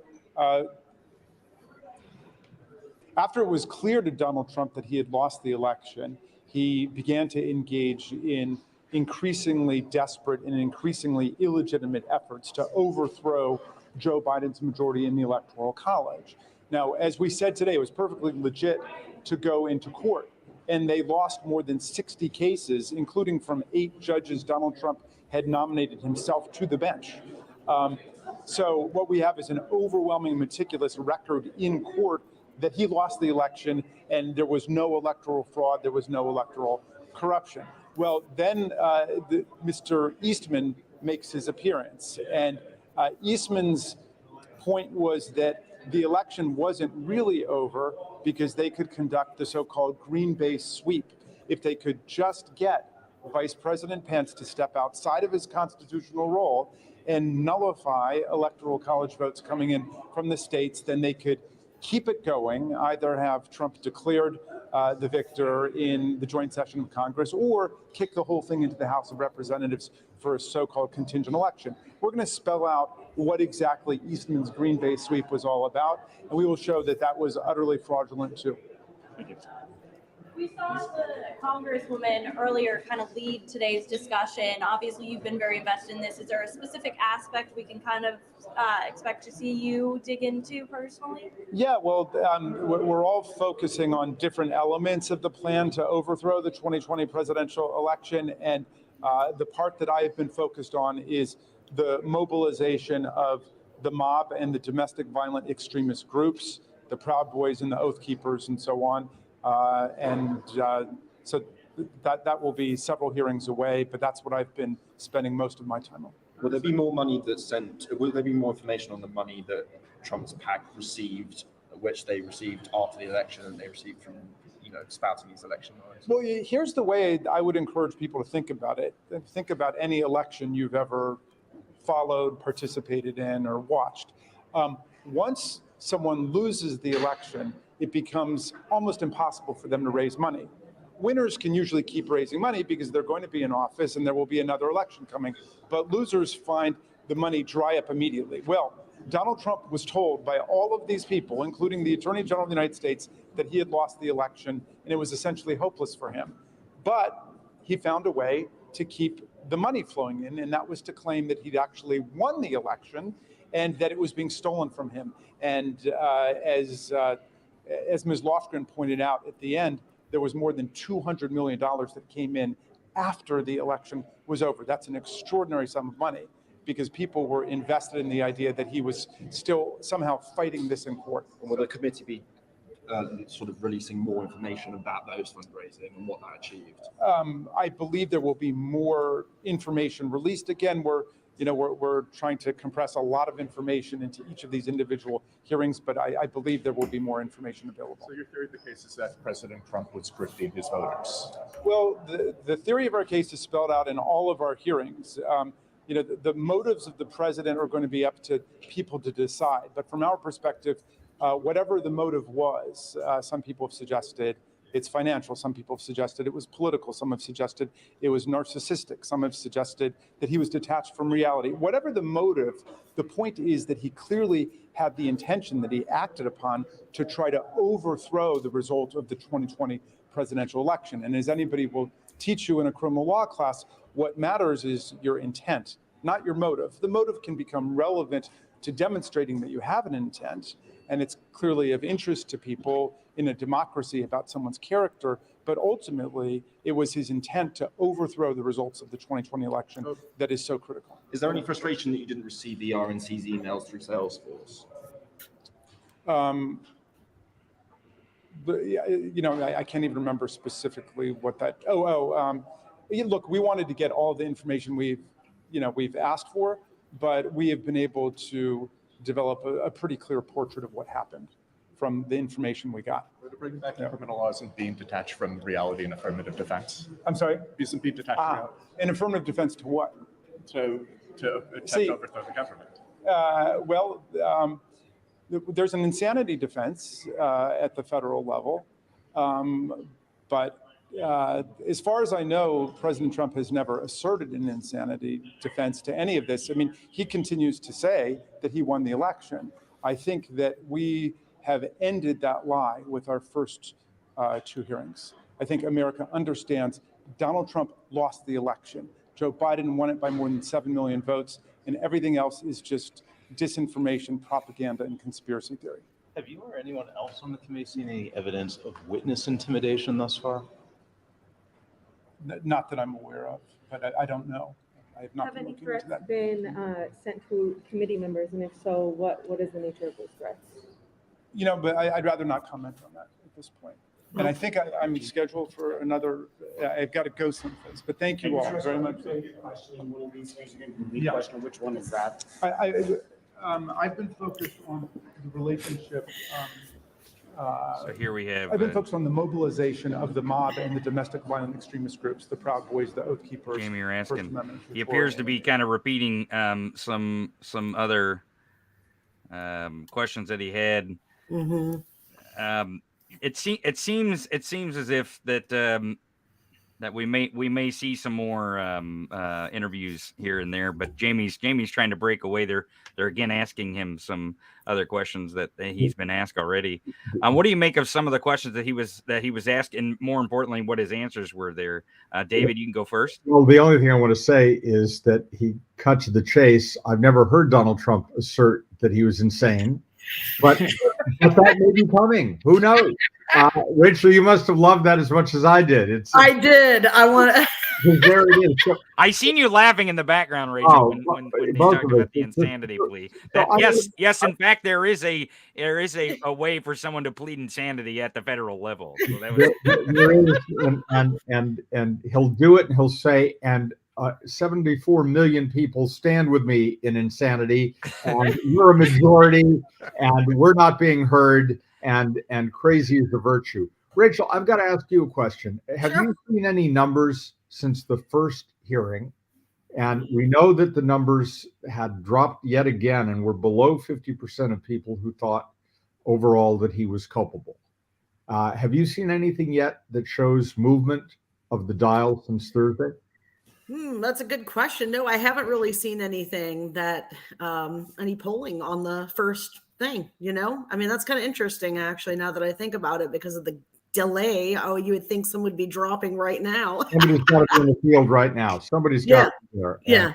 I mean, we'll know soon, I'll tell you this, like, I've been watching the generic ballot for any sign of movement since Uvalde and this and abortion, all kind of getting into public atmosphere, because it takes time for the Roe memo leak to, and we're still not seeing any movement on the generic ballot. But at the same time, you guys, I will say this, with like the economic shit that's happening in America, exactly. It's like, you got to wonder if there is a God, the motherfucker's got some sick sense of humor, right? Because like the way that Germany fell is economic strife, laid the seeds for the National Socialist movement to build momentum in the 20s. And like, if you were to ask me, okay, Rachel, these midterm fundamentals, in-party, out-party fundamentals hang an albatross around the Democratic Party's fortunes. And now I'm going to give you historically high inflation and potentially a stock market crash and recession. Like, well, fuck, why don't I just move to Canada then, you can come with me. I'll be in Vancouver. So yeah. Oh, me too. So we'll have a lot of fun. I want like Pacific Northwest Canada, not cold Canada, Exactly right. And go together, detached from reality. There you go. But yeah, no, I mean, like, that's not good, dude, like, at all, And to your point, this is people who don't study history are going to repeat it, and we're studying history now, and we're living history. Yes. But the other part of it, and this is something, yes, there may be a sick sense of humor in the heavens, but here on Earth, right before the Watergate hearings, Nixon was at 55-60% approval.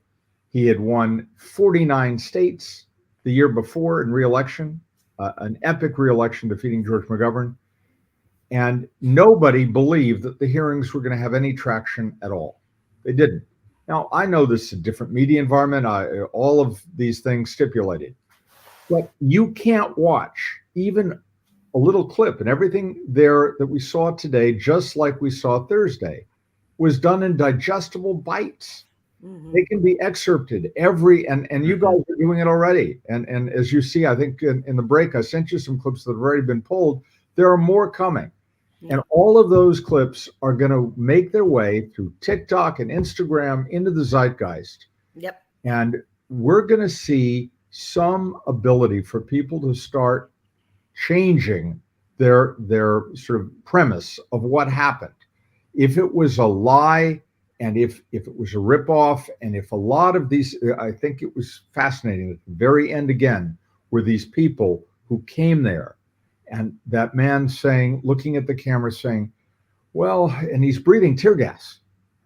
And he's saying, if I know this is a hard thing that we did, maybe it was the wrong thing to do, but if they're stealing our government, then what choice do we have? Well, they weren't stealing your government. They were lying to you. Right. And that's going to be the meta message now. They've been lying to you, and you are the fall guy for it.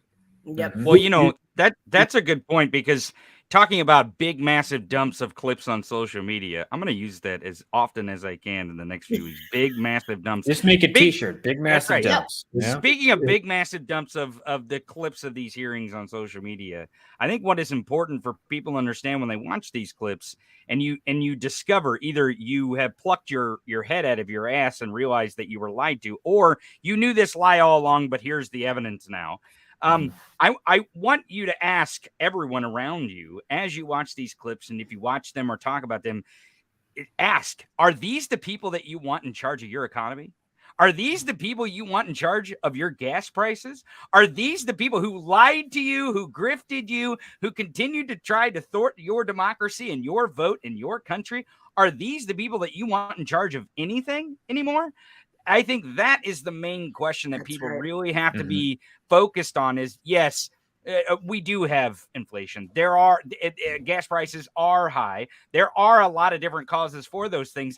But Joe Biden and the president and the Democrats aren't the reason that the inflation is happening in Europe, that gas prices are the way they are around the world.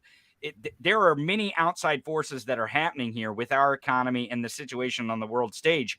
But here in this country, you can make a difference by saying what is a lie and what is a big ripoff, to steal from Lundgren's language there. And do you want another big ripoff by putting these people into power in the midterm to give them the chance to continue to lie to you, to continue to spin the big ripoff? And I guess that's probably the conversation that needs to be had over those clips, the big, massive dump of clips. Well, it also ties into the narrative I'm trying to sell the party writ large on running on, which we can manifest in many different formats, different messages, different topics, formats. But like, you know how the GOP always has the same refrain to all their messaging, no matter what it's about, which is fear the Democrats, right? So like our refrain that I'm trying to teal this system to run is you simply can't trust this Republican Party. You can't trust it with your kids. You can't trust it with your bank account. You can't trust it with your money. You can't trust it with your health, your security, right? And just keep hammering that. Rachel, that was Howard Dean's most effective message. You cannot trust Republicans to manage your money. Oh, I didn't know that. Every time the economy has tanked, it's been under a Republican. Now it's happening under a Democrat based on things that were started under a Republican. If we had only because they had one term, David, that's why. So like we're seeing the normal Republican collapse. It's just that we're seeing it where we had the two terms disrupted, which is very atypical. Right. Except that I would stipulate here or make the case that because COVID was so badly mismanaged under that one term, and it created the domino effect. He lied about COVID. The big lie that really created the problem was when he was told in January and told Bob Woodward, this thing is deadly, it's airborne, it's going to spread. And he said, this is bad, Bob. And then at the end of February, went out and said, it's going to be gone by Easter. There's nothing here. He lied. And we had 2 months where we did nothing.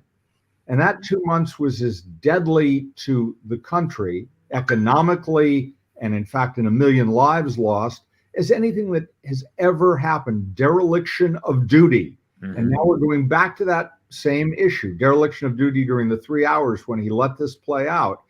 These actions had consequences. So our economy is a result of COVID, result of what happened. Had we done what other countries had done and started dealing with it honestly early on, we wouldn't have had nearly the problems that we faced and that Joe Biden had to clean up.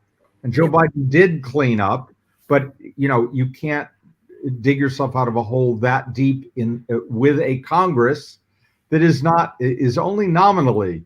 I mean, anyone calling this Senate a Democratic Senate can't count. Yeah. It's also you bring up an excellent point, which is like under Republican administrations, there is typically a downward growth that happens. And then Democrats come in and have to develop social programs and other incentives to get people back either working or, help them kind of get a step up, that actually does progress themselves on a pathway to success. And then, it's a back and forth, this ebb and flow cycle we see all the time. And then you bring up, Republicans that are like, they will lie, they will cheat, they will steal, they will do whatever they can to put themselves ahead of you as the constituents or fellow lawmakers or whoever it is. And so, yeah, you look at like we are barely getting anything on gun safety and gun control that they've like by word have agreed on. And it's the bare minimum, I think, is what they're willing to give, and so you look at, January 6th, it's all a lie. It's, not willing to admit that they were using Trump and this whole fantasy of fraud as a way to grift other people and take advantage and take money and not even have any sort of like, oh, maybe we shouldn't do that. Maybe we shouldn't fuck over all of our Americans out in the country, right? But they're like, nah, I'm going to get my money and everyone else can go screw themselves, right? Speaking of fuck, did you notice that we had warnings on all of the clips on the first hearing, but this last one was replete with probably the strongest language we've heard, with no warning. Yeah, So- why? Yeah, we don't need. Well, they knew we were broadcasting, so they I didn't, guess that's it. I mean, they didn't give a fuck. It's now set the bar, or the bill bar, that low. Right. The bullshit is now a normal word on national television. Absolutely. Now, apparently, so it's fuck. Yeah. But I do want to make a point to what Rachel was saying earlier, which is in any other universe, in any other time, the right message is that we go after them and we talk about, as you said, each of these things should be pressed hard on our part. And that's what the Democrats should be doing. But the perception is, fairly or unfairly, that Republicans are strong and Democrats are weak. And that at the moment is really a perception of Joe Biden. And like it or not, that is the reality of, and undetached from reality. We know that. So how do we get what happens after Germany is in economic collapse? They go for a strong man. And whoever projects strength, and that is almost invariably someone who will take away your rights in order to give you economic security. And as you know, most people are fine with that. Most people, a majority of people will say if they had to trade some of their rights to know that they could feed their children, they're going to do that. Yep. And that is where we are right now. That's going to be the paradigm that Republicans are pushing. We're going to make you economically secure. You may not be able to vote freely, but that's not a big deal because we're going to make sure that this doesn't happen to you. And if that means, whatever liberties that are forsaken for that economic security, we're betting you'll make that trade. And I'm afraid that they're right, unless we find someone in the Democratic Party who can affirm strength. And, it's not going to come from the sitting president. I'm afraid, I believe. I love him. I really do. It's just not something you can create. He will be 80 at the end of November. Mm-hmm. So we have to figure out who can pick that up. That moment that Matthew McConaughey had in the president's briefing room, I would love to see that if we have to bring in a series of actors to come in and make the case on economics and make the case on strength of values and what it means to be a strong America based on our values. I don't care how we communicate it. We have to do a fucking better job. Right. Yes. Well, speaking of characters yesterday. Characters in a better job, I want to bring in a couple of clips here. This one here is of Liz Cheney, and she says something about another character who we know familiar, I call him Grandpa Farty McSharty, but other people know him as Rudy Giuliani. Let's listen.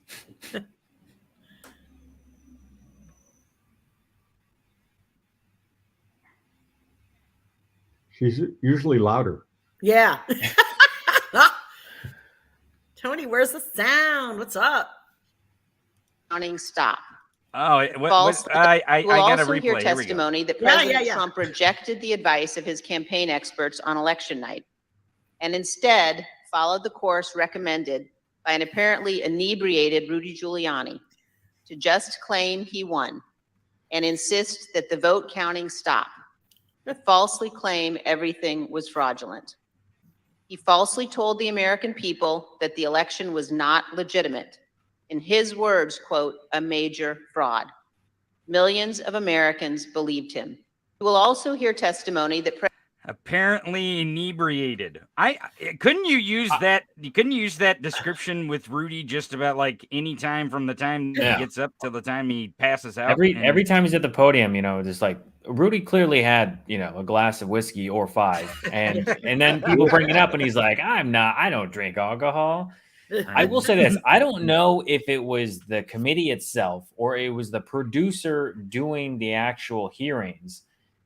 But I would say they're doing a very, very good job at finding these specific sound bites, whether it's inebriated Rudy Giuliani or it's massive dumps or it's normal team or team normal or it's the big ripoff. But they're finding key phrases. They know how whether they went after the Johnny Depp Amber Heard model, but they're finding those sound bites where they're like, people are going to hashtag this, they're going to make it trend. They're not going to let it fall by the wayside, and they're going to keep joking and ragging on it and dragging these people through because they've made these very, as you said, David, like digestible clips in these bits. So no pun intended on the digestible and big right, bumps. exactly. Right. Yeah, but I don't know who was on the team, whether it's the producer or the committee members itself. But I think they're doing a very excellent job at like taking a very complex situation and breaking it out throughout the days and being like, here's the thing to remember. Here's the thing to remember. Because you will now never forget these phrases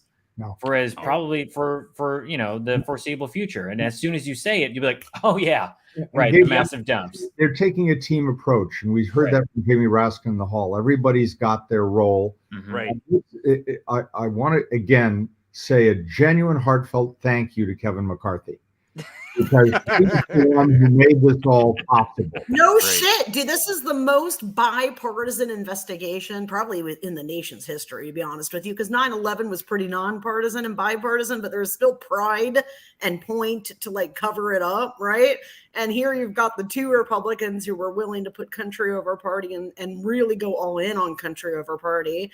And like now we're seeing the best committee that we've ever seen in terms of its power. Not since Watergate, which was, people forget it. I had forgotten that, and I do remember Watergate because I remember Teapot Dome and I remember the fall of Rome and all the rest of it. But all of my contemporaneous memory had deprived me of the phrase, what did the president know and when did he know it? That was Howard Baker's phrase. We all remember that, or we all know it from studying it. But you know what it was used for? It was used to give Nixon cover. Howard Baker asked that question as a Republican partisan. He was the minority, he was the chief Republican on the committee after Senator Ervin, the Democratic chair. And he asked the question because he was hoping the answer would be the president didn't know any of this. What did the president know? Well, he didn't know. It was all John Dean and it was all everybody else. That question was meant to exculpate Richard Nixon. And what happened is they discovered they had tapes. Right. When they had the tapes, we knew what the president knew and when he knew it. Right. What I'm looking forward to here in this next set of hearings, and particularly when we get into the tick-tock of the 3 hours, because that's going to happen, I think, toward the end of when the riots were going on and Trump was being told to by Ivanka. We're going to see more of Ivanka there, what she said, what she did. So in other words, the what did the president know and what he didn't do about it? Exactly. What didn't the president do and when didn't he do it? That's right. Yep. That's going to be the leitmotif, I think, of the last couple of these. And the last one, of course, is in prime time. So they're saving the best for last. I don't know. There is still some speculation, and I don't think it's ruled out whether or not Mike Pence will wind up making an appearance before this committee. I don't think he will. Do you Yeah, think, Rachel? it seemed pretty. Do you think he will, Like, Rachel? yeah. Do you think Mike? No, Pence I will? think he still is delusional and thinks that he can be president. Right. So I think Mark Short is going to be who we're going to hear from. Yeah.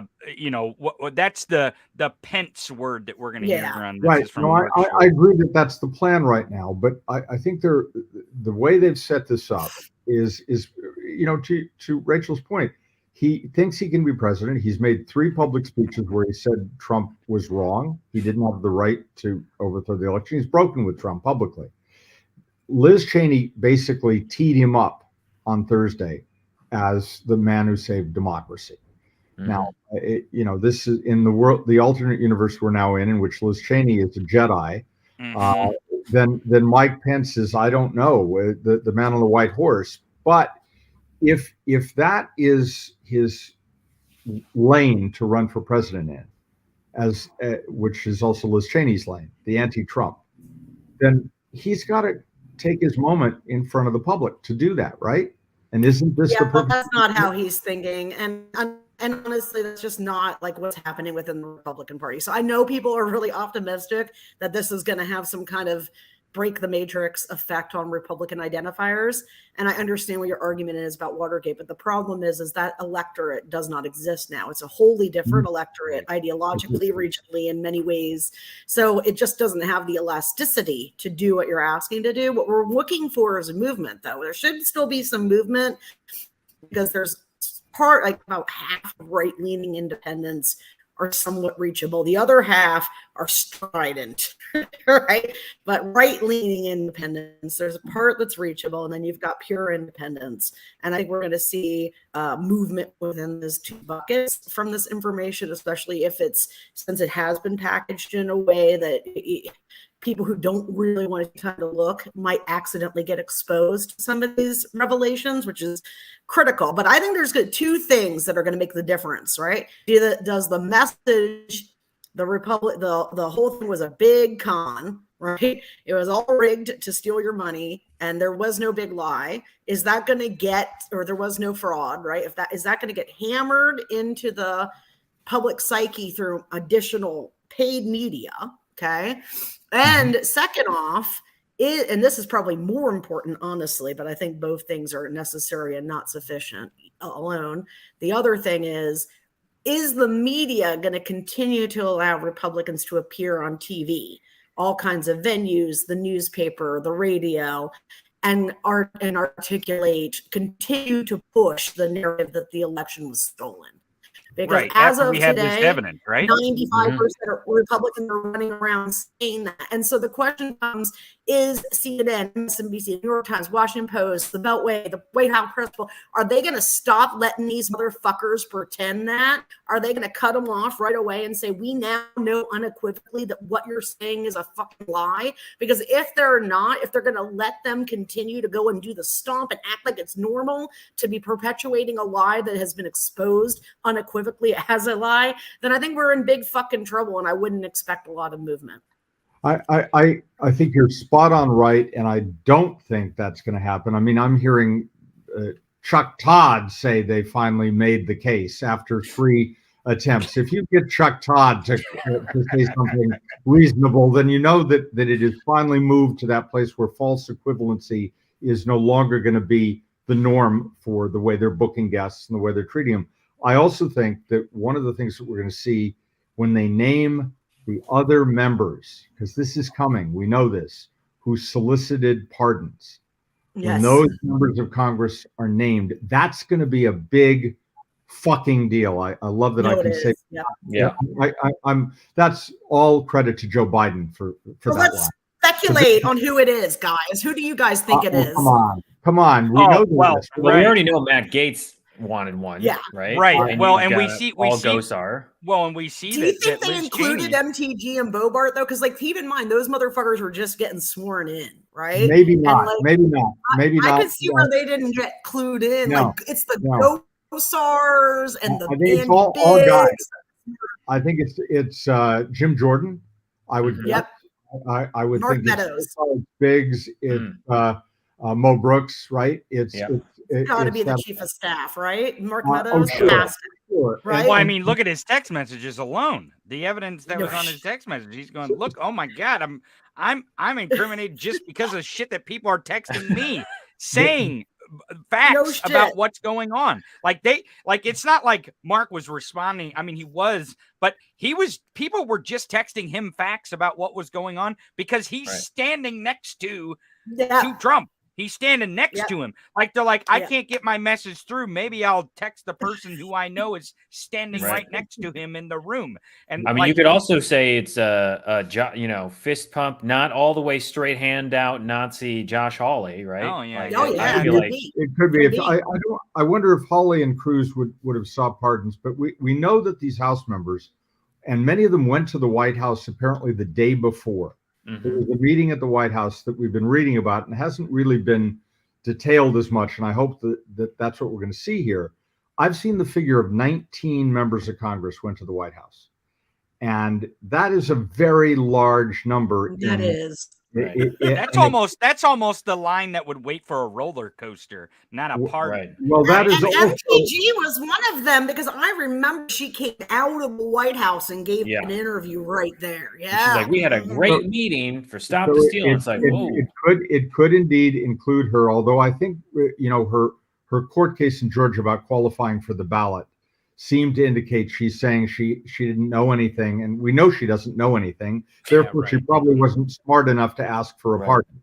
I do think that we're going to get into double digits of probably all male members of Congress. Oh, absolutely. Yeah. Well, here's the other thing I'll tell you. Oh, great. Tony, one phrase that I want to put in the zeitgeist, because if I can tell it to Rachel, it will get into the zeitgeist. The pardon boys. These are the pardon boy. Yeah. The pardon boys. And if we start, if that's like the Dirty Dozen back in the environmental days, the pardon boys become. Can I make a shameless plug right now with that, David? Yeah, so go ahead, I will get you a Pardon Boys meme, and I will put it on republicantreason.net where you can go one-stop shop to get memes that are fantastically done so that the message gets across. Like you can't avoid the message, right? So I think we wait for the naming. Yeah. You gotta have it all in a glance, right? Which is going to happen in the next few days. We're going to know that list of names because Liz Cheney has clearly teed that up. It's more than Scott Perry. It's going to be Barry Loudermilk, a name that no one knows, but he did the tour, right? So it's the Pardon Boys and their tour guide. Well, let me tell you on to your point about Pardon Boys, because I think that's the other thing that we're going to see. It was just not members of Congress walking in, getting pardons for themselves, but they were trying to get whoever would give a pardon, who would that be, to say, if we get these people to do these things, will you guarantee them a pardon? Because we've already seen the reporting that had happened. So I don't think they were just going in and actually, I mean, they wanted pardons for themselves. Of course, they wanted to be protected if this didn't work, but they were trying to make sure that whoever they coerced to do these acts would be guaranteed some kind of pardon.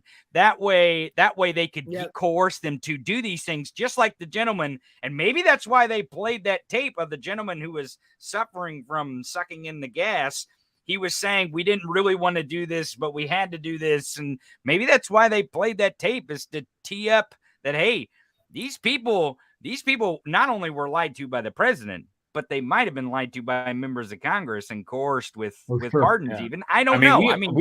We need to remember though that we're dealing with Donald Trump, who is a draft dodger, bone spurs. So don't be surprised if, let's say that they were successful in the coup, that all of those people wouldn't be the first ones to get shit on, and not get the pardon, 100%. But the other thing too that David brought up was, you said you were here in 19, and we got to remember that even Peter Navarro wrote in his book that there were 100 congressmen that had already via word committed to not certifying the election. So, I would guarantee there's an overlap of the 19 within 100, but it could very well be over 19 too, because if then again, Navarro is a bit of a liar, so who knows, maybe the number's exaggerated, but to know that there was at least 100 people that were not going to certify, assuming Pence went through with it, is kind of crazy here's to the thing. think about. I wasn't at your guys' first show, so first night, because there was just no fucking way I was doing anything but watching that, right? It was amazing. But in any case, so we didn't get to talk about that. But like the big revelation, of course, is all the footage of how the surge and the siege happens, because it shows this timeline's like an hour long, and it shows the Proud Boys go down there and pound their way through the soft point of entry that's going to come from the ellipse, right? So we now know, like, he sent them down. And I mentioned that because we've got this connection with the Proud Boys, the Oath Keepers, and potentially, because I'm not a journalist, I can just say whatever the fuck I want, potentially Roger Stone.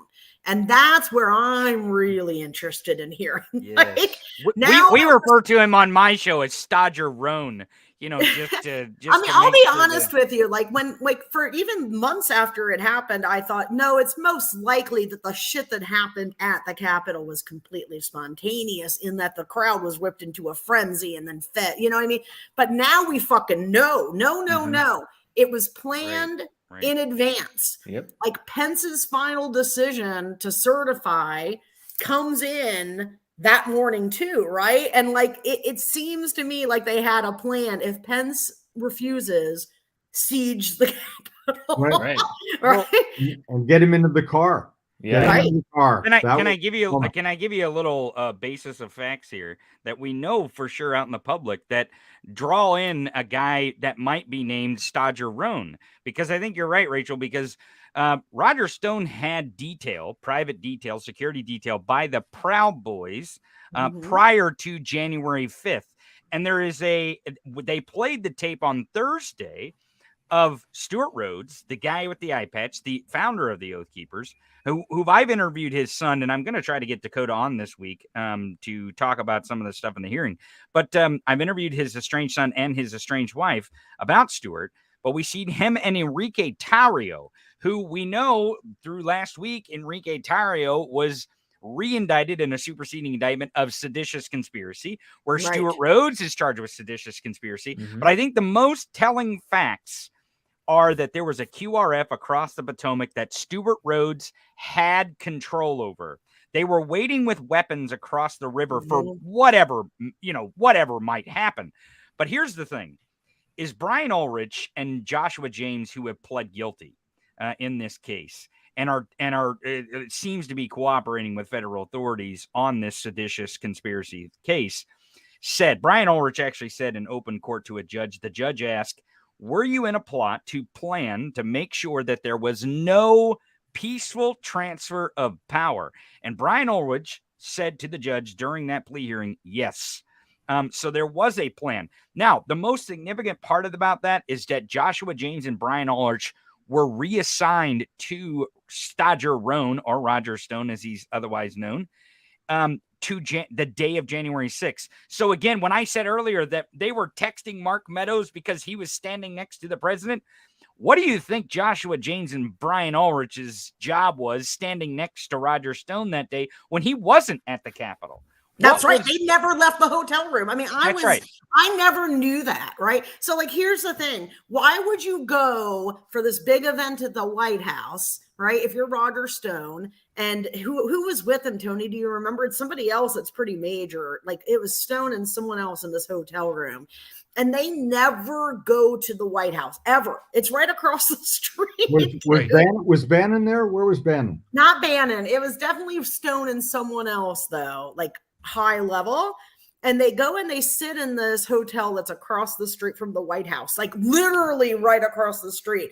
And they never move. They never go to the event. They never go to like any of the reception shit. And, you know, you're going to travel to DC, get 10 feet to the White House and then not go in. That's weird, right? I mean, no one's ever answered that. And then as soon as the siege starts to get out of control, that's when they book it out of DC. Mm-hmm. Well, that is true. Mike Flynn, Owen Schroyer, Roger Stone. There were people that were coming in and out of that. I'm just reading a couple things. Is it the Willard War Room? Yeah, that was at the Willard Hotel. It was InfoWars and Roger Stone, both booked suites with large common rooms. So both of Alex these Jones. photos. Yeah, exactly. who, by the way, was obviously he was out and about giving his own little speech. Right. He was getting his camera time in, Alex. Right. But there was it sounds like there's a ton of people the that were going Proud through. Boys and the Oath Keepers combine this militia line, and you can see that. I mean, I wish they could just show that footage again and again. I wish that the January 6th committee was putting up like all the footage links, because when you see the organized militia style assault on the Capitol building, it is hard for me not to imagine that there's not direction coming for that. Oh. Well, that's the thing. We heard there were reports of people, communicating back outside with people having knowledge of different areas to go into, which caused you question to be like, how did you know that these, hallways led to this or these stairs led here? Right. Like there's this communication, but also the footage that they showed on Thursday, some of that stuff we had not seen, which was from the building itself, which is getting even a bird's eye view. You're talking about the security camera footage. Yeah. Right. And you see what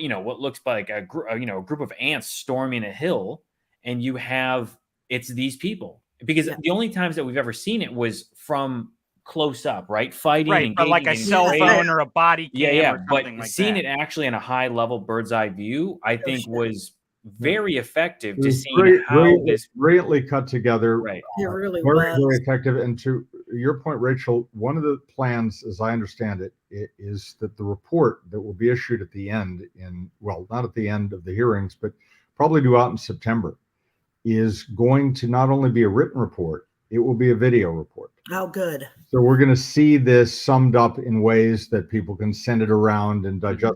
They plainly understand that this is different than the 70s with Watergate. That this has to be done in a way that people get to it over time in their own way. I mean, in the way that videos are now posted. Ron Reagan's video, which I think is now at 400,000. Yeah, I wanted to play that before we left. We got about 15 minutes, and I don't mean to cut you, David, but I got some breaking news here on my watch. Michael Popocket has posted Greg Jacobs, Pence's attorney, testifies on Thursday. There's a 3-page memo he wrote to Pence telling him any attempt to not certify the election for Biden was illegal. So we'll hear that testimony. I want to show you, speaking of the Oath Keepers, because we've been helping out these. We've interviewed Stuart Rhodes' estranged son a couple times, and he actually talks about, Rachel, what you're saying, and it's called a military stack when they were going into the building to try to take the building and take control of the building. And he talks about that QRF across the Potomac, that stash of weapons. But Stuart Rhodes is there's also evidence. I think Bob Acosta and Seth MacFarlane have actually reported that Stuart Rhodes was trying to reach Donald Trump by phone. That is key. He was trying to reach Donald Trump by phone, which, if you think about it, Roger Stone probably has Donald Trump's phone number, I would believe. So I'm just surmising there. But this he's not Don Jr. Right, exactly. But this is an interview that Gateway Pundit did with Stuart Rhodes from his jail cell. But listen to the end when Stuart Rhodes says what he says about Trump. I think it's really important. What he said. Helping out these men and women who are being prosecuted for these made-up crimes, as you said. Today there was news that GOP is not helping at all. And frankly, President Trump, I'll give him props for saying he may pardon us if he's reelected, but he needs to step up, and his supporters need to raise money for a legal offense, because he is a co-defendant along with me and Oath Keepers in several civil suits, and he's ultimately a criminal target as well. So there you have it. Even Stuart Rhodes coming out of his own mouth that, of course, he's a co-defendant in some of these civil suits, but saying he's also a target in the criminal investigation. And again, it's hard to believe anything that Stuart Rhodes would say at this point, but he is out of his own mouth giving a public plea to the former president of the United States, Donald Trump, saying, hey, you're criminally liable, and I know it, and I'm telling Gateway Pundit this. I got to tell you, Tony, it felt like he was reminding Trump, too. That's right. Like, Exactly. This is total speculation, but it sounded like it was a reminder. In case you forgot. And to your point where you were saying, like, look, members of Congress Roger Stone, whatever, might have had marching orders to tell people, do these things, don't worry, the president has your back. We know for a fucking fact the man does it because he did it down at the border when he told people to shoot migrants and that he was pardoned them retroactively. Bomb Mexico, bomb hurricanes. He And I says got all your these- part. I got your pardon right here.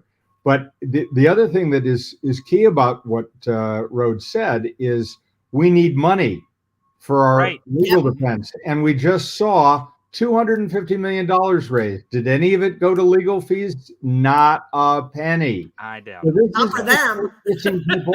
This will start pissing people off who are standing trial, who are facing this, knowing that money was raised in their name. Yep. Well, speaking of legal fees, here's a quick clip of some of the nut jobs, and just this is sort of the clip from the hearing today. I remember that one of the things Mark said at some point was you can't show an actual vote was flipped, which I found at the time to be a remarkable assertion because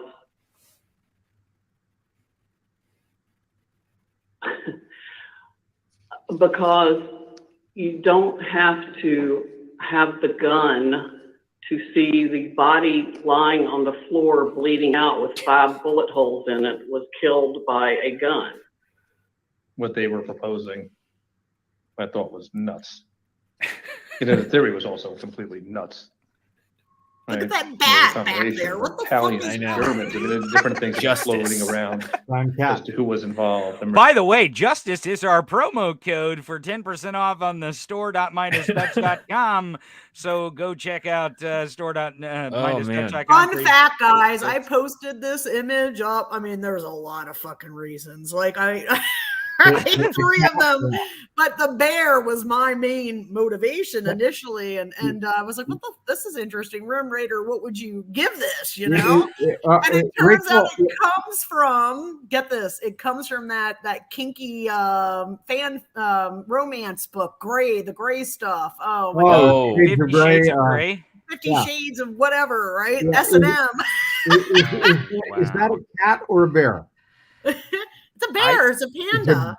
It's a panda. Oh, it's a very I don't unhappy- even know what those silver things are. Like I Which see one a of us has Justice done a bat. bunch of LSD, man. Yeah. You know? Like are those silver hair pieces? Like what are those? No, I don't that's know. what I was saying. It almost looks like a two balls and a dick under there. Well, I mean, it could All be. right. It Now, could be. It come could on. be. Now here's what I'll tell you. Here's Here's what I'll tell you. Think about this for a second. Fetterman here is sitting in front of this backdrop that he has, which we're goofing on here. But he's saying the abnormal team abnormal. These they're fucking nuts. They're crazy. fucking nuts. They Effing are nuts. nuttier than squirrel turds. Well, I mean, you got to What they remember were that saying. Lindsay Powell is saying she's like, I just don't even want to remember what her name is. But Powell, but she's also the one, how she was like, oh, we got to release the Kraken. The same day, same moment, same hour that Rudy Giuliani was just melting, whether that was alcohol or that was dye or whatever it was. But now she comes out and she's saying, and we knew this beforehand, but she's coming out and saying like, oh, well, I didn't expect anyone to think that I was actually saying the truth here. Like no one who's reasonable should believe me. It's like, it's very much the Tucker Carlson approach. Like no sane person would ever believe what I was saying on national TV in defense of voter fraud. Right.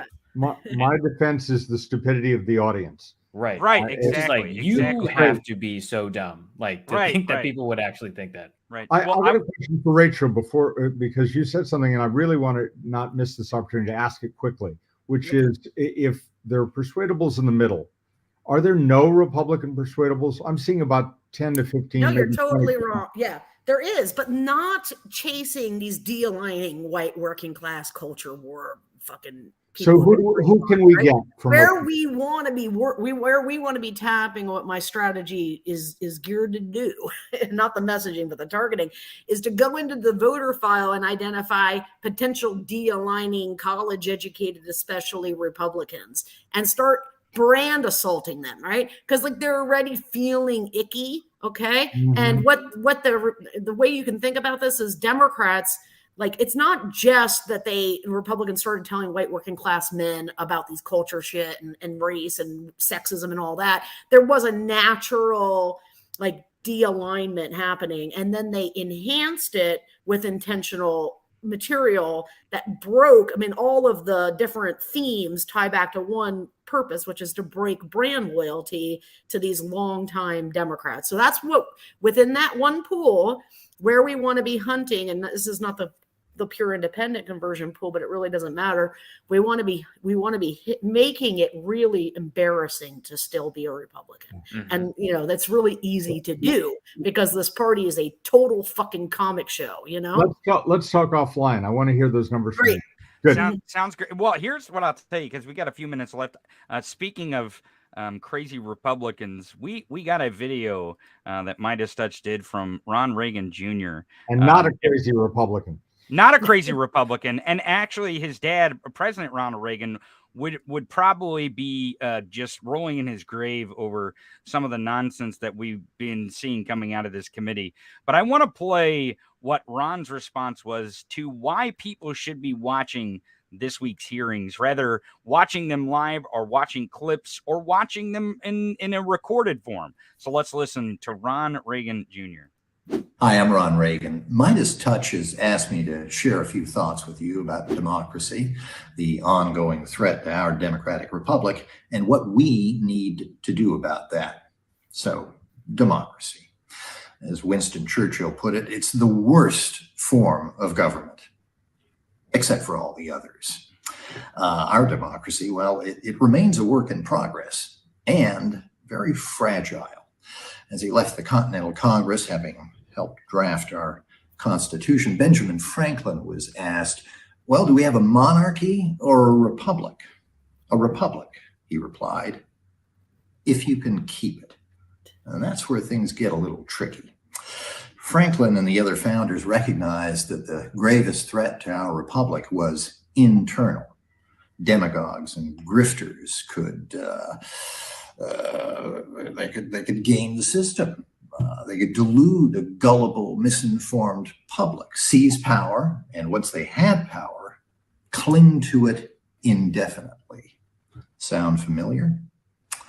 On January 6th, 2021, a mob of thuggish yabos smashed their way into our Capitol, assaulted police officers, and attempted to disrupt the certification of Joe Biden's electoral victory. For the first time in 220 years, there was no peaceful transfer of power. To a few of us here today, this is a solemn and most momentous occasion. And yet in the history of our nation, it is a commonplace occurrence. The orderly transfer of authority as called for in the Constitution routinely takes place as it has for almost 2 centuries, and few of us stop to think how unique we really are. And who was ultimately responsible for this ugliness? Who lit the fire under that mob? Why, the sitting president of the United States, Donald Trump. That's who. But he had lots of help. Only a handful of Republicans offered any meaningful rebuke. The rest of them, supine, spineless bunch, they quickly fell into line with the huckster-in-chief, trumpeting his big lie about a stolen election. There's a name for people like this. Traitors. Don't shy away from it. A traitor is simply someone who betrays. These grasping, gutless GOP goons like Jim Jordan and Mo Brooks and Kevin McCarthy, they've betrayed their oath to defend the Constitution. They betrayed their nation. They betrayed every notion of decency. And they betrayed you by consistently, constantly lying to you. And they think you're too dumb to notice. They need to be held accountable. And that's where the January 6th Commission comes in. Last Thursday, they began to lay out in clear, stark, compelling detail, not just what happened on January 6th, but the concerted, deliberate, months-long plot by Trump and his allies in Congress and the media to illegally subvert our democracy and overthrow our duly elected government. And this is where you come in. Your nation needs you to pay attention. Monday, Wednesday, and Thursday, the commission will continue presenting its findings. Tune in as much as you can. If you can't watch live, you can always watch the highlights on online or in replays. All the major network, cable and broadcast, are covering this. Well, all except one. Which is that one? It begins with an F. It's the Fascist Network. It's close, but not quite. Phony News. I'm getting warmer, but oh yeah, I remember. Fuck the news. Let's just do propaganda. You can tell if you've landed on Fuck the News. You'll see a guy named Tucker Carlson, and he's going to have a face like this. It's a little like he's struggling with the concept of conscience or just wondering where he hid his testicles. Don't worry, Tucker. Don't bother. You never had any to begin with. So that's the deal. It's simple.